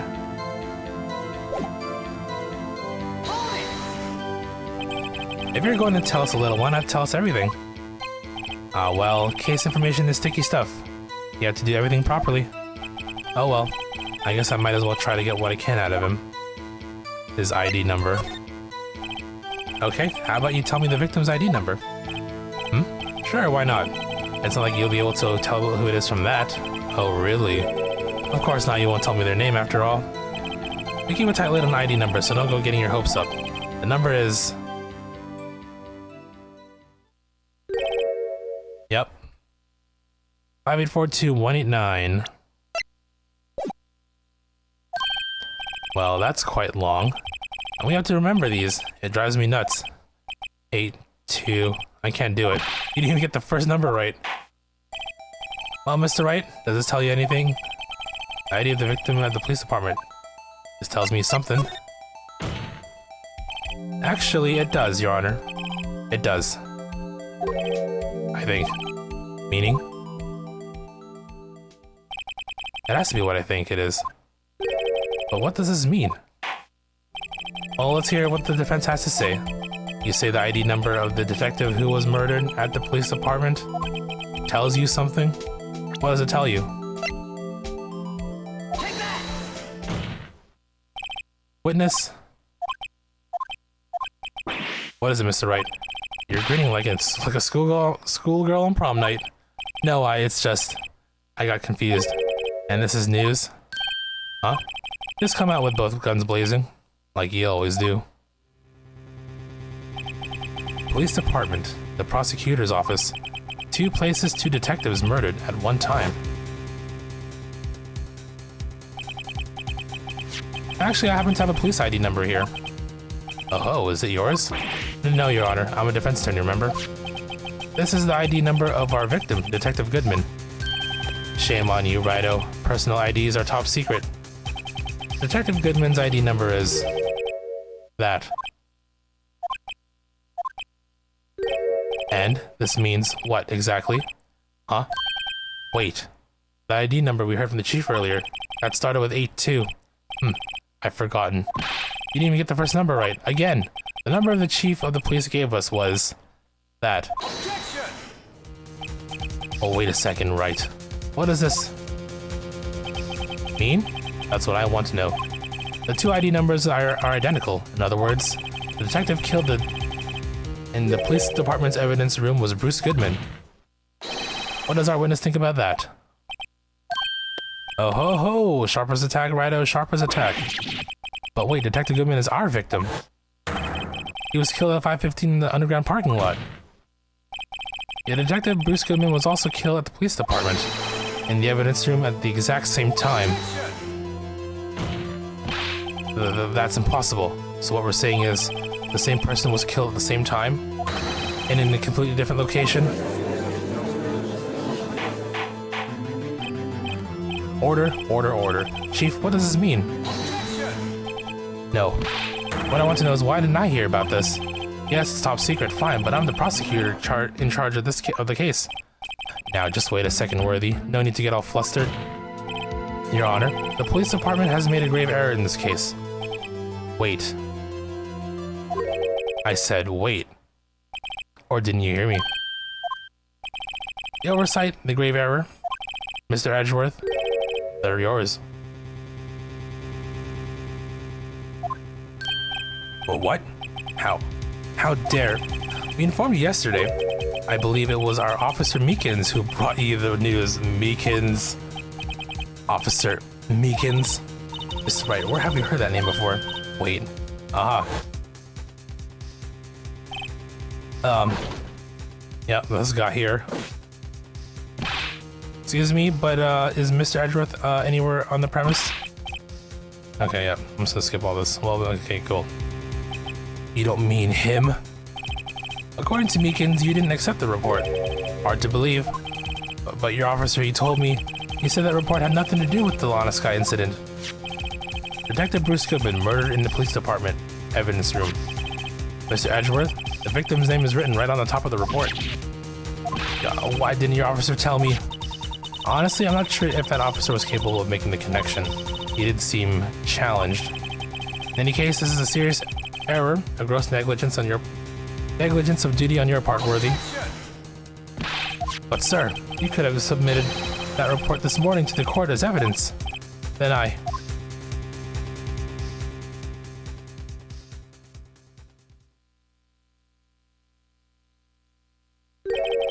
No such luck this time, Worthy. Or should I say unworthy? What? Now what was the second rule of evidence law? Well, Mr. Wright? Oh, well, it's, rule number 2, unregistered evidence presented must be relevant to the case on trial. And how is this rule relevant? Normally, you'd submit a list of evidence to be used in the court before the trial. This report wasn't on that list. So what does this mean? I couldn't submit this evidence until a connection was proven in court. The connection was just proven by Wright over here. Good job, Wright, my boy. Huh? I was just doing my job. No. No. No.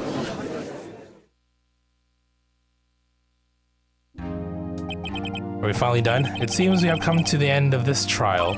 I know you're going through a tough time, Worthy, but with all those rumors. You were even in defendant's chair this past December. I apologize for this terrible lack of due diligence on my part. Mr. Edgeworth, please, just give me one day. I'll get to the bottom of what happened. And that's the last thing I do.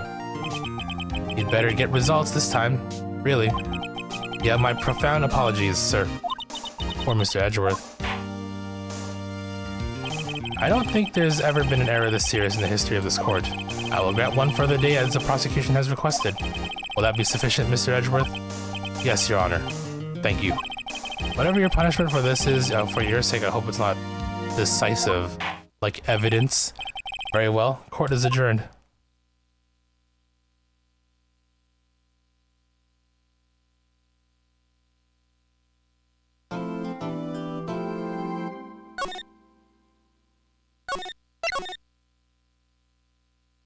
Oh boy, alright. Day 2. Well, actually, it's still technically day 2. Investigation in the afternoon, right? So have a day 3 and a day 4 to go through, so, you know, strap on in and get comfy. Mr. Wright, so, what's going on with the case anyway? I'm a little confused. Well, let's see. What is going on? The victim, Detective Bruce Goodman, was stabbed to death at 5 p.m. after 5 p.m. on the 21st. Oh, excuse me. He died in the prosecutor's parking lot and the police department's evidence room. What's this and the evidence room part? The prosecutor's office and the police department are 30 minutes apart. Well, that's what we're going to find out. Or try to, at least. Alright, let's do it. Glad she's in good spirits, but I'm not sure she's going to be much help with this. Don't be so sure, Mr. Wright. Huh? Look, we're in this together, right? I'll prove that these thick-rimmed glasses of mine aren't just for show. Let's go. Science awaits us. You know, I really don't think we should worry about the police department murder. There wasn't even a body found there. Who cares? Yeah, it was only our victim who was killed in their evidence room, no biggie. Besides, my sister would never do such a thing. I know it. That oil drum. Was it empty? The oil drum kicked over by the chief prosecutor was brimming with water. My sister erasing evidence at the crime scene? Never. Even though she says they don't get along, Emma really likes her sister.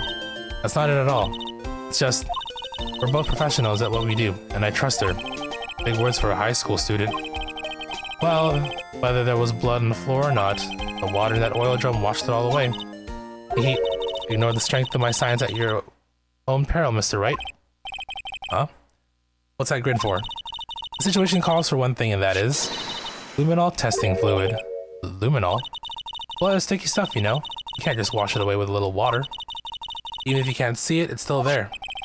But wouldn't the police have already done those tests? Never mind. Never trust anyone's eyes but your own, Mr. Wright. Just give it a try. Me? Why do I have to do it? I'm a minor. I can't even drink yet. We're testing bloodstains with this stuff, not drinking it. Here, look. I'll lend you these glasses. Huh? Get an extra pair of those things? Test for a blood reaction, just spray luminol on it. Like this, see? Press the X button to spray it on. Okay, gotcha. Well, first things first. There's our blood. Not a whole lot of blood for like a, you know, for a fatal stab wound though. I can see her eyes shining behind those glasses. So this is a blood stain. Ugh, it's so, ugh. Emma, you're shaking. It's just, this is my first time seeing real blood. Scientific investigation in action. Okay, well, we definitely know that this is a blood stain. But doesn't something strike you as odd? Scientifically speaking, of course. The amount. The perpetrator and Detective Goodman fought here, right? Don't you think there'd be a little more blood? I definitely think so. I mean, look at all the blood on the sole of the victim's shoe. It is pretty strange. If they fought here, there'd have to have been more blood than this. Hey, Mr. Wright, I'm gonna mark up the floor plans where you find a bloodstain, okay? See? I'm pretty handy to have around, right? Yeah, and this stuff's pretty handy too. Saved up my allowance to buy that. Can't be sure that the police will reveal all their evidence in court. Sometimes they fail to mention evidence that doesn't fit with their review of the case. Now let's drag that hidden evidence out into the light of day. Yeah, feels like we're really investigating crime now, doesn't it? Guess I should give this a spray on anything suspicious. Ah. I wonder how that fluid of yours would react to a nice deli box. A star. You only trust your own eyes, huh? Not bad, you two. Ooh.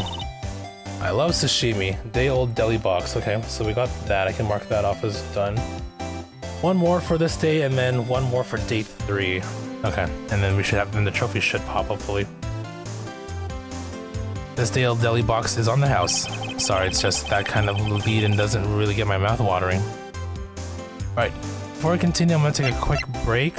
I just ran out of water too, so I'm gonna stretch my legs and all that. Get some more water. We'll continue and keep going when I return here. One moment.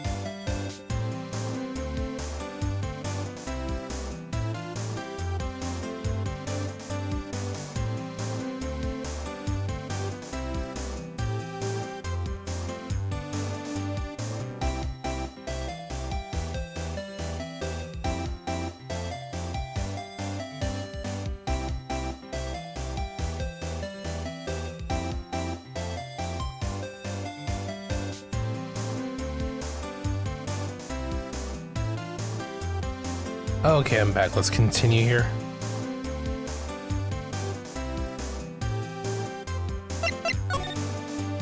All right, well, I don't even think we're halfway through this right now, right? No, so we have a long way to go still. You certainly put me in a tight spot today. My apologies, Miss Star, but no, it's okay. It was my fault. Oh, we know. I witnessed everything from that security room right there. But I was afraid that wouldn't sound convincing enough, you see. I was wrong to think that. I'm sorry. Sorry, you lied on the witness stand. That's unforgivable. Little girl, don't forget what's important here. Even if the place I witnessed the events from was different, I still saw what I saw. I saw Chief Prosecutor Sky stab a man in cold blood, and that testimony still stands. Ah.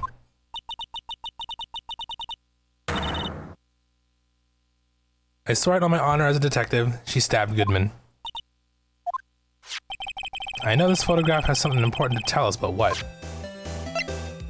New pack on TCG Pocket, you did about 7 pulls. Any good cards?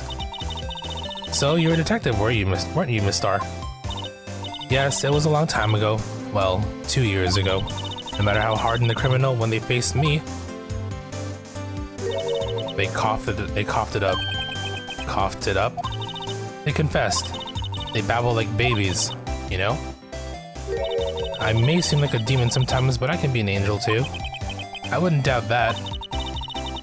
Every day I drag the dirt out of the mouths of suspect after suspect. Before long they called me the cough-up queen. Oh, and here I thought someone had gotten food poisoning from your lunches. And you were let go. Fired? I thought that I'd found my... Okay, hold on. Yeah, that's some flashback. We don't worry about that. You don't care about battling, just like art and Pokemon in general. Fair enough, fair enough. I mean, I just have a decent collection of physical cards hanging out, so... I mean, granted, they are the old stuff from back in the day.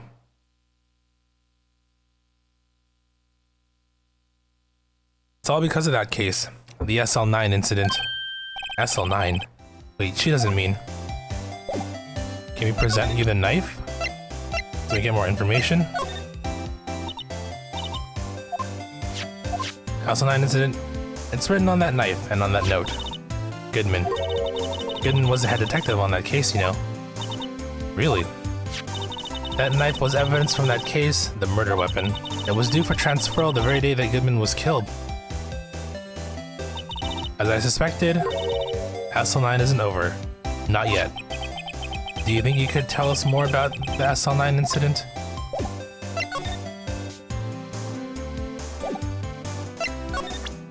Tell me more.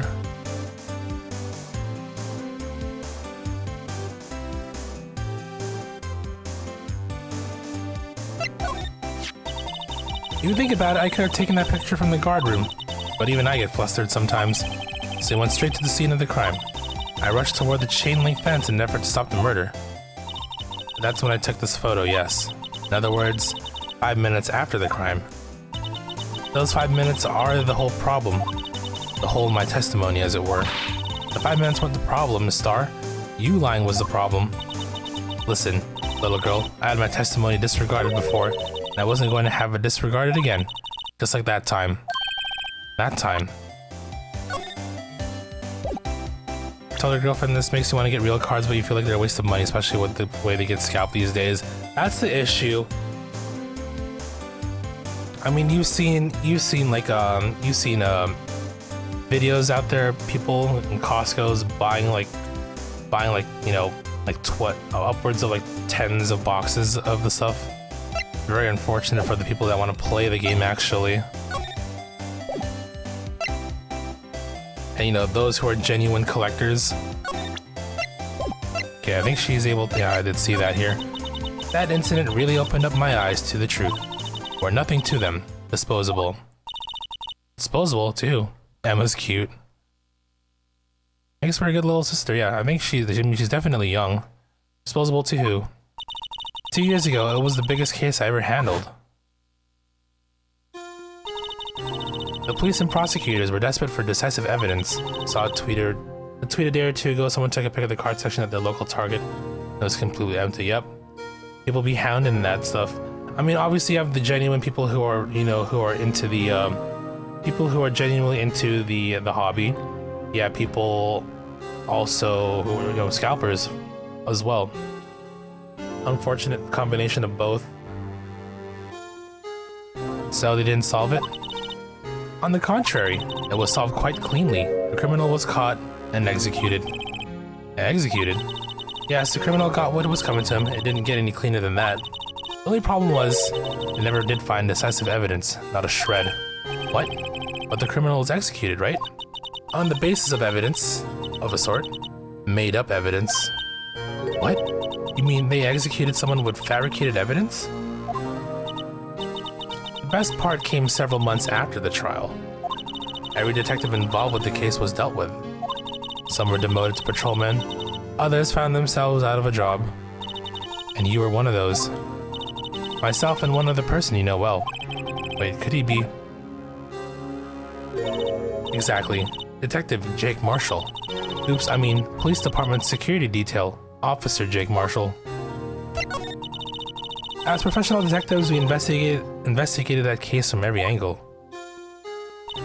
Jake was particularly determined, and then it was over, and he was demoted. However, he hasn't forgotten, and neither have I. You haven't forgotten SL9. There was another side to the case, a hidden side. That's what we're after now, and no one up in their fancy offices can stop us. Wait, those lunches you sell. There is only one reason I come to sell lunches in this accursed office. I come here to meet old friends, boyfriends that can help me investigate. Miss Star's old boyfriends? How many does she have anyway? Why is Penny an adult yet Emma is 16 doesn't make sense. Emma looks like at least 5 years older than Penny. Yeah, just the way they draw them, right? It's the art. I mean, Penny's more of like a side character of anything, so I guess they didn't really care to pay much detail to her. All we did was what, trade cards with her? Just when all the detectives on SL9 have disappeared, we find new evidence. There has to be a connection. So, rookie, what? It seems like you're serious about investigating this case. Yes. Okay, that's the other lunch that we have. So one more lunch to go, and then we basically should have this trophy pop, hopefully. I do not want to go through that entire trial section again with all of the... God, like her. I feel like Angel Star's testimony was like way too long. Then again, this is like a DLC post-release thing. So this, I mean, I get why the case is long to begin with. A Salisbury steak lunch? I know a certain guy who might help you if you tempt him with this treat. Putting Officer Marshall in a good mood. Okay, we know who to give it to. Miss Star? Officer Marshall, is he your, are you going out? Why do you want to know? I was just wondering what happened to him. A long time ago, when he was helping my sister do cases, he was so nice. He got along so well with my sister, it made me jealous. And he was nice to me too, back then. This would be when Officer Marshall was a detective. But now, he's so cold. Jake and I are merely cooperating on this investigation. We're putting the past to rest, as it were. Nothing more than that. I see. Thank you. Officer Jake Marshall.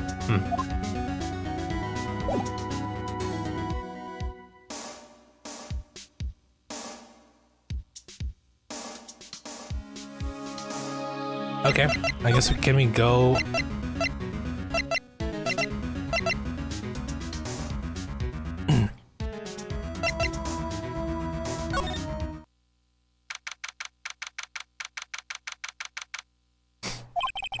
It's even busier here today than it was yesterday. The detectives are running around so fast, they're blurring. I suppose it makes sense. The detective did get killed here after all. So the evidence room. Scene of the crime.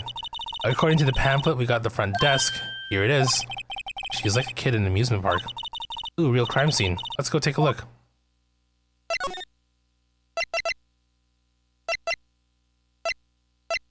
Alright.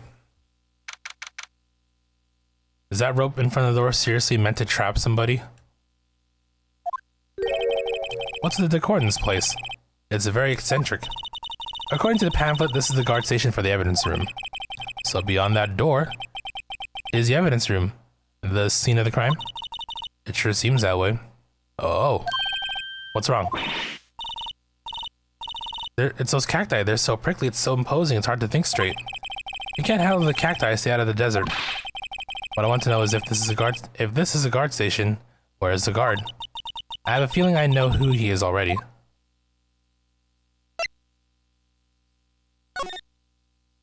Okay, well...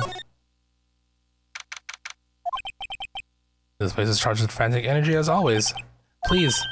Huh? Wasn't that? One steak lunch, please. Oh, it's you. Detective Gumshoe. Now's the time for chit-chat, pal. I'm a busy man. What I really need is a steak lunch from Lunchland. Oh, you mean one of these? Actually, it's not for sale.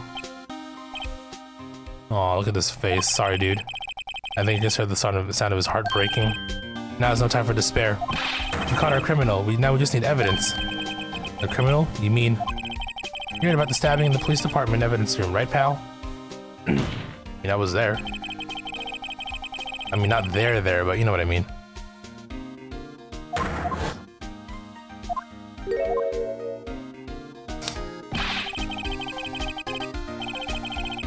It's the biggest scandal in history to hit the station in ages. Everything's topsy-turvy. But Detective Gumshoe, who was it? Listen, pal, all I know is I need me steak lunch pronto. Standing around here isn't going to fill my belly. Wait, don't leave. You want to know more? Head on down to the detention center, pal. Questioning should be over, so I figured he's down there having a good cry. Later.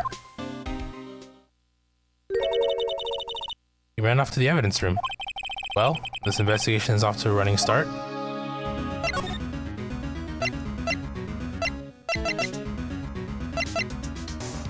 How do I go to the... There we go. Alright, who's the criminal? Still, I do feel better about things. A little. I mean, they caught the person who stabbed Detective Goodman, didn't they? Yeah, I guess they did. Best to not go too far down that road right now. Things will just get confusing. Oh yeah, it's... motherfucking Meekins. What was that? Sir, that's what I'm saying. Me? A perpetrator? I'd say I was perpetrated against, sir. That's what I'd say. No. Hi. Greetings, sir. Wait, I know who you are. A little too far, that's fine. Oh, I get it. You're here to deliver a report? No, sir, how should I say this? Wait, he isn't. Is he? You? Officer Meekins, you didn't. Did you? Perpetrator Officer Meekins reporting for duty. Reporting, sir.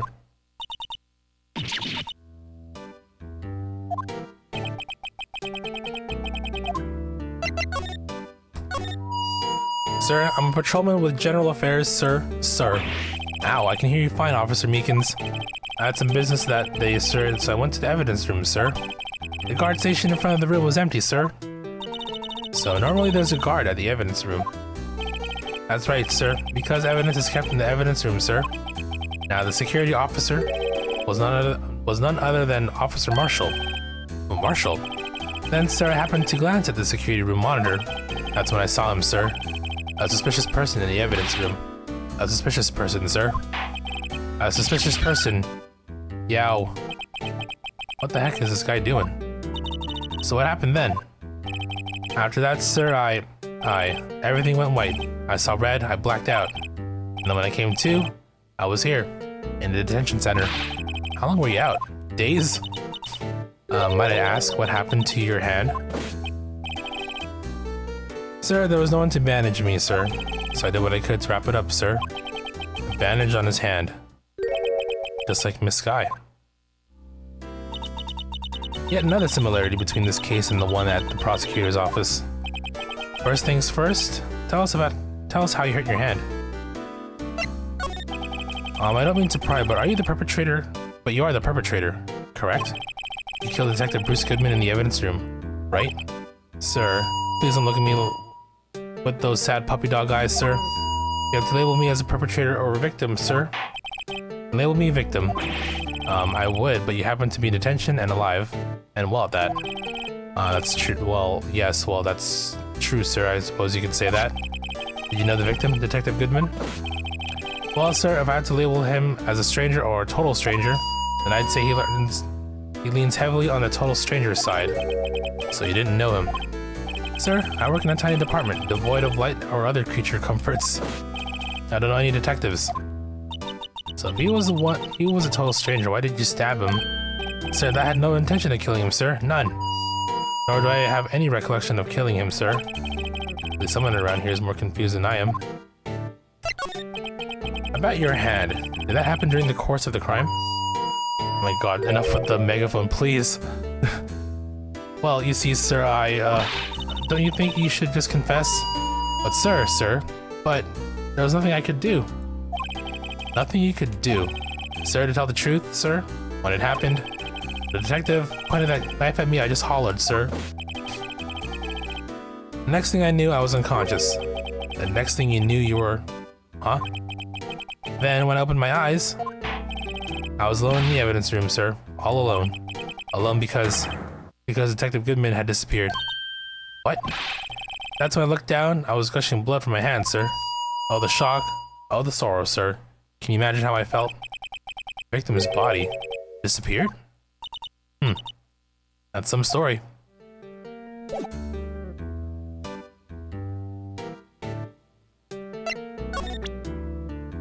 Did he perhaps have this knife on his person?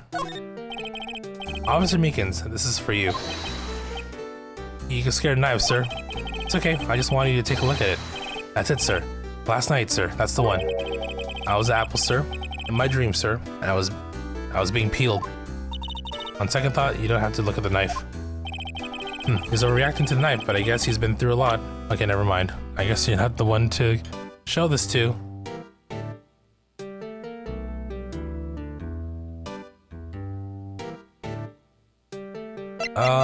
I guess, it was a Goodman, right? So let's see, we have a photo of him. Do you think you could take a look at this? Hey, that's it, sir, that's it. That's it. That's what? My head was a blank up until this very moment. But sir, now I remember, sir. You mean you remember what happened? Correct, that card was the cause of it all. This ID card? Exactly, sir, that's exactly it. Nothing could be more exact, sir, nothing. I better pry into this one a little deeper.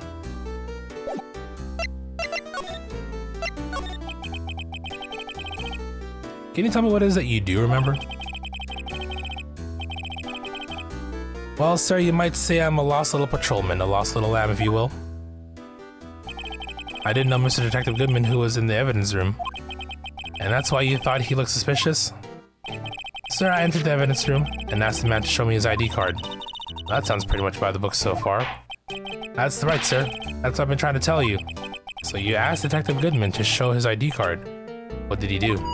That's the thing. Suddenly he pointed a knife at me. What? Sir, I assure you, I was as flustered as you are right now. So I whooped and leapt at him.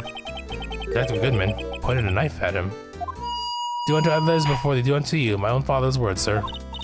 What happened then? Well, my eyes, sir, everything went white. When I awoke, I was here. Right. So Officer Meekins, why was it that they arrested you? What do you mean, Emma? Let's look at what we know. Hey, robot, how are you? How are things? Now, Officer Meekins didn't know Detective Goodman. And the victim whom he met at the scene of the crime didn't show his ID card. In other words, we have no way of knowing if the victim was really the victim. Yeah, so we're just playing through some visual novel, anime courtroom drama. And if this body just disappeared from the evidence room, we don't even know if anyone actually died. That's it, sir, that's what I wanted to say. That is, I did say something along those lines. Huh? But you still ended up here? They told me that it had to be him, sir. On that day, at that time. Detective Goodman was definitely in the evidence room, that's what they said. Things are good, big chillin', tired AF today. Busy day for you, huh? But you don't remember the events clearly? No, but the videotape is quite clear. Huh? Videotape? From the security camera. The crime, my crime, the crime I swore to stamp out. It's there It's me, it's on tape.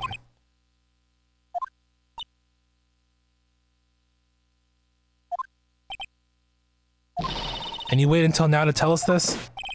I'm sorry, real sorry, sir. I'll hand over my badge, I don't deserve it. No thanks, I have my own. Well, I guess we better go check out the crime scene. Let's go.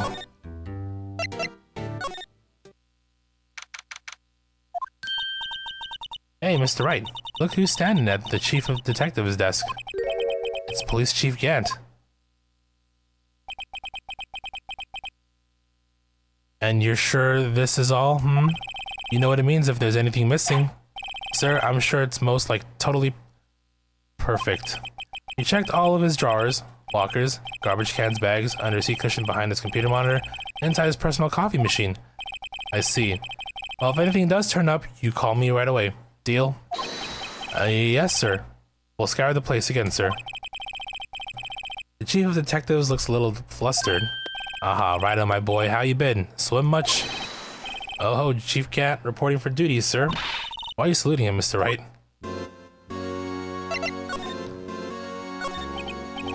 Is Edgeworth going to be okay? Oh, Worthy? Oh, you know, they're doing a little inquiry committee with him. Sounds like an inquisition. Yep, well, they had no end of trouble with the boy since last year. You mean the incident on Gourd Lake? It doesn't look good having a top prosecutor sit in the defendant's seat, does it? And you got someone else found guilty in that case, right, Righto? Von Karma. A legend he was, undefeated in his 40-year career. But in court you fixed it so he was caught for forging evidence. Wait, I didn't do anything wrong. He did forge evidence. In any case, the prosecutor's office is in a bit of a turmoil, you might say. Why, they do just about anything to restore their reputation. And depending on what that inquiry committee decides, it could be bad for Worthy. What? It's downright odd, I tell you. A detective getting killed on their turf too. I mean, they're being the prosecutors, I assume. Scientifically speaking, it's impossible. Yes, but that is what the evidence is saying. Goodman was stabbed in the 2 locations at the same time. That's what it says. What evidence is this? Now, Righto, I can't give away all our secrets just like that. And this in particular, well, it's a little sensitive and I can't talk about it. I wasn't expecting much anyway. You know, one thing I hate most of all is hiding stuff. Secrets. Can't stand them. But you know, it's a full-time job just keeping the Chief of Detectives' trap shut. He was one you were picking on earlier. Huh? You saw that. Oh, whoops. I wonder what it was that he wanted the Chief of Detectives to do. Let's see if we can kind of discreetly ask him.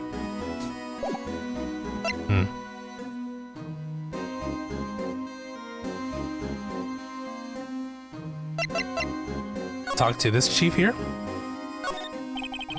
Ooh, sorry to see that. What exactly did the Chief of Police want you to do? Well, you see over there? That's Goodman's desk. He wanted me to check it for anything that might be a clue. They took away every last piece of garbage in the trash can. So nothing belonging to Detective Goodman is still here. Of course not. Well, except for this. What, you kept something? Sure, why not? It's not important. He didn't even finish writing it. It's a lost item report, but it's only half complete. A lost item? Did Detective Goodman lose something? Date on this February 21. Better make a note of that just in case.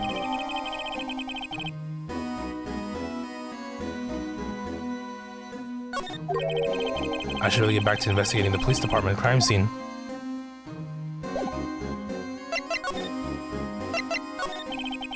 Actually, I was wondering if I could ask you a favor. Well, never thought the day would come when Righto asked me for help. I was wondering if we could investigate the evidence room. Nope, a pause.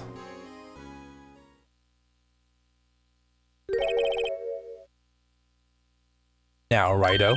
Actually, I'm sorry, I don't need to investigate after all. Righto, please, do I look like a selfish man? Huh? Like, if anyone asks me, sir, can I borrow 50? I give them 50, no problem. So go ahead, investigate that room to your heart's content, knock yourself out. It just goes to show you, you never know until you ask. And for you here, you can borrow this. Hey, this is the detective's ID card, isn't it? That's a special card for guests, so don't lose it. Yes, sir, it's an honor. Just run along and do your best now. Later, folks. See you later, Ganondorf. It looks pretty cool in my lapel, doesn't it? Just think, a real ID. You seem happy. Yes, sir, because, sir, we get to go into the evidence room now, sir. I think this place is a bad influence on the girl.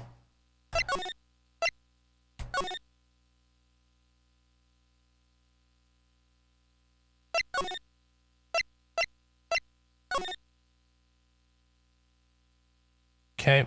Oh, I guess we can go in, right? Evidence room is beyond that door. And we have the ID card from Chief Gant. Let's just walk in. It won't open. Aha, the card reader is turned off, see? What is that security guard thinking? Howdy, partners. Well, what's made my Bambina sky so gray? Officer Marshall. Why does it have to be him? What's that why does it have to be him look for? As you have surmised, this here's my saloon. We're here to investigate the crime scene. Yeehaw, that card you got there on your chest. That's better than a sheriff's badge in these parts. Yeehaw? Well, what are you standing there for? Get along, little doggies. The crime scene's awaiting. Looks like the card reader's on again. Over here, I was wondering if we could ask you some questions. Sorry, cowboy, but I got no mind to tangle with you hombres. You're busy then? Did I say that? I only said I didn't wish to speak with you. Actually, you said you had no mind to tangle with us hombres. Show him the lunch. That smell. Ah, reminds me of Texas. It's Officer Marshall. You're from Texas? No, I just saw a special on the television the other day. Is this from my baby? Yeah, Miss Star. Oh, what's this? What? What's wrong? A filet steak lunch. I see. I don't see. I wonder what it means. Alright, Bambina, you win. Ask. Yum yum yum. Anything. Smack. Finally, it seems like he's willing to talk. Officer Marshall, you're in charge of security for the evidence room, right? You got good eyes, partner. It's an easy job and I'm grateful for it. Actually, Officer Meekins at the detention center told us. That poor little doggy. Poor guy. Keep getting his name wrong and keep calling him Meekly. He told us something. He said that when the stabbing occurred, you weren't at your station. Well, maybe I shouldn't be telling you this. But since I got demoted from detective 2 years ago, well, might not look like it, but I lost my fire for the job, you know? So, what were you doing around 5:15 when the murder took place? Well, I reckon I was galloping down the highway on the back of my steed, Zippy. No, he was riding down the highway on his horse named Zippy. There's no need for people here anyhow.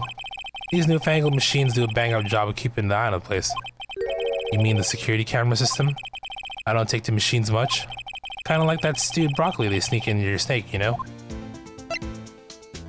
The horse's name was Friday. Miss Star told us something. She said that you were a detective until 2 years ago. It was always my dream to be a rawhide wrangler on the scene of the crime. That's all gone now, like a drinking hole in the prairie fire. You're still investigating the SL9 incident with Miss Star, aren't you? That was my case. It's all solved on the record books, but it smells like a bad game of poker. Can't let it go. That's all there is to it. What kind of case was it anyway? We heard the name so many times, but no one tells us what actually happened. There are some things you're better off not knowing, Bambina. Anyway, that case is officially dead as of 2 days ago. 2 days ago?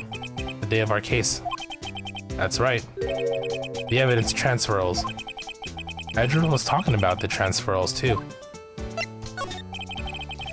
I know maybe 2 of the machines in here do.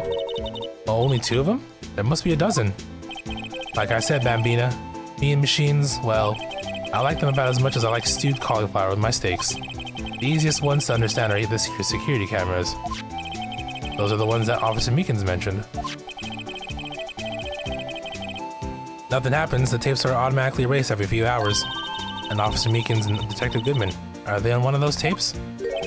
I reckon they might be. You're the security guard and you reckon? One more thing. When you go into the evidence room, You need an ID card, thus the card reader by the door. The card reader leaves a record of every ID card that passes through. Okay. So this is the ID card record. Hey, I've seen the number somewhere before. Sorry, Bambina, I can't show you more than that. Huh? I haven't heard whether this is related to the case yet. Mr. Wright, I saw a number on that record just now. I've seen that number before.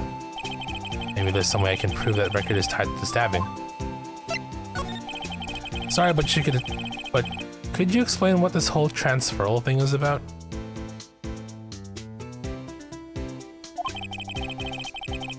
We keep only evidence from solved cases in this room. They're kept here under the presiding detective's supervision for 2 years, so we can reinvestigate them if it turns out there was a mistake, see? So what happens to the evidence after 2 years?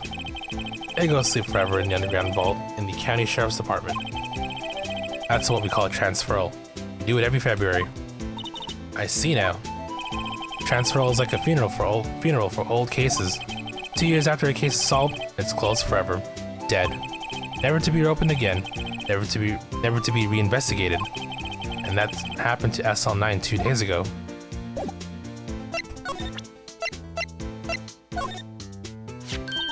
See this? This is the victim's ID card. Ah, the one that was on the ground in the parking lot. Number on this is that. Officer Marshall, show us that ID card record again. 514. Look, the fourth number. It's a perfect match. It was used at 514, right before the stabbing. What's more, there's only one of them cards in the world. So when the incident occurred, Detective Goodman was in the evidence room. But wait, what did Officer Meekins say? Sir entered the evidence room and asked the man to display his ID card. So he asked Detective Goodman to show his ID card. What did he do? That's the thing. Suddenly he pointed a knife at me.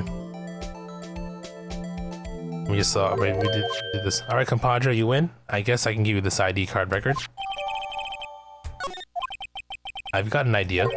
Maybe I should show this list to other people with IDs here. Okay. I guess for now we can go in, right?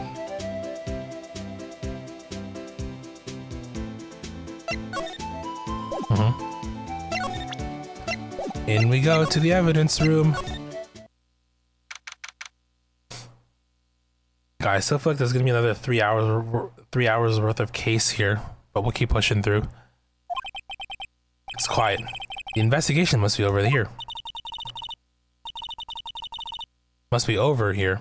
So this is the evidence room. It's kind of like it really is kind of like a graveyard. Graveyards are supposed to have grass and trees.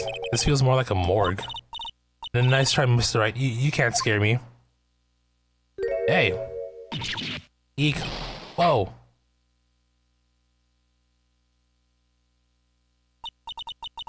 So sorry. I thought you were a ghost. I wouldn't recommend going around smacking ghosts on the head, pal. So is it true what I heard? Righto, please. Do I look like a self? Alright. Flashback. Yeah, it's true. So, Chief of Police Gant. Will loan anyone $50? Even me? Oh, so that's what you were talking about. Actually, I was put in charge of the investigation for today. Just for today? Boss for a day? But guess what? You got permission from the chief, so now you're the boss for a day. Gee, thanks. First of all, you'll want to have this. Floor plans.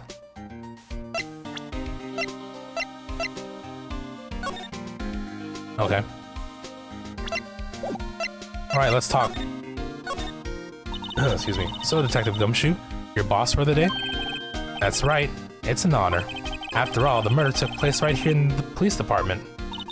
But if you're the boss, why are you all alone? Where are your underlings? They're using yesterday's findings to prepare for tomorrow's trial. In other words, you got kicked out of the investigation. Again. I'm adamant, though. I'm going to take control and put this case to rest. My own evidence locker, pal. You have a locker in here too, Detective Gumshoe? Of course. I'm a detective after all. They gave me a locker that only I can open, pal. Only you can open. I'll always believe in Mr. Edgeworth, no matter what happens. So, Mr. Edgeworth is with the inquiry committee right now, right? They're trying to figure out who's responsible for the mess up in court today. I see. I guess this is what you call fate. Mr. Edgeworth just can't get away from that case. That case? Yeah, that case. The SL9 incident, of course. That was the beginning of the end for Mr. Edgeworth. Maybe we can get him to tell us more about the case. This place is more high-tech than you might think. Every locker is fixed so that only one detective can open it. Using their ID card? Well, that's the thing, pal. ID cards can be lost. Why, I'm on my 3rd card since entering the force already. That sounds like a lot. Yeah, but even I can't lose my own right hand.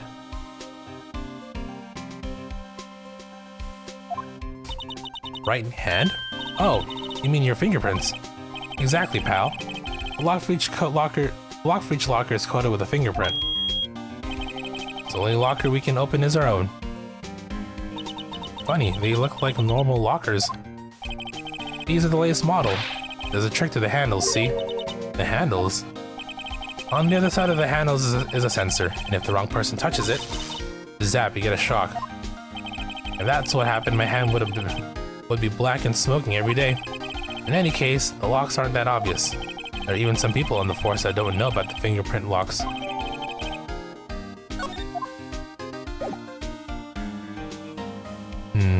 Okay, let's show them some stuff real quick before I proceed. I mean, the knives, you can't go wrong with the knife here, right?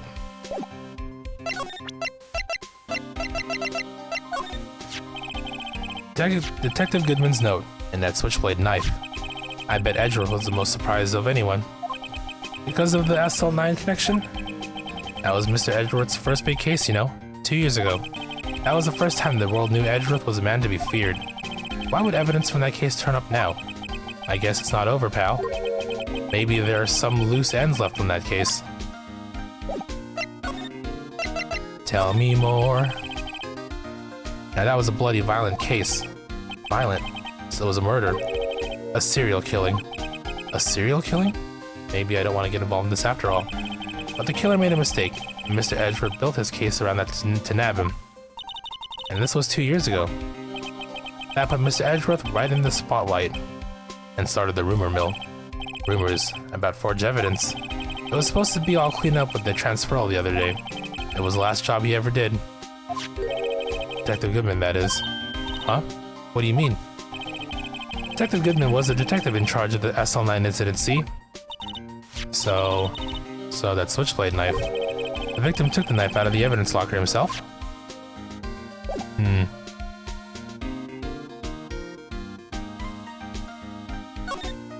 Okay, I guess we can start looking. I don't know what else to give him. Let's see. What else could be relevant to discussion?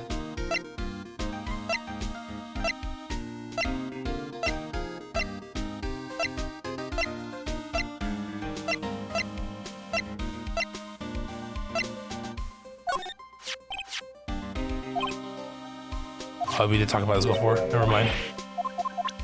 Okay, never mind. Let's move on.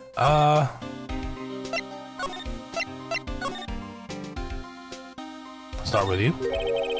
There's something sticking out of here. Looks like a shirt. I guess it must be evidence for some case. I wonder if Detective Gumshoe put this here. There you go, pal, making me out to be some kind of slob. I'm not responsible for the evidence here. That said, I bet that evidence locker was opened recently. How do you know? If you leave things hanging out like that, the evidence gets dirty or ripped. The guard checks on that kind of stuff and notifies the detective responsible. How many times have I had him breathing down my neck about some silly evidence?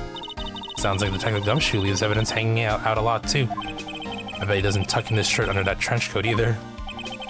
You're going to talk behind someone's back, don't do it right in front of them, pal. How about this suspicious looking bloodstain, huh? Well, what's this? Blood? It's a little worn, but there's definitely a handprint here. Looks like someone tried to wipe it off. Mr. Wright, what if there are other bloodstains left in the room?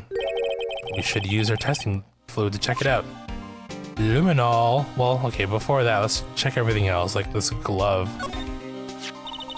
Someone left the glove here, but only one. Detective Gumshoe, maybe? There you go, pal, making me out to be some sort of absent-minded detective. That's evidence from the case, you know. You mean SL9? It does have a tag on it.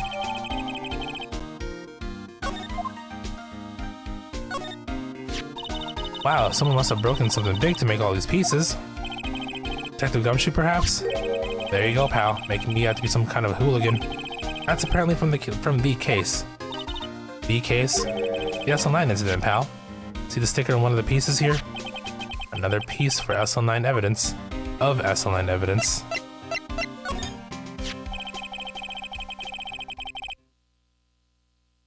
Wonder what shape these pieces were in before whatever it was broke. You want to try to put it back? You want to try to put it back together?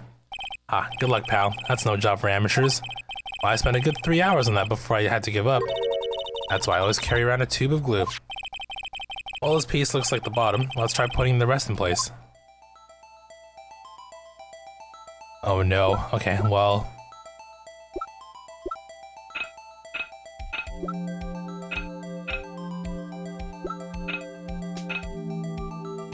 Does that look right? Okay. Okay.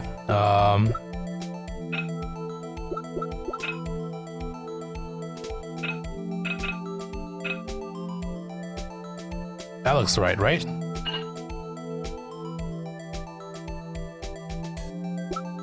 Behold the power of the Nintendo DS. Okay.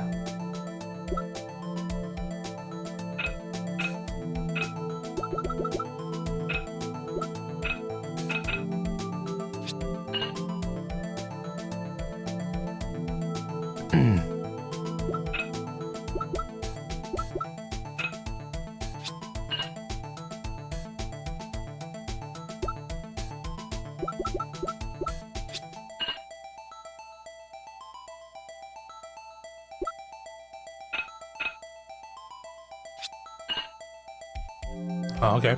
I wasn't sure about that one. It was either one or two pieces, right? So.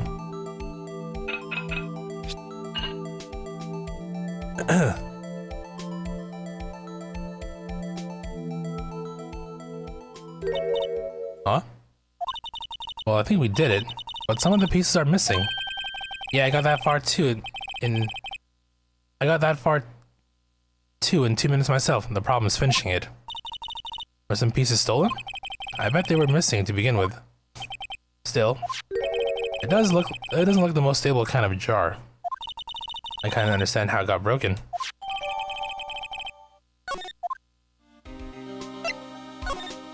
Alright, pardon me.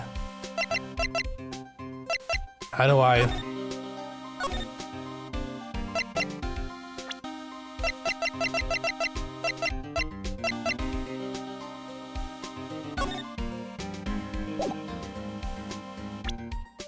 Spray to use. Okay. Where's my option for spraying though?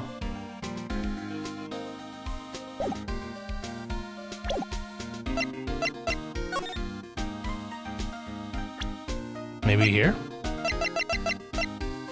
Ah, there we go.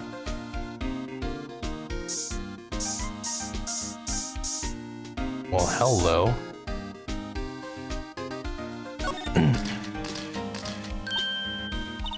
Why am I getting a reaction here? There's no reason for the murderer to touch the spot if he fled out the door. This might just be something significant. Hey, that's some pretty amazing stuff you got there, pal. What, this? It's called luminol testing fluid. Where'd you get your hands on that? I'd like to get some too. I'll just borrow 50 bucks from the chief. Where do you get this, Emma? I always buy it by mail order. Well, I better jot this down on the floor plans.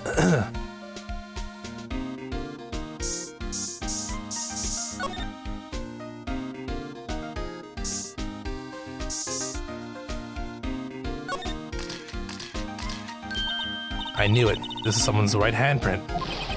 What? What's the matter, detective? This locker. It's mine. It's yours. Please. You have to help me. When they come to take me away, promise you'll testify that it wouldn't harm a fly. You'll do that for me, won't you, pals? This is an important clue. I'll jot down the floor plans. I'm counting on you guys. Believe me, you can't trust the police. What? But you're a detective.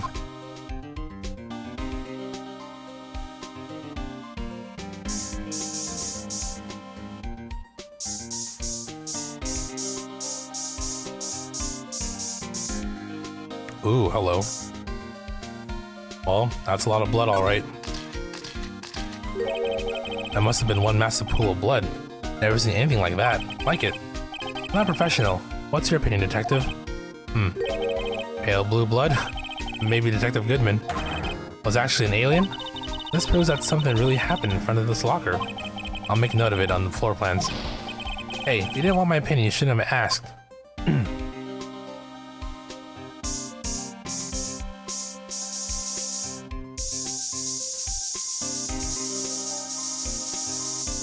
A lot of blood. I wonder if there's any more.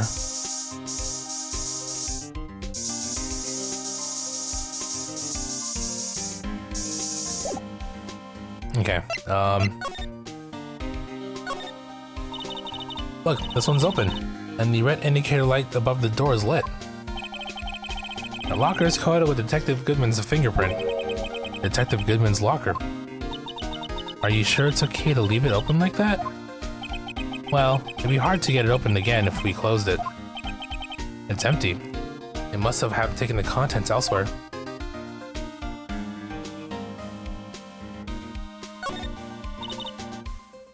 This place is stuffed with evidence, stuffed with dreams. I'm not so sure about the dreams. It won't open. Did you really think it would? Hey pals, our security is high-tech around here.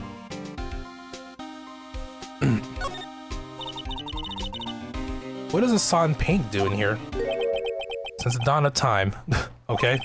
True art has always been a war against oppression. True art?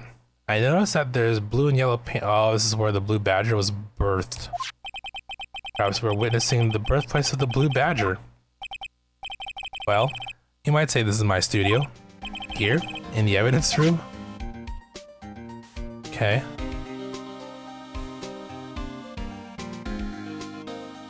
I have nothing else to do.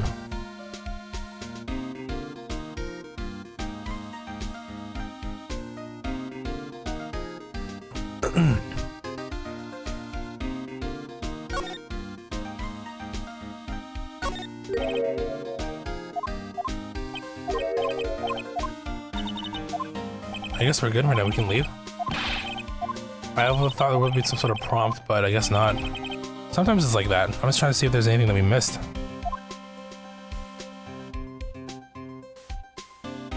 Unless there's more to talk to with Gumshoe about. No.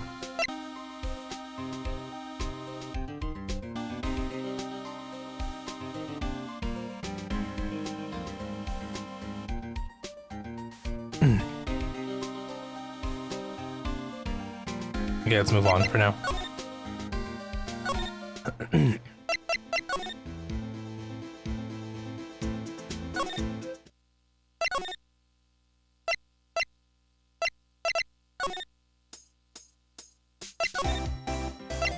I guess the one place I haven't gone to is you yet.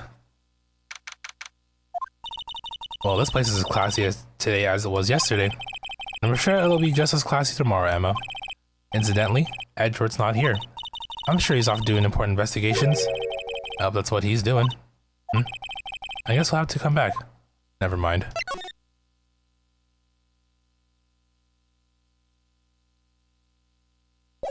Something that I'm missing, I'm sure, but I don't know where else we can go.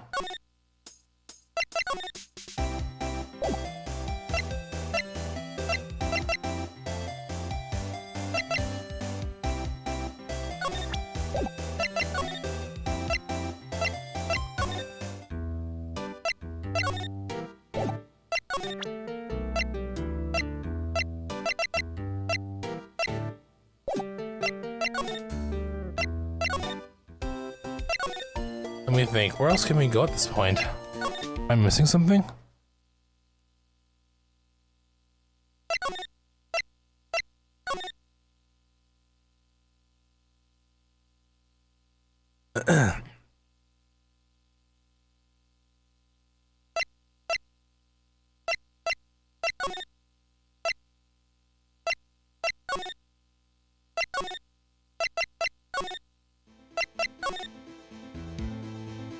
Talked to you about everything already, too. Nothing else to present to you, I guess?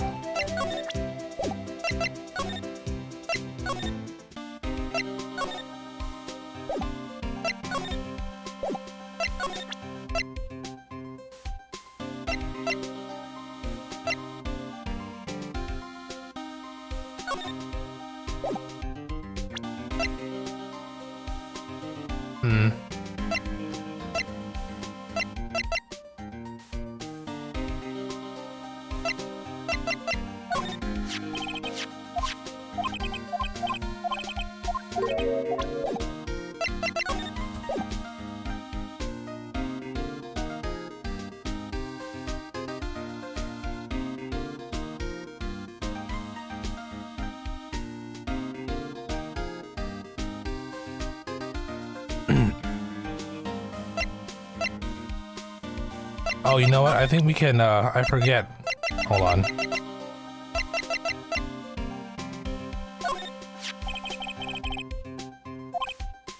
This is the ID card record of the people who came in here of the day of the stabbing. I heard the rumors. So it was a gunman who came in here at the time of the murder. Whoa. What is it? That second number. That's not your ID number, is it, Detective Gumshoe? Mr. Edgeworth. What? The second ID number on this list belongs to Mr. Edgeworth. What? Why would Edgeworth have come to the evidence room? Hey pal, look at the time. There we go. Was there something you need to be going to? It's just that Mr. Edgeworth's committee should be letting out soon. I'm going to give them my report for the day. On a restaurant menu. Might help, you know. For a report? You mean the note written on the back of that flyer? The one that says nothing but no problems? Hey, it's Mr. Edgeworth talking about. I'm sure he can use a report like this. I believe in him. Who needs enemies when you got friends like Detective Gumshoe? I'm out, pal. Later. I should probably see what Edgeworth has to say too. So, hold on. So it should be updated now, right? The fingerprint record?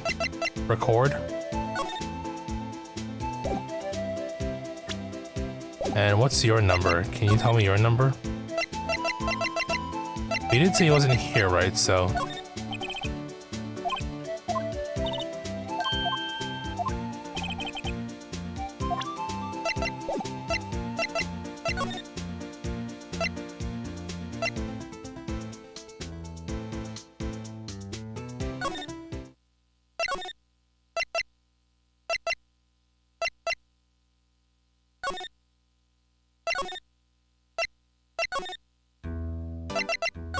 he said he was there. Let's verify his obviously we can see. Take a look at this. I'm sorry, sir, really sorry. Okay, never mind. Guess I'll go straight to Edgeworth then.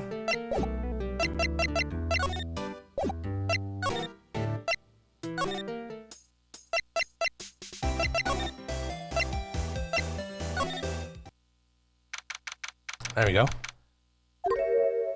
Oh, bellboy. Ah, I guess, my apologies. Oh, it's you. Have you met somewhere? Huh? Mr. Edgeworth, I beg your leave, so long. Is Edgeworth here?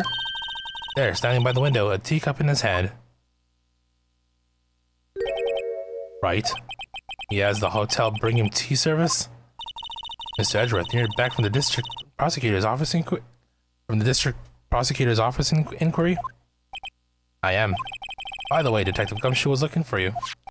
Ah, yes. He brought me the latest information, it seems. Really? Was it helpful? Apparently a new French restaurant is opening near here. I think he was trying to console me somehow. The real info is on the other side, Mr. Edgeworth. Poor Mr. Edgeworth. I think this whole thing is really taking a toll on him. Let us talk, friend. So how did the inquiry committee go? Actually, they decided to treat this not as a case of concealing evidence, but as a communications error during the investigation. Concealing evidence? Yes, apparently there are some who believe that I concealed evidence. They gave me a warning. You were lucky this time. Again. Again. I've heard them say that so many times. Ever since that case 2 years ago. Are you okay for the trial tomorrow? Well, I'm still the presiding prosecuting attorney, however. Something happened. They gave control of the investigation over to the police department. The police department? Yes, any further investigation for this case will be directed by the Chief of Police Gant. I can do nothing but wait for his results. I see. Why, I ask you, why? All along I've been only doing what I believe is right. I have nothing to be ashamed of. But still, Wow, I've never seen him this out of sorts. I guess we can start with this. Oh, right. I better check this now. As I was saying, What's this? A record of ID card usage? Edgeworth, you went into the evidence room that day, didn't you? Just before the incident occurred, no less. Yes, that's true. Why? Why, Mr. Edgeworth? Please don't look at me like that. I was asked to go. By Chief Gatton, no less. The Chief of Police? He wanted evidence for a case that wrapped up half a year ago. He told me he wanted me to keep it here in the prosecutor's office. But it was solved, right? It would have to be if the evidence was already filed. Chief is never one to explain himself. In any case, on the day of the stabbings, I brought this back here. Can I ask what kind of case it was? I can't say. It really has nothing to do with the current case. Now I'm curious about this other case. Better make a note of it.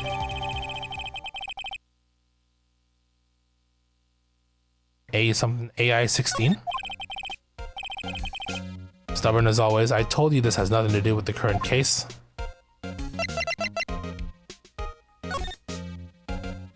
AI 16.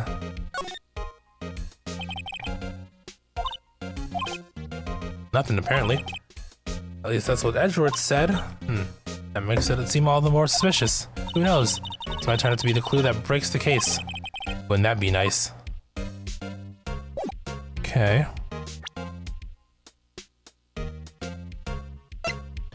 Let's talk about cell 9 then, I guess.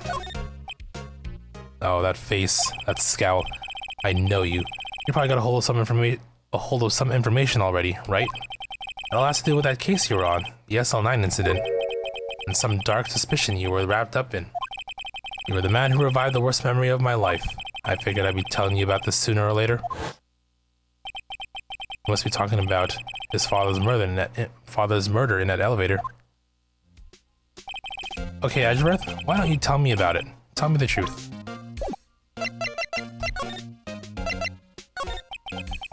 The SL9 incident was a heinous serial killing case. The head of the investigation was the Deputy Chief of Police at the time, Damon Gant. That wacky old coot was involved in the case 2 years ago too, then? He was a top officer, and it was my first time working with him. I was nervous. Wow, you get nervous too, Mr. Edgeworth. What I want to know is why was a Deputy Chief of Police on the investigation?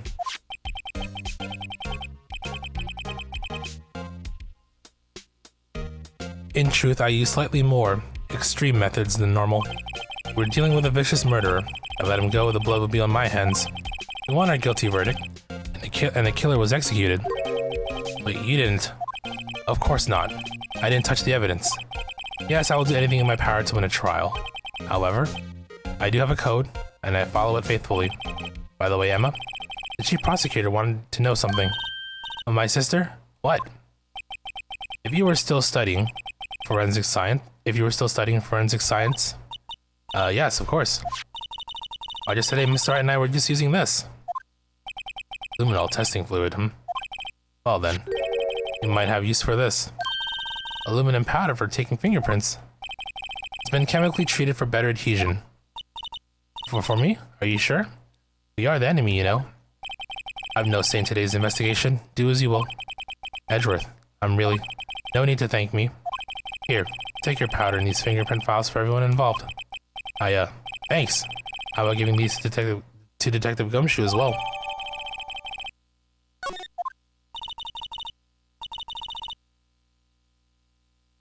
Okay, let's get going. One last investigation. Right. I do seem to remember seeing a suspicious handprint somewhere.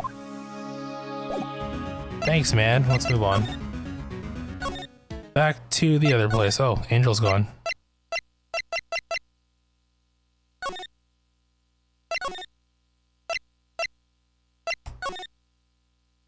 So is Marshall.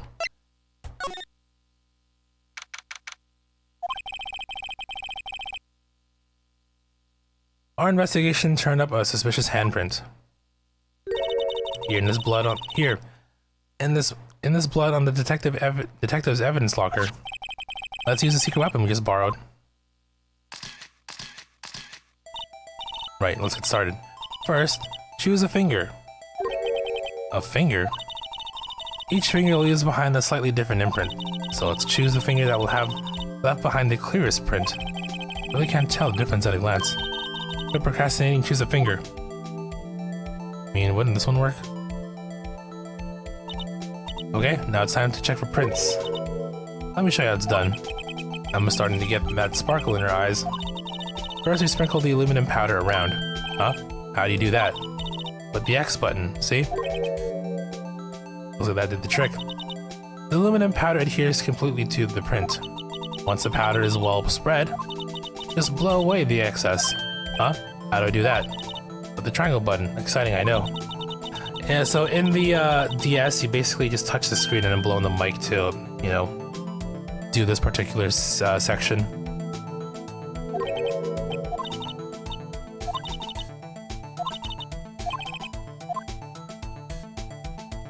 Fingerprinting.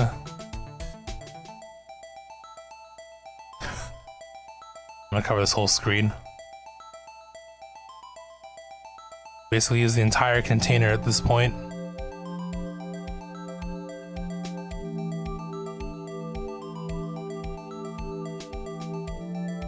What if we get all the pixels and just completely white it out?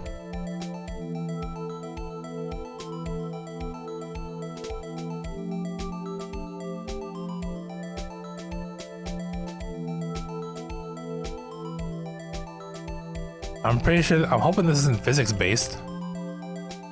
Oh, ah, you did it, you found one. But it looks nothing like a fingerprint. Now that you mention it, I guess it doesn't. What does it mean? I think it means we're out of luck. Out of luck. The person who left this handprint must have worn gloves. Don't tell me we've been wasting our time here.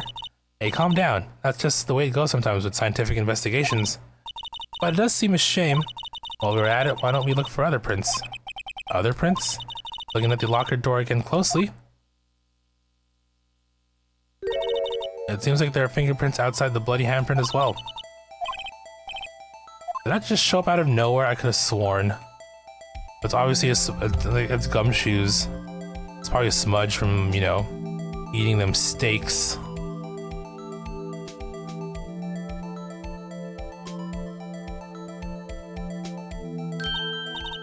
Hey, a print so clear it's dazzling. Dazzling? Anyway, this print took a lot of effort to find. Let's match it up right away. So we're not done yet. This is quite a process.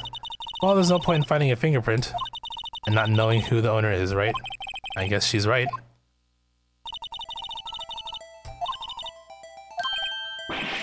Am I supposed to know who it was? I can make a pretty good guess. The bloody handprint and the fingerprints are in different places, right? That means the prints probably don't have anything to do with our case. So whose fingerprints will be most likely found in this evidence locker? Your boy Dick.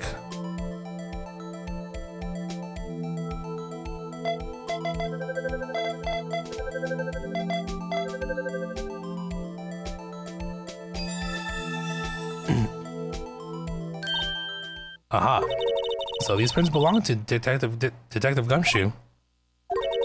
Something wrong, Mr. Wright? You gave me this so what look. I guess that's probably because I was thinking so what. Okay, so we came up with nothing this time, but there's always next time. Sometimes you hit, sometimes you miss. You gotta roll with the punches, Mr. Wright. Thanks for the sympathy. Wait, if I remember correctly, there was one other handprint in this room. Let's check it out.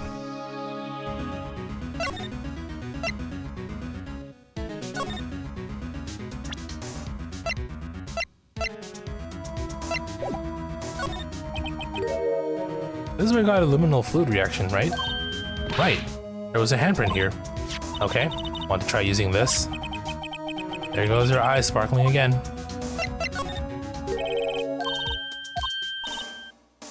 I have to warn you about something first. What? The area with the blood was wiped away, right? We only ended up finding it using chemical means. Any prints in that area will have been wiped away too. Oh, right. So that means no prints. You say the probability of your hypothesis is high? Don't ask me. Anyway, must try to find prints that weren't wiped away.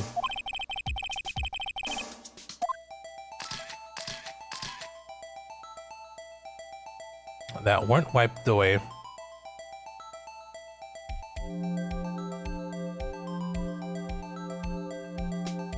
mean, we can identify whose locker this is, right? At the very least. Not quite. Oh, you know what? Okay, you know what we'll do here? Let's do this. I guess we'll just match. Pretty sure maybe this person's hand wasn't fully bloodied.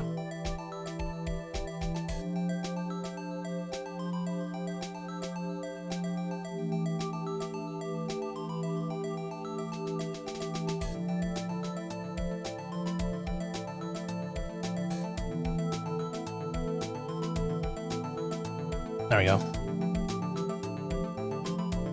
You want more? How much more clear print do you need here?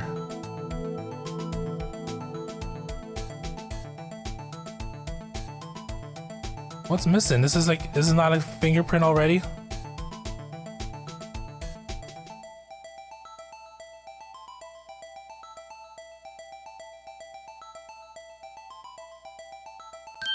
There we go.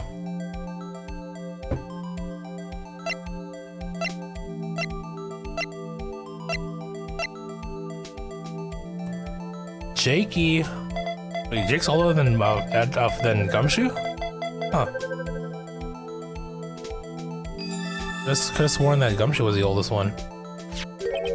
Hey, these fingerprints, whose are they? Whose? Is it someone I know? It's Officer Marshall. Huh? Officer Jake Marshall? That's gotta be a coincidence. He's not involved in the crime. Emma. This is decidedly different from Detective Gumshoe's prints. Luminol reaction. The blood and the fingerprints are in the same place. Oh. Oh. So you have Jake Marshall's fingerprints on a white bloodstain. But why would Officer Marshall? It looks like our investigation is finally turning up some results. I guess this is what you call decisive evidence. I don't believe it. Oh, this is okay. Oh my god, we have like 2 whole days to go still. We will get there eventually. Well, 1 whole day. Trial and then evidence and then final trial if I recall the order.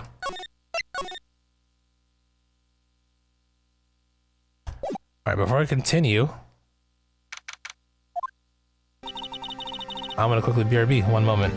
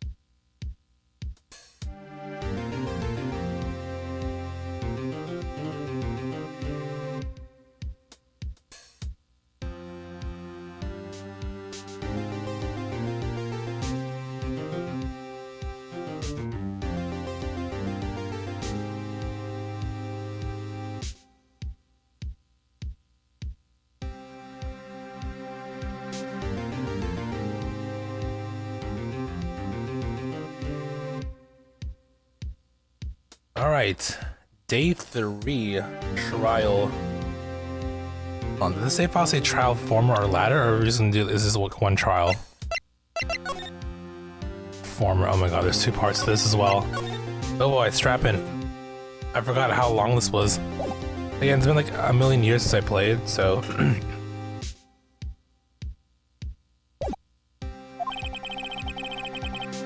I think the prosecution is as confused as we are.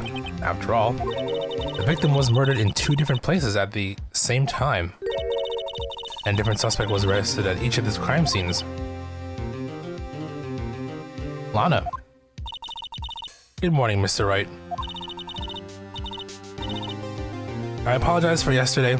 I was indisposed. I hope it didn't hold you too long for questioning. We just finished, actually. Oh my god. We just finished, actually. I'm used to all-nighters, though. So how'd it go?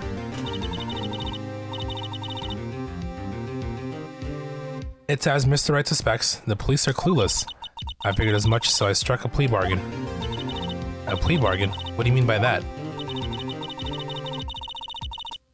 We agreed that if I told them the truth behind the simultaneous murder, they wouldn't seek capital punishment. That's what I mean, Emma. But Lana, don't tell me you. Much to my regret, I'm as much in the dark about this as they are. Miss Sky. We found trace evidence of a certain person in the police department's evidence room. They belong to Officer Jake Marshall. What kind of trace evidence? Bloodstained fingerprints, to be exact. That's the trump card I have up my sleeve today. You do understand what this means, don't you? In order to defend my sister, you're going to accuse Mr. Marshall. You have to play the cards we're dealt. Isn't that right, Miss Sky? Do what you have to do, Mr. Wright.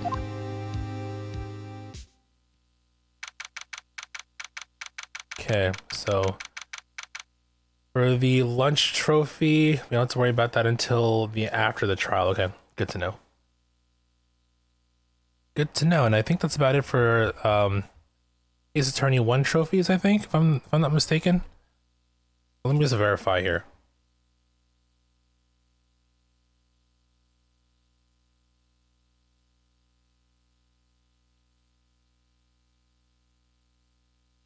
One moment before we start here. One moment.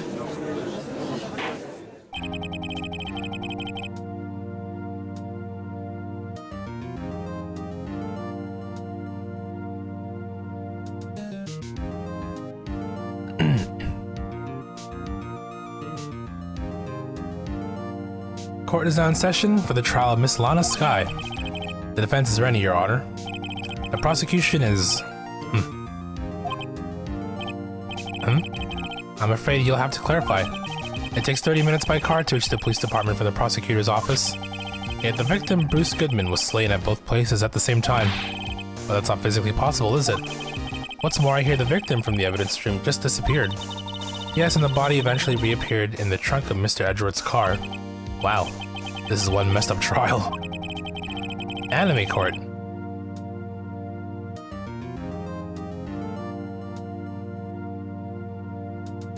One of my duties as prosecutor is to provide impartial evidence. Today I will present evidence relating to the murder at the police department. In so doing, I believe the way in which we should proceed will reveal itself. And that's what sets Mr. Edgeworth apart. He so sounds on top of things, even though he doesn't know what's going on himself. And that's supposed to be an admirable trait? Very well, let the trial resume. On the day of the crime, what exactly transpired at the police department? Mr. Edgeworth, you may call your first witness of the day to the stand. For its first witness, the prosecution calls the suspect of the murder that occurred at the police department. The suspect? You mean the so-called murderer? Oh boy. Things are getting wild from the get-go.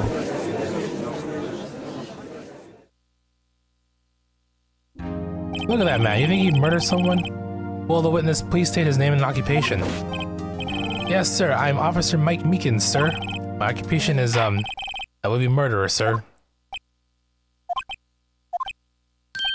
So you're telling us you're a professional killer? Sir, it was me, sir. I'm the one who did it. I'll never kill anyone again, sir.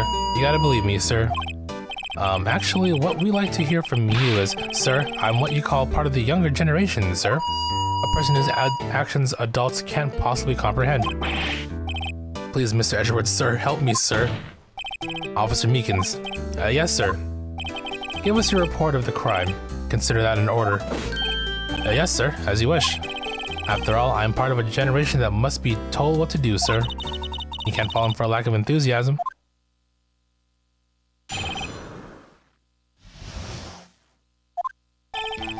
Although it's not my normal duty, I was assigned to guard the evidence room that day.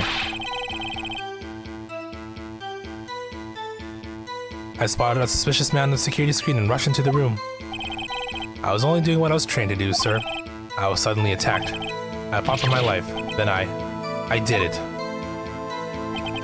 After that, I passed out until another officer smacked me awake.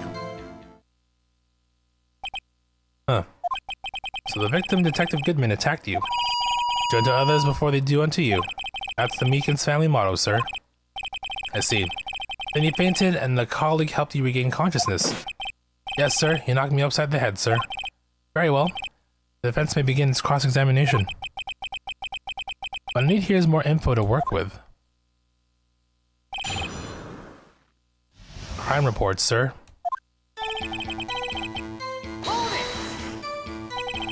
Mr. Meekins, you work in the General Affairs Department, do you not? Yes, sir. I'm in charge of hiring new recruits, sir. Yikes, now there's a scary thought. Evidence transfer was taking place on the day of the crime, which meant many officers were given special tasks not ordinarily performed. I was in charge regarding the Blue Badger, sir. The Blue Badger? Yes, sir. The lovely police mascot created by the Chief of Detectives, sir. Not this asshole again. I was to ensure it wasn't broken during the transferal process. That was my sole mission for the day, sir. I see. Sounds like a very, important mission. After the award ceremony finished that day, there were so many people running around. I relocated the Blue Badger to the evidence room. Oh, so that's why you went to the evidence room.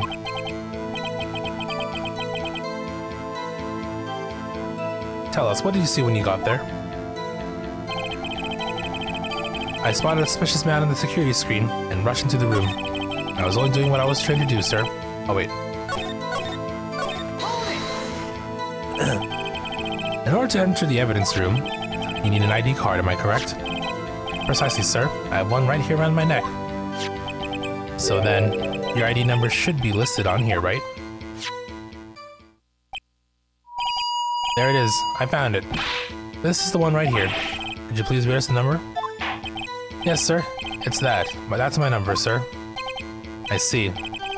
But the number is shown being used as twice. Please explain, witness. It's no real mystery, sir.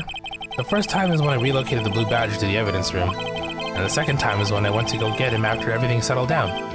I see. So it was during that second time when... Yes, sir. That's when I spotted the man on the security screen. I was only doing what I was trained to do, sir. I was suddenly attacked. I fought for my life. Then I did it. Oh, wait. Press 1, press 2. So you were attacked? Can you please tell us exactly what happened to you? That was a knife, sir. A knife. Detective Goodman pulled a knife on you. What happened then? Well, with me charging in on him like that, he looked as surprised as I was. You aren't exactly the kind of person someone would want to run into. That's when I reacted, sir. I swung my arms like an octopus, struggling to detain him. That's how I got this gash in my hand. Maybe if you just kept your cool, your hand wouldn't be. When I saw the blood trickling down my arm, I panicked. I grabbed the man by the collar. I fought for my life. Alright. I did it. What did you do? What exactly do you mean when you say you did it? I know I don't look the type, but I'm really into kung fu films, sir. The man let his guard down for just an instant. So I snatched his knife from him. He took his knife? I spun him around and performed a disarming maneuver. I made sure to close my eyes like a man. I see. He must have been desperate. The next thing I knew, his white coat was drenched in the sea of my blood. And then, the next thing I knew, yes, he punched me right in my face, sir. After that, I passed out until another officer smacked me awake. About what time did you regain consciousness? No offense, sir, but how am I supposed to know that? I was unconscious. Oh, right. According to the report from the officer that woke up the witness, it was about 5:30. Hit me right in the head, too. I woke up crying tears of pain. That's nice. I mean, it's nice that you recovered, that is. When I came around, though, I made sure to finish my mission, sir. Your mission? Yes, sir. The Blue Badger, sir. I returned him to the entrance before things got out of hand. Well, we can all rest easy now. I believe we now have a fairly accurate picture of what happened. Yes, Your Honor. Only one thing remains unclear. Was the man this officer murdered really the victim?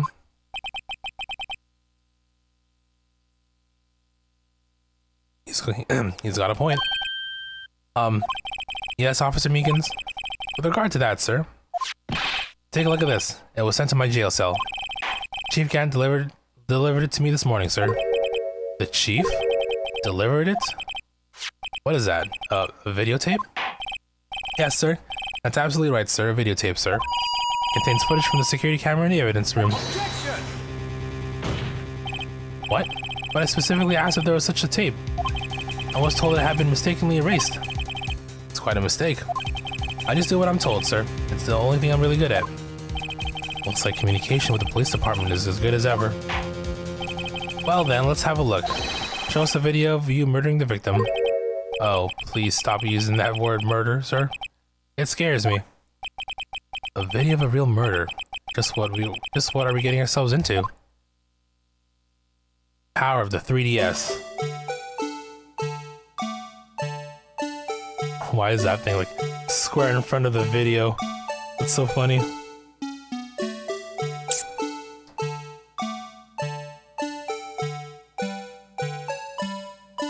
Well, there's a Goodman.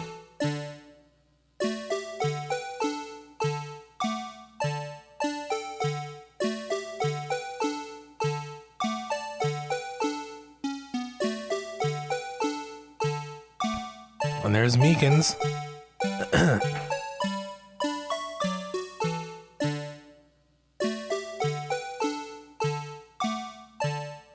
Oh, tacked his hand. And there's blood on the coats. I do see that. It turns away at the most crucial moment. And then Meekins knocked out.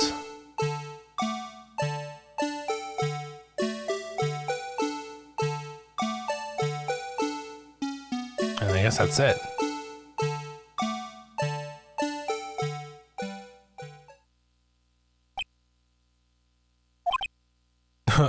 The reactions. Well, I believe we're all thinking the same thing. How can we deal with these unsettling feelings stirred within us? What the hell was that wriggling piece of plywood? Sir, that is the pride and joy of the Criminal Affairs Department, sir. It's the Blue Badger, sir. Why am I not surprised this isn't going smoothly? Yes, well, anyway. This tape seems to prove that the witness did indeed encounter, someone in the evidence room, and some sort of, activity did take place, Your Honor. Instead of relying on clearly incomplete footage, the witness's testimony will suffice. Is that alright with you, Officer Meekins? Yes, sir. As you wish, sir.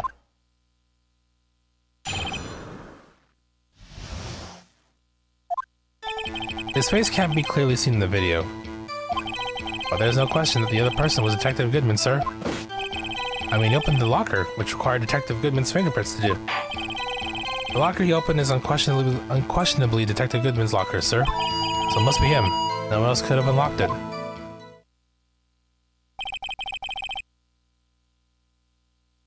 What's this about a fingerprint? Each detective has been given the locker equipped with a fingerprint-activated lock. These locks ensure that each locker can only be opened by the detective it belongs to. Intriguing.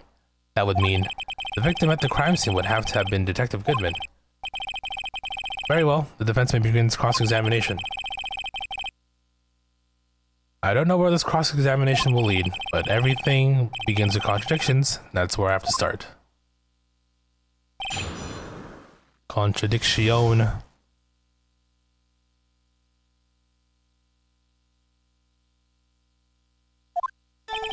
Alright, Meekins.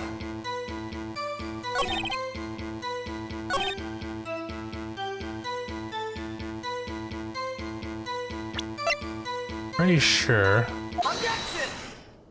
If I recall correctly, I did see. I mean, I want to confirm. I didn't mean to do that by on purpose, but I want to check the video. Can we fast forward?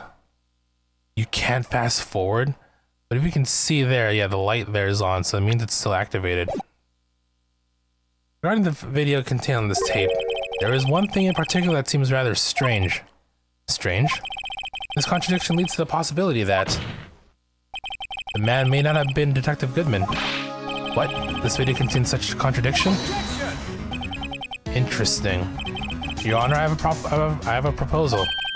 Yes, Mr. Edgeworth? I propose we have the defense point out to us this alleged contradiction in the video. You would want me to point it out.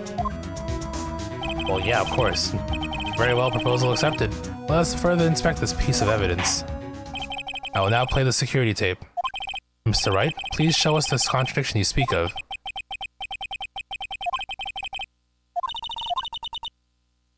Oh, okay, so you can fast forward here, okay. Please don't play it too many times, I can't stand watching this video. How did this guy ever become a police officer? Now then, Mr. Wright, please enlighten us. What is the contradiction that indicates the man may not be Detective Goodman?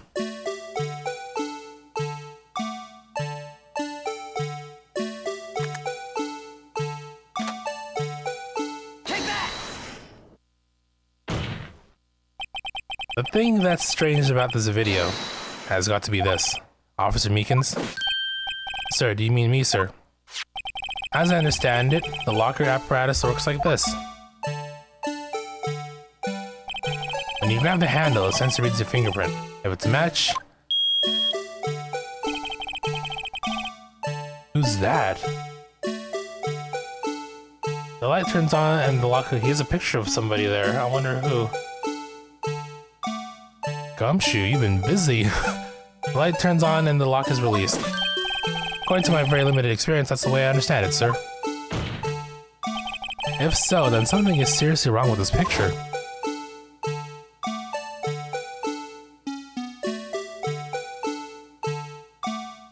The light remains on.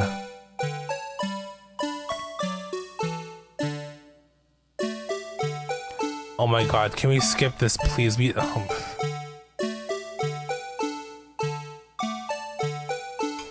Well, I guess we'll be here for a while. This 1 hour of Blue Badger music coming up.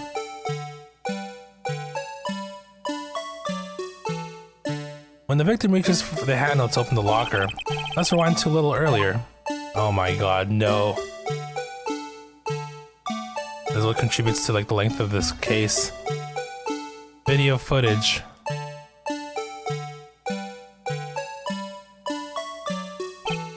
Here, notice the light? What's this? It's already lit. Precisely my point, Your Honor. The locker was already open before the victim grabbed the handle.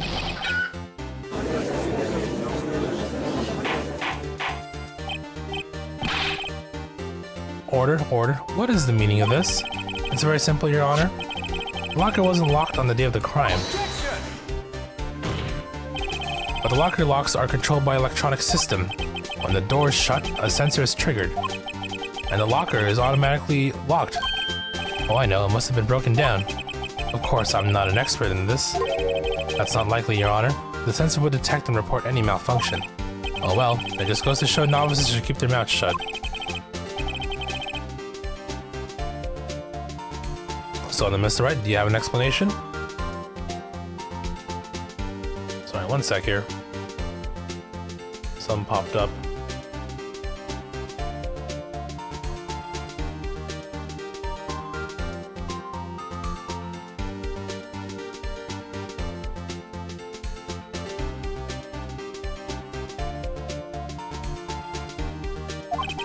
Me, Your Honor?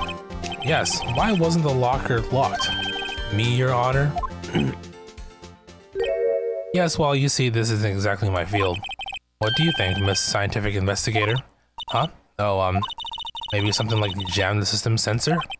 Something jam the sensor? Say, there's something else that seems out of place in this video. Yeah, I thought so too. There's gotta be another clue somewhere in this footage. Very well, let's inspect the video once more. The locker wasn't locked. Mr. Wright, please point out the cause for this. Okay, let me fast forward this nonsense.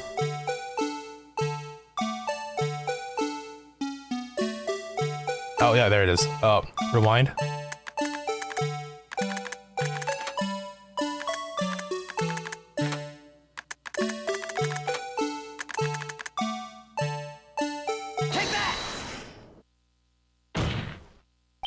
Please watch closely. This is the continuation of the part I showed you earlier. No, you're gonna play the whole stupid thing again? Oh my god. Damn it. This is what I hate. Just jump to it immediately. You don't need to go back and forth.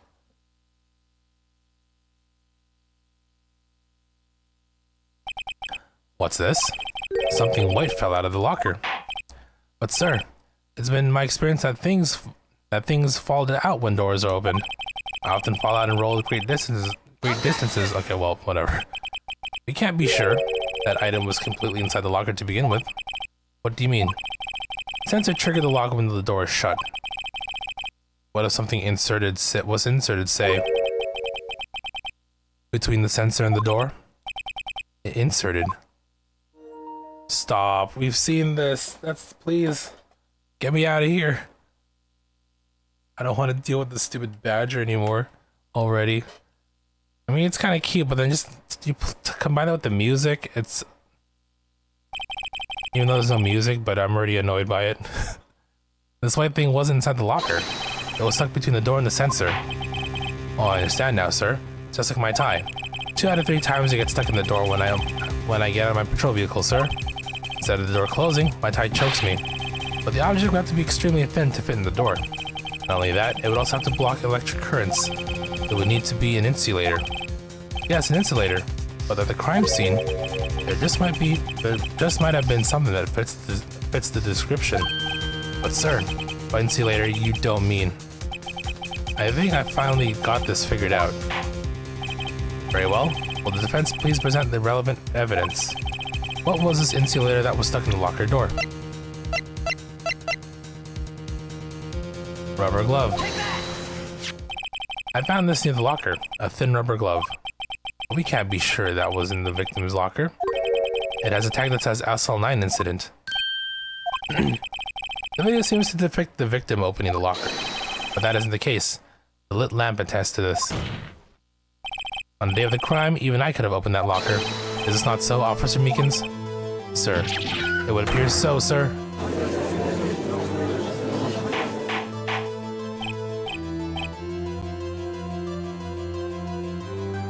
Sorry, one second here.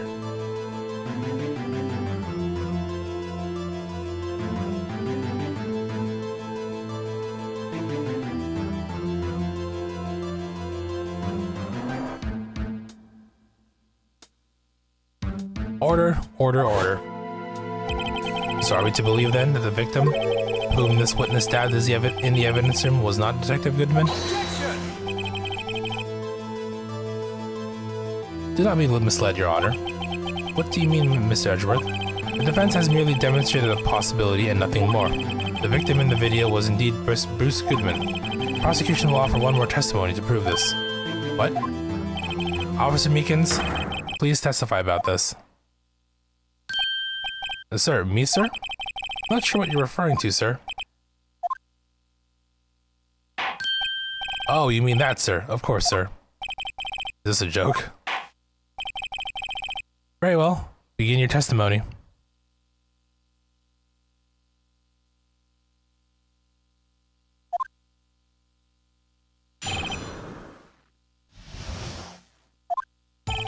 There's one other thing that proves that the man was Detective Goodman, sir. To enter the evidence room, one must use their ID card. An ID card is used as a record of it. At the time of the crime, the detective had used his card. Missed the badger? What, you missed the badger? You missed it? You did miss it. You had the video. I'm sure it's gonna pop up again, though, if I remember. Actually, I don't remember if it shows up again. An ID card record, I see. Oh, you missed it. I have the ID card record right here, Your Honor. The ID used at 514 is that of the victim. Just before the crime, Yes, without a doubt, this is the victim's ID. However, one thing does strike me as unusual. Several hundred cases should have been due for transferal. Why were there so few people using this room? This particular evidence room is only used for storing special cases. Special cases? Extremely violent cases involving police staff. Just hearing that makes my hair stand on end. Me too, although it doesn't make much of a difference because his hair is already standing. There were only a few cases up for transferal there, and most were cleared up by noon. Right, I see. Now let's move on to the cross-examination.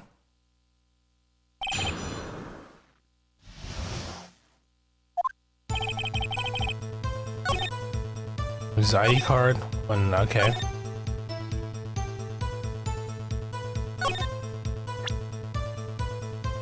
Wasn't there... I wonder if I can use this now.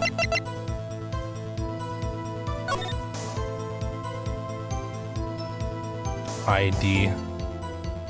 Half filled out, but he didn't remember his 5'9". He didn't remember his ID.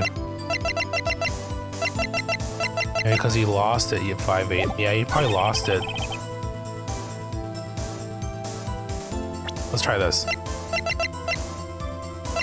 Objection!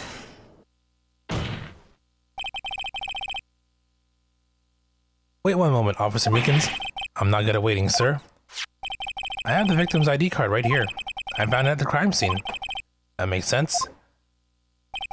When I say crime scene, I'm not referring to the evidence room at the police department.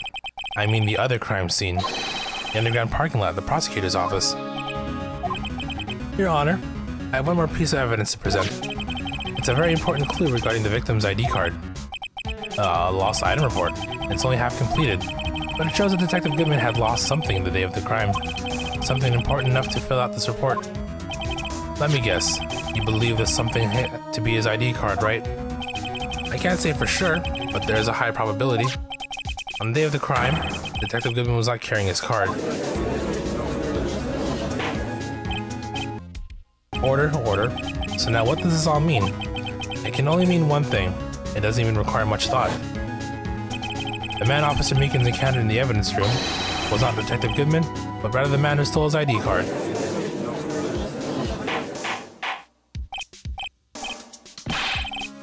Order, order, order. Does the prosecution have a response? I have only one thing to say to the defense. Bravo, Mr. Wright. Bravo. Allow me to summarize the defense's argument. At 5:15 p.m. on the day of the crime, the man in the evidence room Officer Meekins encountered was not Detective Goodman. There are two grounds to support this. First, the locker in the evidence room was already unlocked. Second, the victim lost his ID card. Am I correct so far, Mr. Wright? Yes. What's he up to? That being the case, he must inevitably arrive at a single conclusion.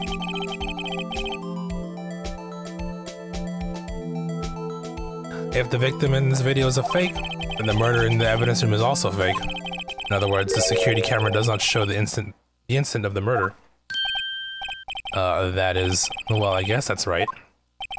Is something wrong, Mr. Wright? Only moments ago you seemed content to be pointing your finger around. This isn't going to end well. Well, well. It seems you finally realized exactly what you've gone to such lengths to prove. Explain yourself, Mr. Edgeworth. The defense has already done the explaining for me.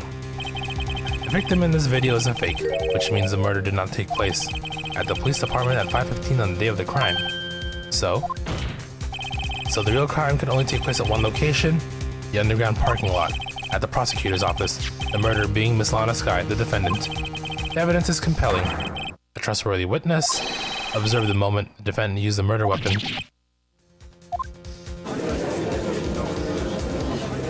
Felix be like, oops, did I do that? I knew that testimony was way too shabby. It was all a trap from the beginning. The activity in the evidence room still leaves many questions unanswered. Who exactly was the victim Officer Meekins encountered, and where did this person disappear to? However, this trial's purpose is to examine only the murder of Detective Goodman. Just so, Your Honor. Mr. Wright, you have to do something, or else Lana. What do I do? How am I supposed to get myself out of this mess? Objection! One moment, Your Honor. What now, Mr. Wright? Don't tell me you're objecting to what you've just proven. Of course not, but I almost walked right into the prosecution's trap. What are you talking about? This cross-examination has proven one thing and one thing only. The security video did not show the actual murder.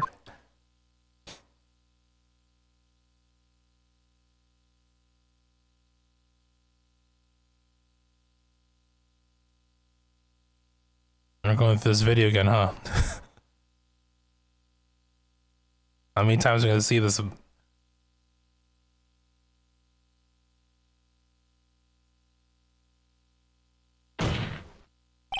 However, it cannot be said that it is unrelated to the murder in the parking lot.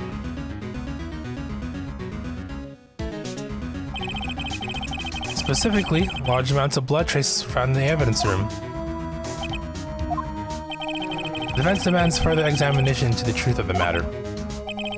Mr. Edgeworth? Yes, Your Honor? If this court were to examine this further, other witnesses will be necessary. Is the prosecution prepared? I'm sorry, Your Honor.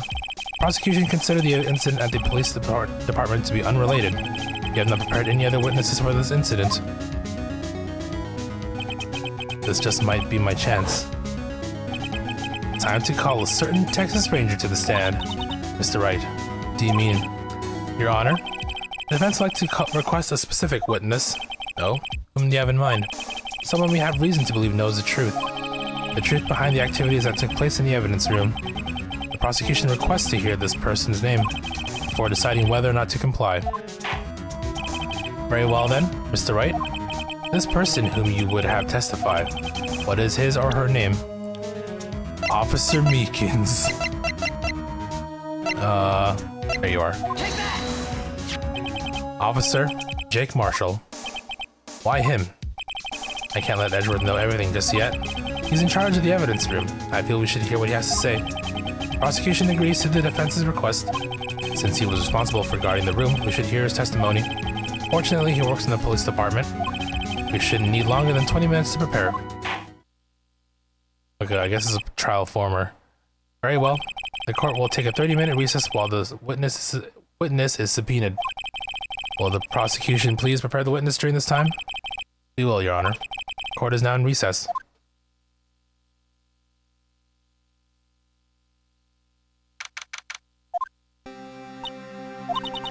There's no stopping you, is there, Mr. Wright? Huh? What do you mean? You called for Jake Marshall. It seems you figured everything out. I haven't figured anything out. Lana, you're the one who knows everything. Emma, you always know everything. Why don't you just tell us? Mr. Wright is trying his hardest to protect you. I don't recall ever asking for his protection. How can you be so cold? Don't you trust us? Don't you trust me? Hope I'm not interrupting anything, pals. Oh, I guess I am. Come back later. Oh wait, Detective Gumshoe. What is it? You got a lot of nerve, pal, making a detective run all around while on duty. And top it off, you call me here. I've seen happier people at funerals.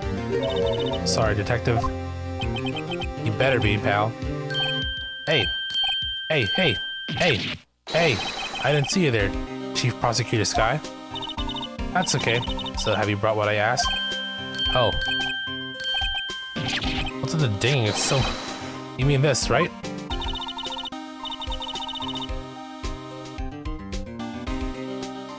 My apologies, detective. Due to my present circumstances, I was forced to use Mr. Wright's name when making my request. My name? Never in a million years would I have thought it was you who asked me. Could I bother you to bring me the SL9 incident files? I'll need them by noon. Talk about crazy. The SL9 incident? But Lana, that's... I thought Mr. Wright might need them, so I had them brought here. Here, you might do well to read them. I can't believe you, the child prosecutor, were a witness in that case. Miss Sky was a witness? Files for the Joe Dark killings. Take it from me, you don't want anything to do with serial murders. Oh what, now that I brought you stuff, you're just gonna ignore me? Emma? But why is your name in here? What? My name's in there. I don't know, unless... No, it couldn't be. Lana, this SL9 incident, is that... That's the classification number the police filed it under. 2 years ago, the rest of the world knew it as the Joe Dark killings. The Joe Dark? No. No, Lana. That's over with. No. Emma, wait. She ran away. Oh, you know what? I just remembered. I gotta be somewhere. Sorry, pal, but I'm out of here. Jake Marshall, Angel Star, Damon Gant, Miles Edgeworth. Not to mention the Lana and Emma. Everyone involved in this case is connected to those killings 2 years ago. This can't be just a coincidence. Knowing you, you just might be able to figure it out. Time to get back to the trial, Mr. Wright. Best of luck. You better take a good look at this file.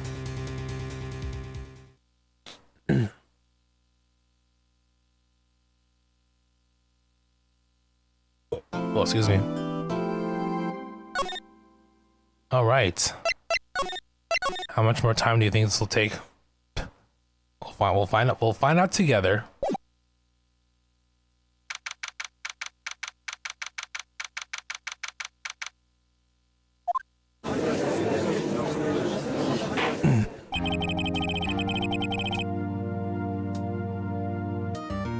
The court will now reconvene for the trial of Miss Lana Sky. Emma didn't come back. Allow me to call the next witness to the stand. The officer in charge regarding the evidence room on the day of the crime. Witness, please state your name and occupation.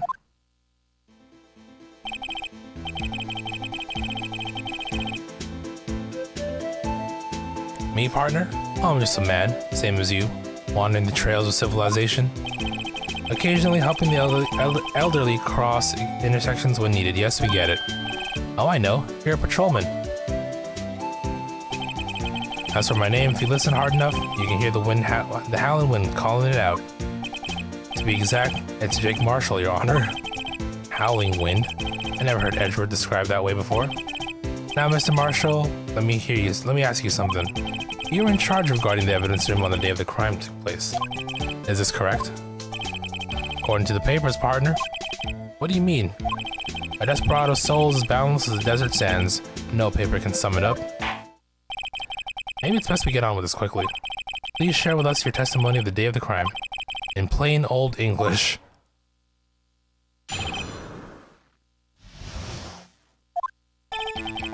My job was to keep a wary eye on that bone orchard. They say I was supposed to make rounds 3 times a day, but that ain't my style. Besides, the room is protected by 2 security systems anyway. If I remember right, I was at a street-side saloon at the time we went down.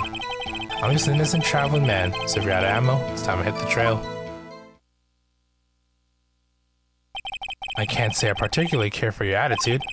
I can't say I care for your beard, but you don't see me complaining. Wait a minute.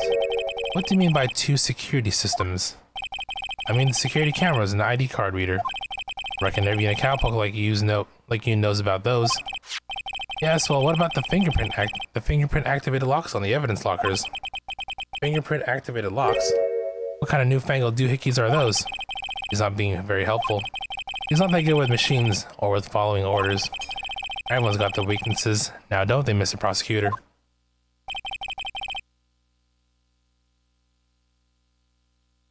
This one seems like trouble. Okay, Mr. Wright, he's all yours.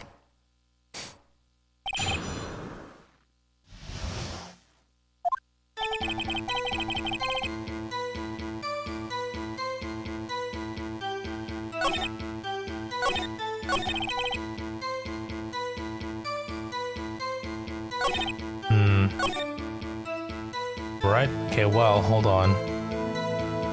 I guess we can present it here.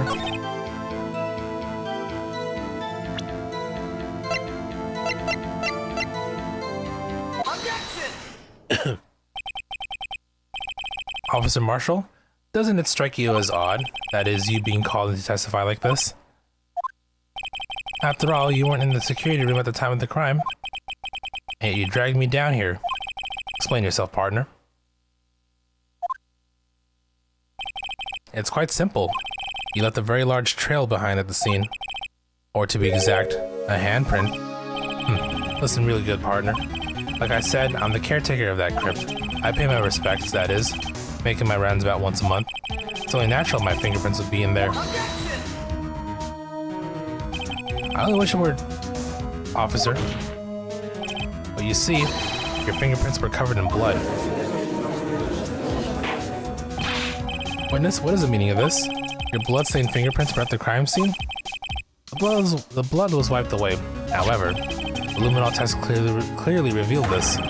Well, Officer Marshall, it seems to me there ain't a person in this room with a head on their shoulders. I take it you have an explanation then, Officer Marshall? About the blood-stained fingerprints? Very well, you may begin your testimony about your fingerprints found at the scene of the crime.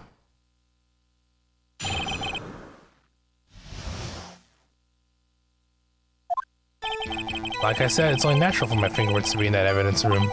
One of them just happened to be in the same place as the bloodstained handprint.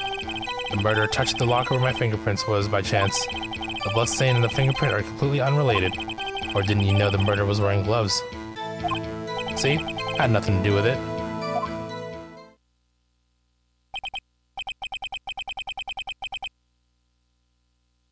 The witness's explanation appears valid. Although there's room for doubt, life wouldn't be fun without any doubt, partner. The defense may now cross-examine the witness. This guy's hiding something, I can feel it. Now's my chance to prove it.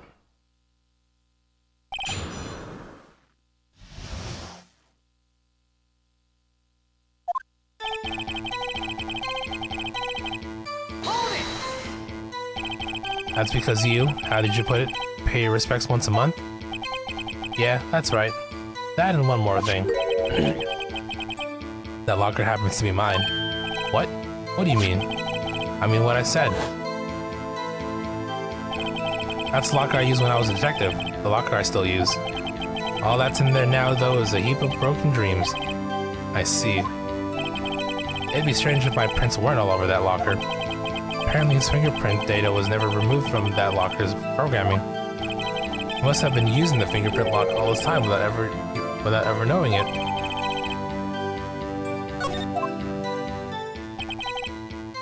Hold it! So then, what about the bloody handprint?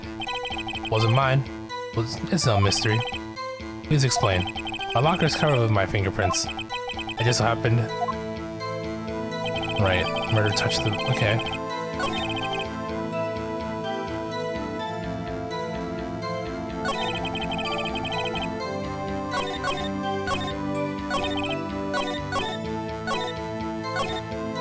And then you know the murderer was wearing gloves.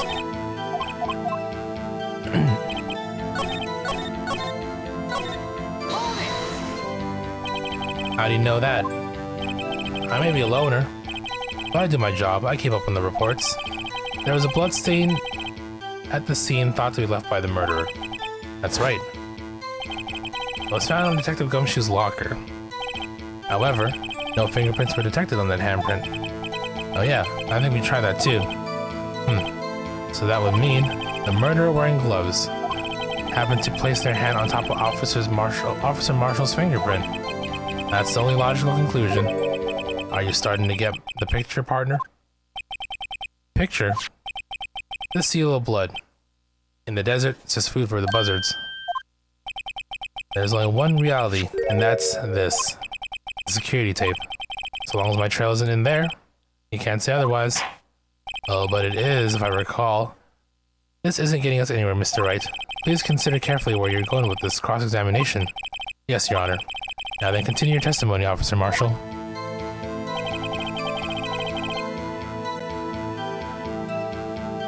Too bad it wasn't me in that video, right, partner? I remember seeing a couple things in the video, and also, like, the story kind of, like, pointed out as well. Objection! Oh, wait, shoot, I didn't... Damn it. I gotta press that first. Hold it! What do you mean by that? You want to tie me to this crime, isn't that right, partner? If so, that video is the only direct evidence you have. But that video is next to useless, it's full of blind spots. Blind spots? Places you can't see. See, I think I'm gonna show it again here. The camera's panning back and forth, the floor isn't shown. Oh, never mind. If someone was familiar with the camera's position, they could leave the room without being caught on tape. I already know where this is going. Objection! You don't have time for your speculations, Mr. Wright. Well, Mr. Wright, if you can show us evidence in this video that indicates Officer Marshall was present, please do so now.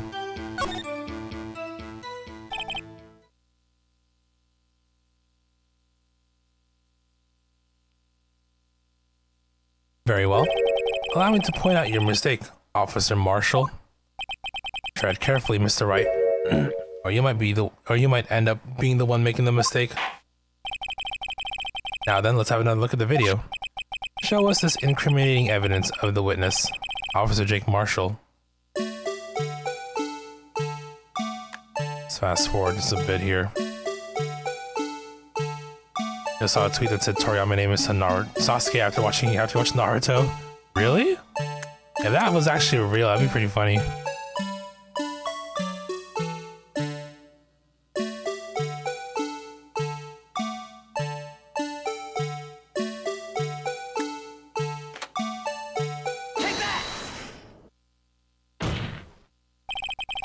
Bring our attention back to the security camera. It's a mistake I'm afraid you'll soon not forget, Officer Marshall.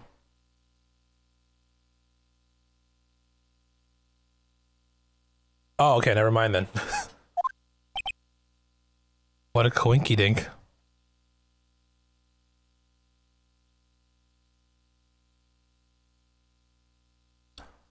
I mean, I guess he only had one kid, eh? He didn't have a kid after Naruto came out. Days are short in Texas, and so are our tempers. Can you sum up what you have to say in 8 words or less? Very well. You can clearly be seen in this video. Exactly 8 words. Not bad, partner. The key lies in a certain locker shown in the video.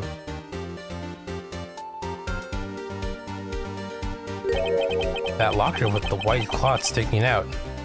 That was the witnesses, I believe. Now then, let's rewind the video a bit.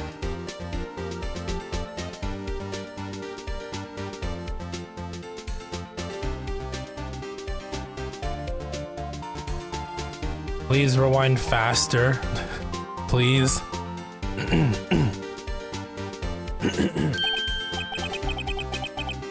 Oh, the white cloth, it's gone. What's the meaning of this, Officer Marshall? When the crime took place, a white cloth wasn't there. Then it suddenly appeared. There's only one explanation. You don't doubt that he was a Naruto fan because there was at least one thing in Dragon Ball Super that was inspired by something from Naruto. Yeah, no, I wouldn't doubt that either. You know, a lot of mangaka or manga artists influence each other to some degree. At the very least, they're definitely all, most of them are definitely all are aware of each other, right? Officer Marshall, you were in the evidence room at the time of the crime. What's more, you opened your locker when the camera was turned away. Order, order. Would seem to hold your horses. Sorry, partner, but you got the wrong man. So what if my locker was open? That doesn't mean I'm the one who opened it. Oop. The murderer needed to hide something, so he opened the locker and stuck it in. It's not my fault he happened to choose mine. Why is everyone staring at me like I'm a wanted man? You really don't know. This guy isn't just playing dumb. He really doesn't know. I hate to rain on your parade, but you're the only person who can open that particular locker. Oh yeah? I call your bluff. You say I opened that locker? Now prove it. Oh shoot, okay, never mind. I thought I pressed the wrong button. Where is it? Fingerprint? Yep. Fingerprint sensor? We talked about this earlier today. The lockers can only be opened by the detectives they belong to. What kind of crazy talk is this? Well, Detective Gumshoe did mention something about this. Imagine being able to say that your manga inspired one of the goats of the medium, arguably one of the founding fathers of the shonen battle manga genre, yeah?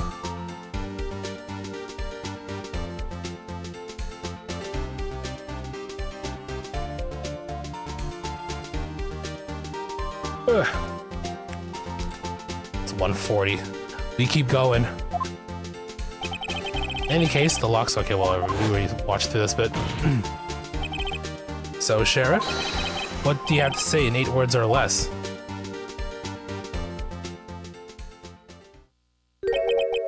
Only got 1 word for you, partner. No. This is so damn long. Well, I know case 1-5 is infamous for being like one of the longer cases in this game as a whole, in the series as a whole. Again, this is like a DLC case, so of course they want to go big, right? Order, order, order. Witness, explain yourself. If this is a joke, it's the worst I've ever heard. I assure you this is no joke, Officer Marshall. Now then, please tell us what you were doing in the evidence room at the time of the crime. Olay, please answer the question. What is he now, bullfighter? That's alright, Officer Marshall. I believe we can figure the rest out from here. We can?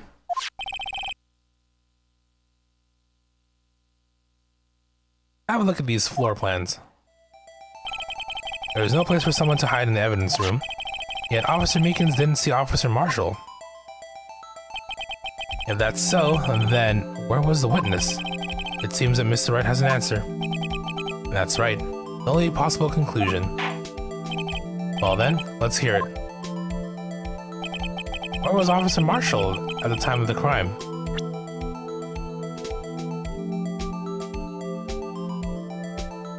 Take that! Officer Marshall was standing right here. There? But that's where the victim, Detective Goodman, was. Correct, unless the man wasn't Detective Goodman. But Jake Marshall, I believe the victim in this video, is Officer Marshall. It was you, dressed up like Detective Goodman. Objection! That's preposterous. Officer Meekins witnessed the detective at the crime scene. Once he saw the man's face, he'd know for sure. May I point out, though, that Officer Meekins did not know Detective Goodman. He also testified about the man and his reaction when confronted. When I entered the evidence room, I asked him to show his card. Okay, no, I'll skip that.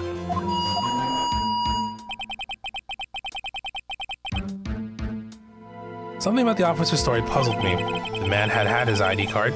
Why didn't he just show it? Yes, he would have needed it to enter the evidence room, so he must have been carrying it. The answer is simple. He couldn't show it. As you can see, Detective Goodman's picture is on his ID card. Oh, I get it. If he showed that, his cover would have been blown. Officer Meekins would have realized the man wasn't Detective Goodman. Do you have anything to say to this, Officer Marshall? You've got quite an imagination, partner. We got a term for that. It's called circumstantial evidence. Circumstantial evidence? He's still denying it. You're gonna have to do better than that to break a detective. Unless you have hard evidence proving I dressed up as a victim. I can't say I particularly care for your uncooperative disposition. I can't say I care for your beard, but you don't see me complaining. Well, Mr. Wright, do you have any evidence proving beyond a shadow of a doubt that Officer Marshall dressed up as the victim?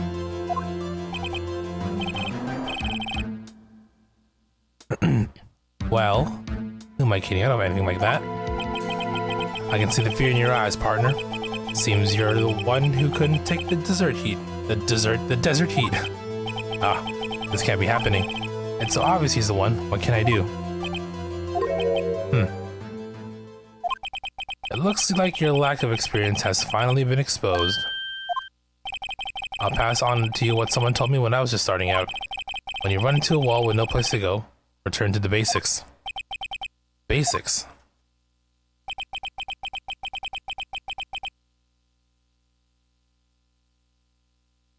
For me, that would be what Mia used to tell me. Phoenix, try thinking outside of the box. I shouldn't look for proof that Officer Marshall was in disguise, but rather, I should look for evidence that came about because he was in disguise. Why do you think this locker was open in the first place? What do you mean? There's no reason for Officer Marshall to open up his locker at the scene at the time of the crime? Yet he did, despite the chance it might be discovered later as it has been, which means he didn't originally plan to open his locker. According to the defense's argument, Officer Jake Marshall dressed up as Detective Goodman at the time of the crime. Then after the crime was committed, he opened his own locker for some unknown reason. The fact that a white cloth is sticking out of the locker seems to indicate that he opened it in order to put the cloth inside. So, just what exactly is this piece of cloth? Perhaps the video is the key to all of our unanswered questions. I don't have any evidence, so this video is my only shot. Very well. Let's take yet another look at the security tape. After committing the crime, the witness opened the locker to put away the white cloth. Please show us why the witness had to open his locker. I think I pointed this out earlier. 2. Because he got it all bloodied. So it's gonna be here. Alright, I guess we're away from Meekins. There he is. Then... and then there. Pause. Take that! For some reason, you disguised yourself as Detective Goodman and entered the evidence room, though I don't know to what end. Yet. However, something unexpected happened. Officer Meekins barged in on you. When asked to show your ID card, you pulled a knife on him. However, Officer Meekins panicked, and the white coat you were wearing was soiled with blood. A bloody white coat. You couldn't just walk out like that, so you hid the coat in your locker. Not bad, partner.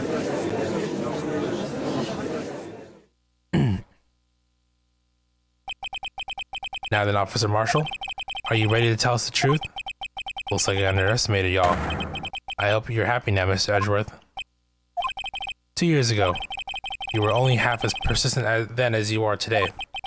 Y'all wouldn't have to be here now, would we? Officer Marshall, tell the court what you did. All of it.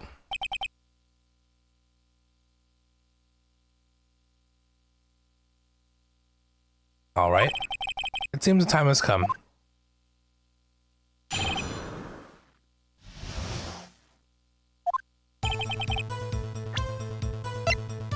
One thing I didn't get to look at yet is this here. SL9, Joe Dark, serial murder. 6 victims. Oh, that's right, Neil Marshall. Okay. Trial data. Head prosecutor. Didn't really tell you what happened though. I mean, the victims, sure, but... oh, well, it's fine. I had to do it that day. I couldn't just stand by and let it die. I sold the detective's ID and dressed like him. I planned to take out the evidence. I wasn't expecting Officer Meekins. I knocked him out and managed to escape. I knew Cherries wouldn't be caught on the camera. There wasn't any murder in the evidence room at 5:15.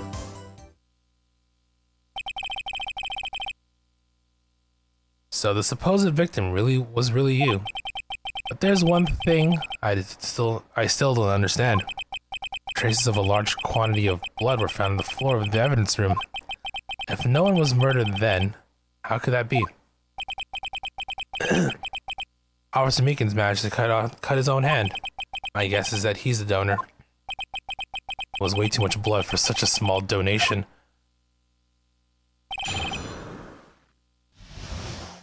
Okay.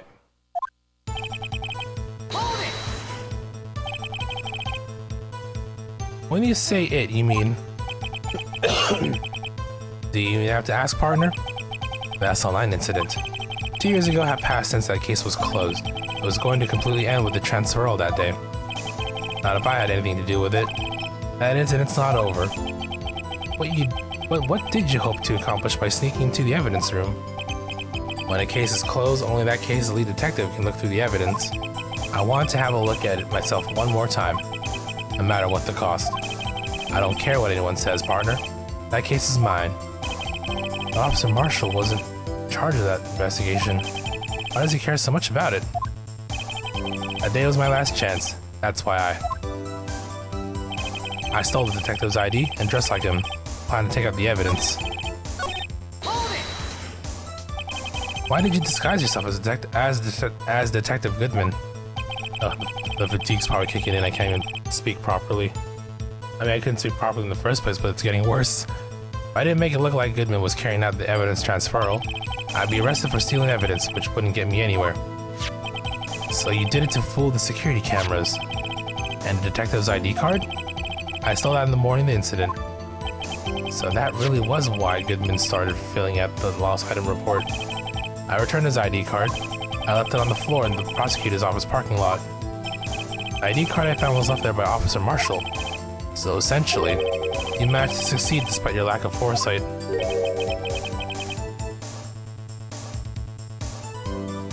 What do you mean, partner? I mean the fingerprint activated lock, of course. No matter how well you disguise yourself, you can't change your fingerprints. Under normal circumstances, you wouldn't have been able to open that locker yourself. But he could because the rubber glove just happened to get stuck in the door. That means Detective Goodman must have opened the locker before Officer Marshall. I wasn't expecting Officer Meekins. I knocked him out. He pulled a knife on Officer Meekins and tried to drive him off. Let's just say I was a little surprised. I only planned on being in the evidence room for no more than 5 minutes. I didn't think anyone would actually come in during that short time. Officer Meekins certainly is a one-in-a-million type of person, mistaking the detective for an intruder and demanding to be shown his ID. I'll have to think a little bit more about his raise this year. Why did Edgeworth get so much influence? Anyway, he threw himself at me and I ended up cutting him slightly. I'm sorry it had to turn out that way, with me knocking him out and everything. By the way, what happened to your knife?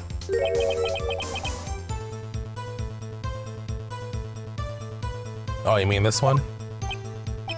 I don't know what to say. So you knocked Officer Meekins out, and I managed to escape. I knew which areas wouldn't be caught on the camera.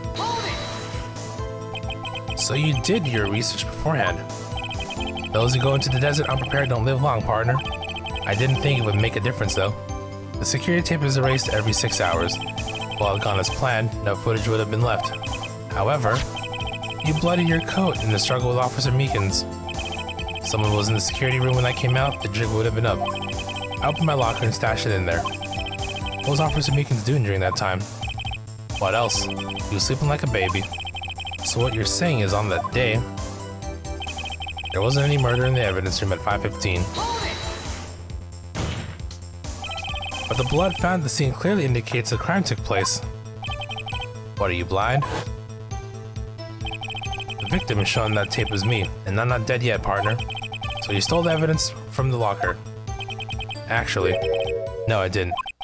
Why not? When I opened that locker, the evidence was already gone. What? Mr. Edgeworth, where is that evidence? It's still missing, Your Honor. Detective Goodman's locker was already empty. Someone else stole the evidence. Officer Marshall, may I ask you one thing? Fire away, partner. It's a free country. Just remember, I'm also free to decide whether or not to answer. Why did you do this? Stealing a detective's ID? Injuring a police officer? This is no small offense. Moreover, you're an officer yourself. Those have serious consequences. You can't just be forgiven with a simple cut in salary. Not that salary cuts are ever a valid solution. Like I said, this isn't your case, this one's mine. And I'll do anything it takes to get an answer I'm satisfied with. The witness has an unusual amount of zeal. Let's hear more. Marshall is a cool fellow. I just can't forget the SL9 incident, you know why? That case was solved 2 years ago, wasn't it?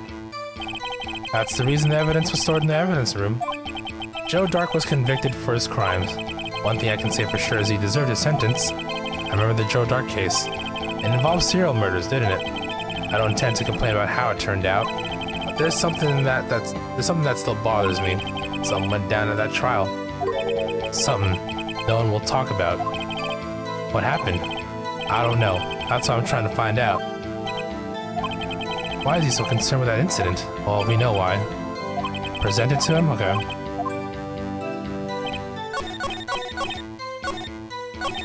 Oops.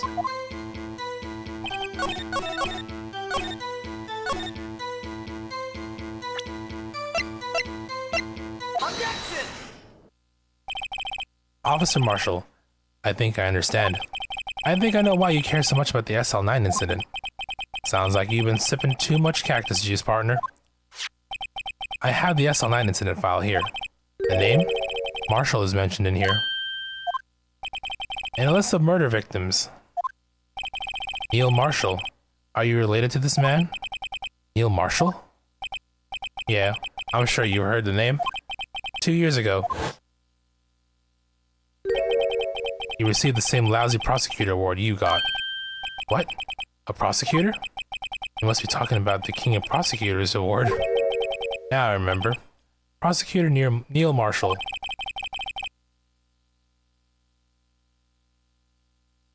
He handled the SL9 case before I did. That's right. He was killed, and the case fell into your hands.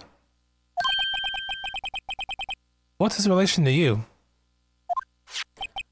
He was my brother. He was investigating the murders with Damon Gant, the then Deputy Chief of Police.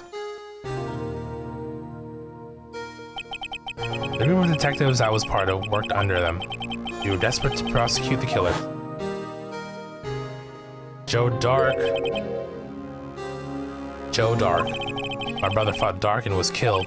That was the first time Dark left behind any evidence. That was all we needed. He was arraigned and incarcerated. The case was finally closed, at least according to the public records. What do you mean? My brother couldn't have been killed by Joe Dark. I knew my brother better than anyone. No one could have beaten him in a fight. And that's it. That's your reason for your insane actions? There's more to my brother's death than what the records say. No matter how much you try to hide it, you can't fool me. Well, at least one thing is for certain. Now we know what happened at the police department on the day of the crime. That was the last day the SL9 case could be reopened. Not satisfied with his resolution, Officer Marshall planned to steal the evidence. Disguising himself as Detective Goodman, he entered the evidence room. Officer Meekins confronted him, so he rendered him unconscious and fled. Neil's even cooler than his bro. I think Neil's the older brother too. Do we have any information on him now? Oh, that's scary. Oh, they don't have Jake's brother. Okay, all that was okay. This is his brother. No, I guess they don't give like a age at death kind of info.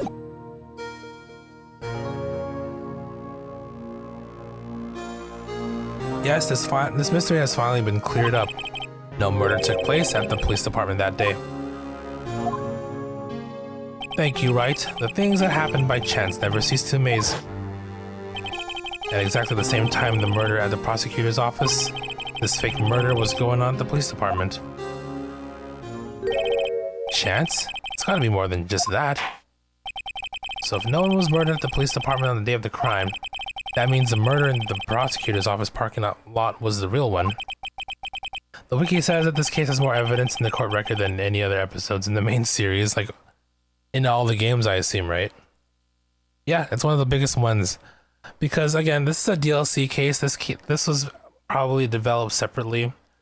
So they probably put a lot of work into it, right? Because like the first 4 cases were already out. So when they, you know, re-released it on 3DS, I'm sure they just want to show off what they could do with the 3DS in terms of this game, and then obviously other games that followed eventually, like the Apollo Justice games and onward.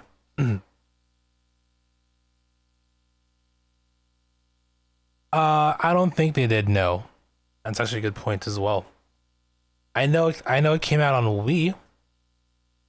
I think episodes 1, I believe episodes 1 through 4 came out together, and then episode 5 was also like a separate like edition that you had to pay for.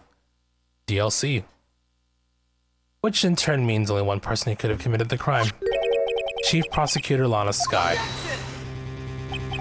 But wait, a verdict wasn't reached in yesterday's trial. Which is why we examined the incident at the police department today. But there's only one reason the defendant was not convicted yesterday. There yet remained the mystery of the simultaneous murder at the police department. It seems to me, this boy's got the draw on you, partner. All the mysteries at the police department have been resolved, no doubt about it. Our sole murder took place at the prosecutor's office. The only suspect is Lana Skye, and the testimony of one Angel Star is completely incontestable. If you have a response, make it a single word or less. Arg. Oh, thank you. I rest my case. It seems this trial has reached its conclusion. There's no room for doubt. Well done, Mr. Wright. Thanks to you, I didn't need to waste my time disproving the alleged murder at the police department. There's no doubt what I proved today is true. The apparent murder on the security camera's tape really was fake. But I didn't realize that would end up proving Lana guilty. Now then, the time for the verdict has arrived. The court finds the defendant. Hold it.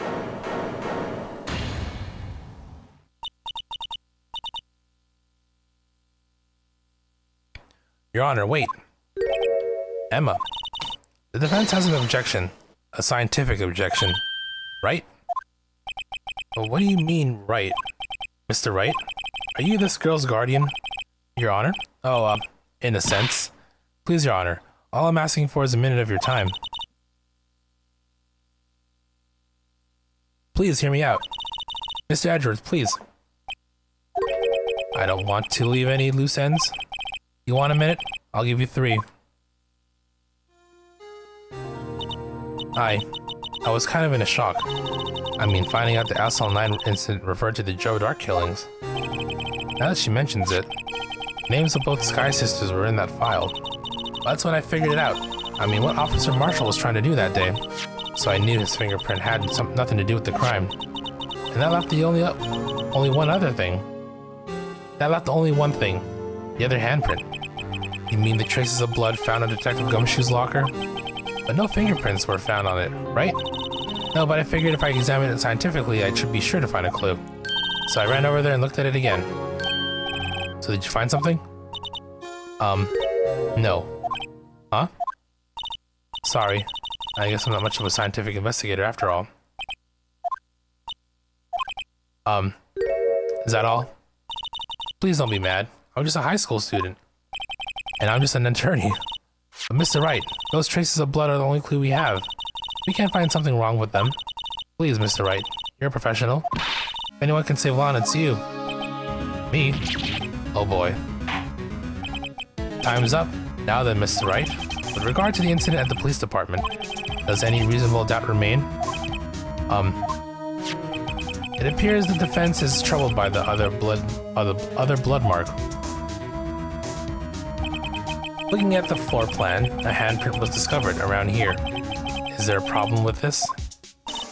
Mr. Wright, I'm sorry I can't be more of use.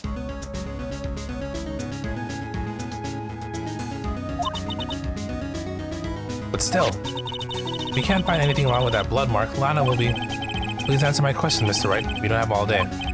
Yes, Your Honor. This is also the only case in the main series, not including the Layton vs. Wright game and Great Ace Attorney Chronicles, have not the word turnabout in the name. That's true. Probably because it's treated as a separate episode entirely. So like it's a whole saga. I don't know. That's a very good point you make. What could be wrong with that handprint on Detective Gumshoe's locker? Could there be something I'm missing? I object. Objection! This handprint left at the crime scene clearly shows a contradiction. The only thing that seems clear is that you're grasping, Mr. Wright. You've been staring pretty intently at those floor plans. Tell me, is there a problem with them? Yes, this is strange. Take a look at these floor plans. Something is missing. Missing? You mean something hasn't been drawn on there? Yes, something that when drawn will completely change the meaning of the blood mark. Let us pray the defense isn't simply trying to buy time. Very well, Mr. Wright. With all evidence here, there's got to be something I can use. The question is, what item can prove something is missing in the floor plans? Well, I mean...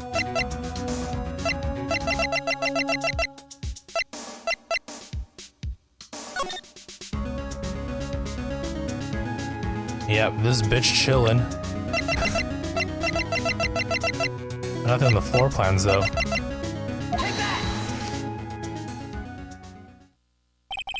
What about that piece of plywood? The Blue Badger, mascot of the police force, defender of truth, guardian of proof. Explain yourself, Mr. Wright. And please look at the floor plans of the crime scene. The Blue Badger is not here. So watch what happens when we put him in. This is where he was dancing at the time of the crime. Well, what? That's right.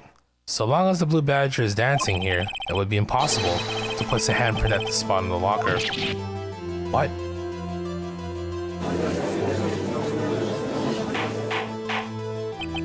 So that means, just exactly what does that mean? It means it can't be done. What are you saying? Blood traces were undeniably found in that locker. Don't look at me, I didn't put it there. Mr. Wright, think it through scientifically. Emma, on that afternoon,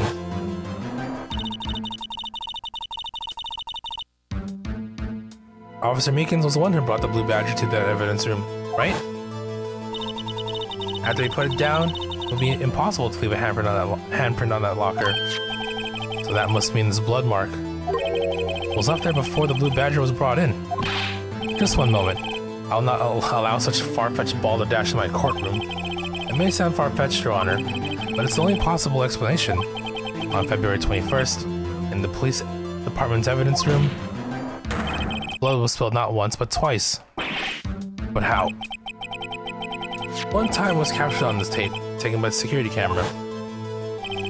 Officer Meekins cut his hand from which a trivial amount of blood fell. The problem is, the other time.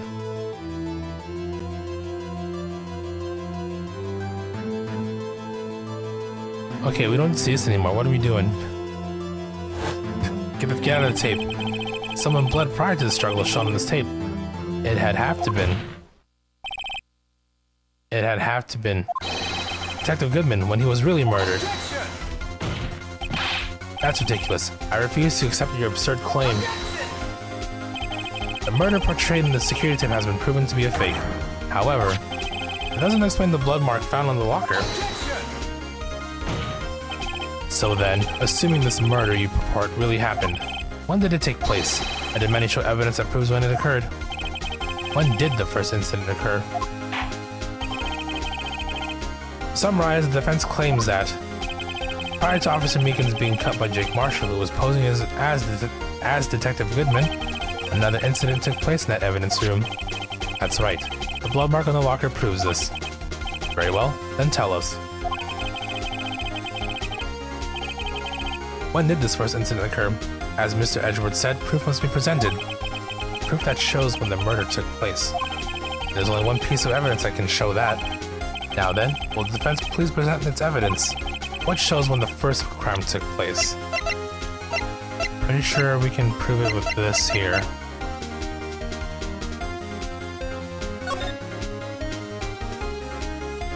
Yeah. If the crime took place inside the evidence room, then the killer would have had to enter it. In order to do so, an ID card would have been required. An ID card. Oh, ID card record. Officer Meekins brought the Blue Badger panel into the evidence room at, let's see here, 4:50 p.m. If the crime took place before that time, then would it be 4:40 p.m.? Miles Edgeworth, just what have you done? I never would have figured you had the nerve, boy. Drop the act, witness. It doesn't take a lot of thought to figure out it couldn't have been me. Nope, I ain't getting it. I'm afraid I don't understand either. It's clear from the luminol test that blood was there. However, when the second crime took place, both Officer Meekins and Officer Marshall failed to notice the blood. That means the blood from the first crime was wiped away by the real murderer. I would have had just 10 minutes to murder the victim, carry his body away, and clean up the blood. Unfortunately, that's physically impossible. That would mean the crime must have taken place before Mr. Edgeworth entered the evidence room. Let's take a look at the chart again. There's only one other card number remaining. 777777. Talk about a lucky number. But wait, that doesn't make sense. How could Detective Goodman have entered the evidence room? Since there's no record of his card being used beforehand, he must have entered along with the real murderer. That's the only plausible explanation. He went in with 777777. Mr. Edgeworth, please look into this ASAP. Find out whose ID number is 77777777. 7? That's 17 too many, Your Honor. Unfortunately, I'm unable to look up the owner of that ID card. At least at present. What? Explain yourself, son. The ID number 777777 belongs to someone with a rank of captain or higher. Someone who is a so-called executive officer. You don't have the authority to inquire into such a person's identity. Well, that's ridiculous. Just how... I'm not finished talking, Mr. Wright. There is one situation in which we can be granted such authority. If an official charge filed against an executive is accepted. An official charge? You're all like, aren't you? With your cover-ups and your forgeries. That's how the prosecutor office operates. I take pride in my work, Officer Marshall. I would appreciate it if you would keep your slander to yourself. Slander, is it? Okay. Let me ask a question. Yes? No, not to you. To her. The defendant sitting over there. Your own little executive. Lana? Don't be stupid. She's been charged with murder. Of course we've looked her up. Alright, look up her ID and it's not 777777. Don't play me for a fool, partner. That's not what I want to ask. All I want to know is one thing about that incident. The SL9 incident? Answer me this, Chief Prosecutor. In that trial 2 years ago, did you really only use legitimate evidence?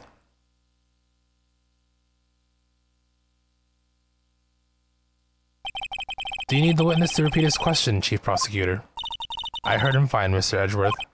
2 years ago, I was in charge of the prosecution for the trial. At the time, occasionally, we felt the powerlessness of the law. At least, I did. Lana, I became a prosecutor in order to suppress crime with the law. Before I realized it, we were the ones being suppressed by the law. Defendant, just what are you saying? I'll ask you again, Chief Prosecutor. During that trial 2 years ago, did you really present all the evidence in court? Can you look me, an investigator in that crime, in the eye and say that you did? Chief Prosecutor, you didn't. I don't have to, Officer Marshall. Why won't you answer him? Drastic crimes require drastic measures. That's just the way it is. We did what we had to, in order for him to get the verdict he deserved. But Lana, even if it involved forging evidence,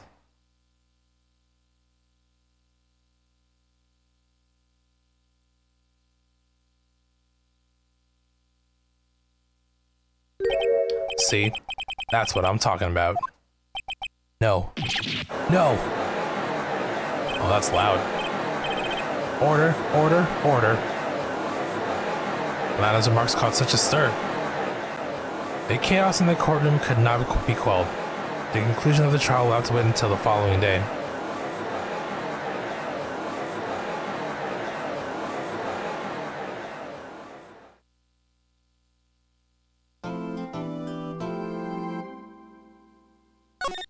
God, okay, I know. I mean, I'm trying here, but I think I might call it a stream. This might be it for me for now. I did a lot. Maybe I finished up case 4 yesterday. We could have probably powered through, but it is 2:15. I mean, I don't have work tomorrow, but I do want to get up early to do stuff. And then, like I mentioned at the beginning of stream, I'm gonna be doing a daytime Monster Hunter Wild stream instead of my usual time. Because things came up and I will be a little bit busy in the evening.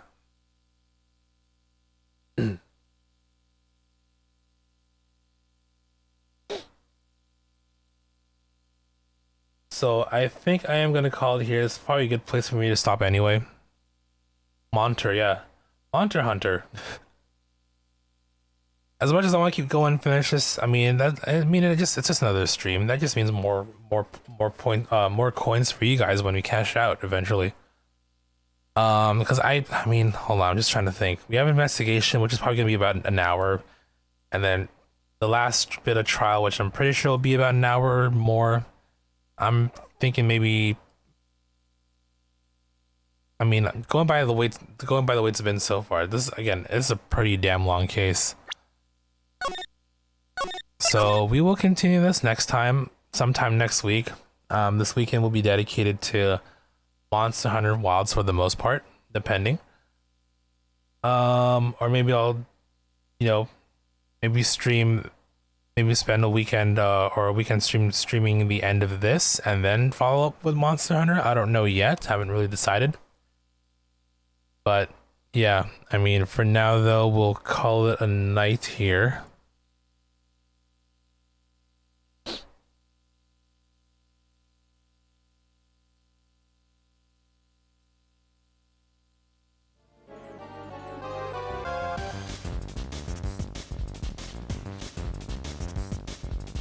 Did a lot today though. Pretty happy with the progress. I mean, it would have been happier if we got it done, but hey, it is what it is. I do expect to be back sometime during the day for Monster Hunter Wilds. We're gonna, break it in, get some hunts in. Unless things do change, I'll let you know on Discord. But I do want to stream it. I have a bit of daytime errands to do, and then when I go pick up my pre-order, and then we'll go from there. And, we'll just we're just gonna play, try and get as much game time as we can over the weekend. Maybe I'll do a little bit of, maybe I'll finish this up and then do Monster Hunter, maybe on like Saturday or Sunday, depending on how things go. But I do expect to be back later today during the day for a Friday Wild stream. So yeah, that's gonna be it for me tonight. Thank you all for watching. Thank you all for being here. Really appreciate you guys giving me company as I continue to work through the backlog, do both old games and new. I'll keep you guys updated if anything, especially on Discord if there's any last minute changes whatsoever. And we'll just keep it at that. So until next stream, hope you all enjoy your morning, your afternoon, your evening, your night, wherever it is that you are. As always, stay safe, stay healthy, do the best you can, be the best you can be. Again, thank you once again for being here. And until next stream, have a good one. Ta-ta.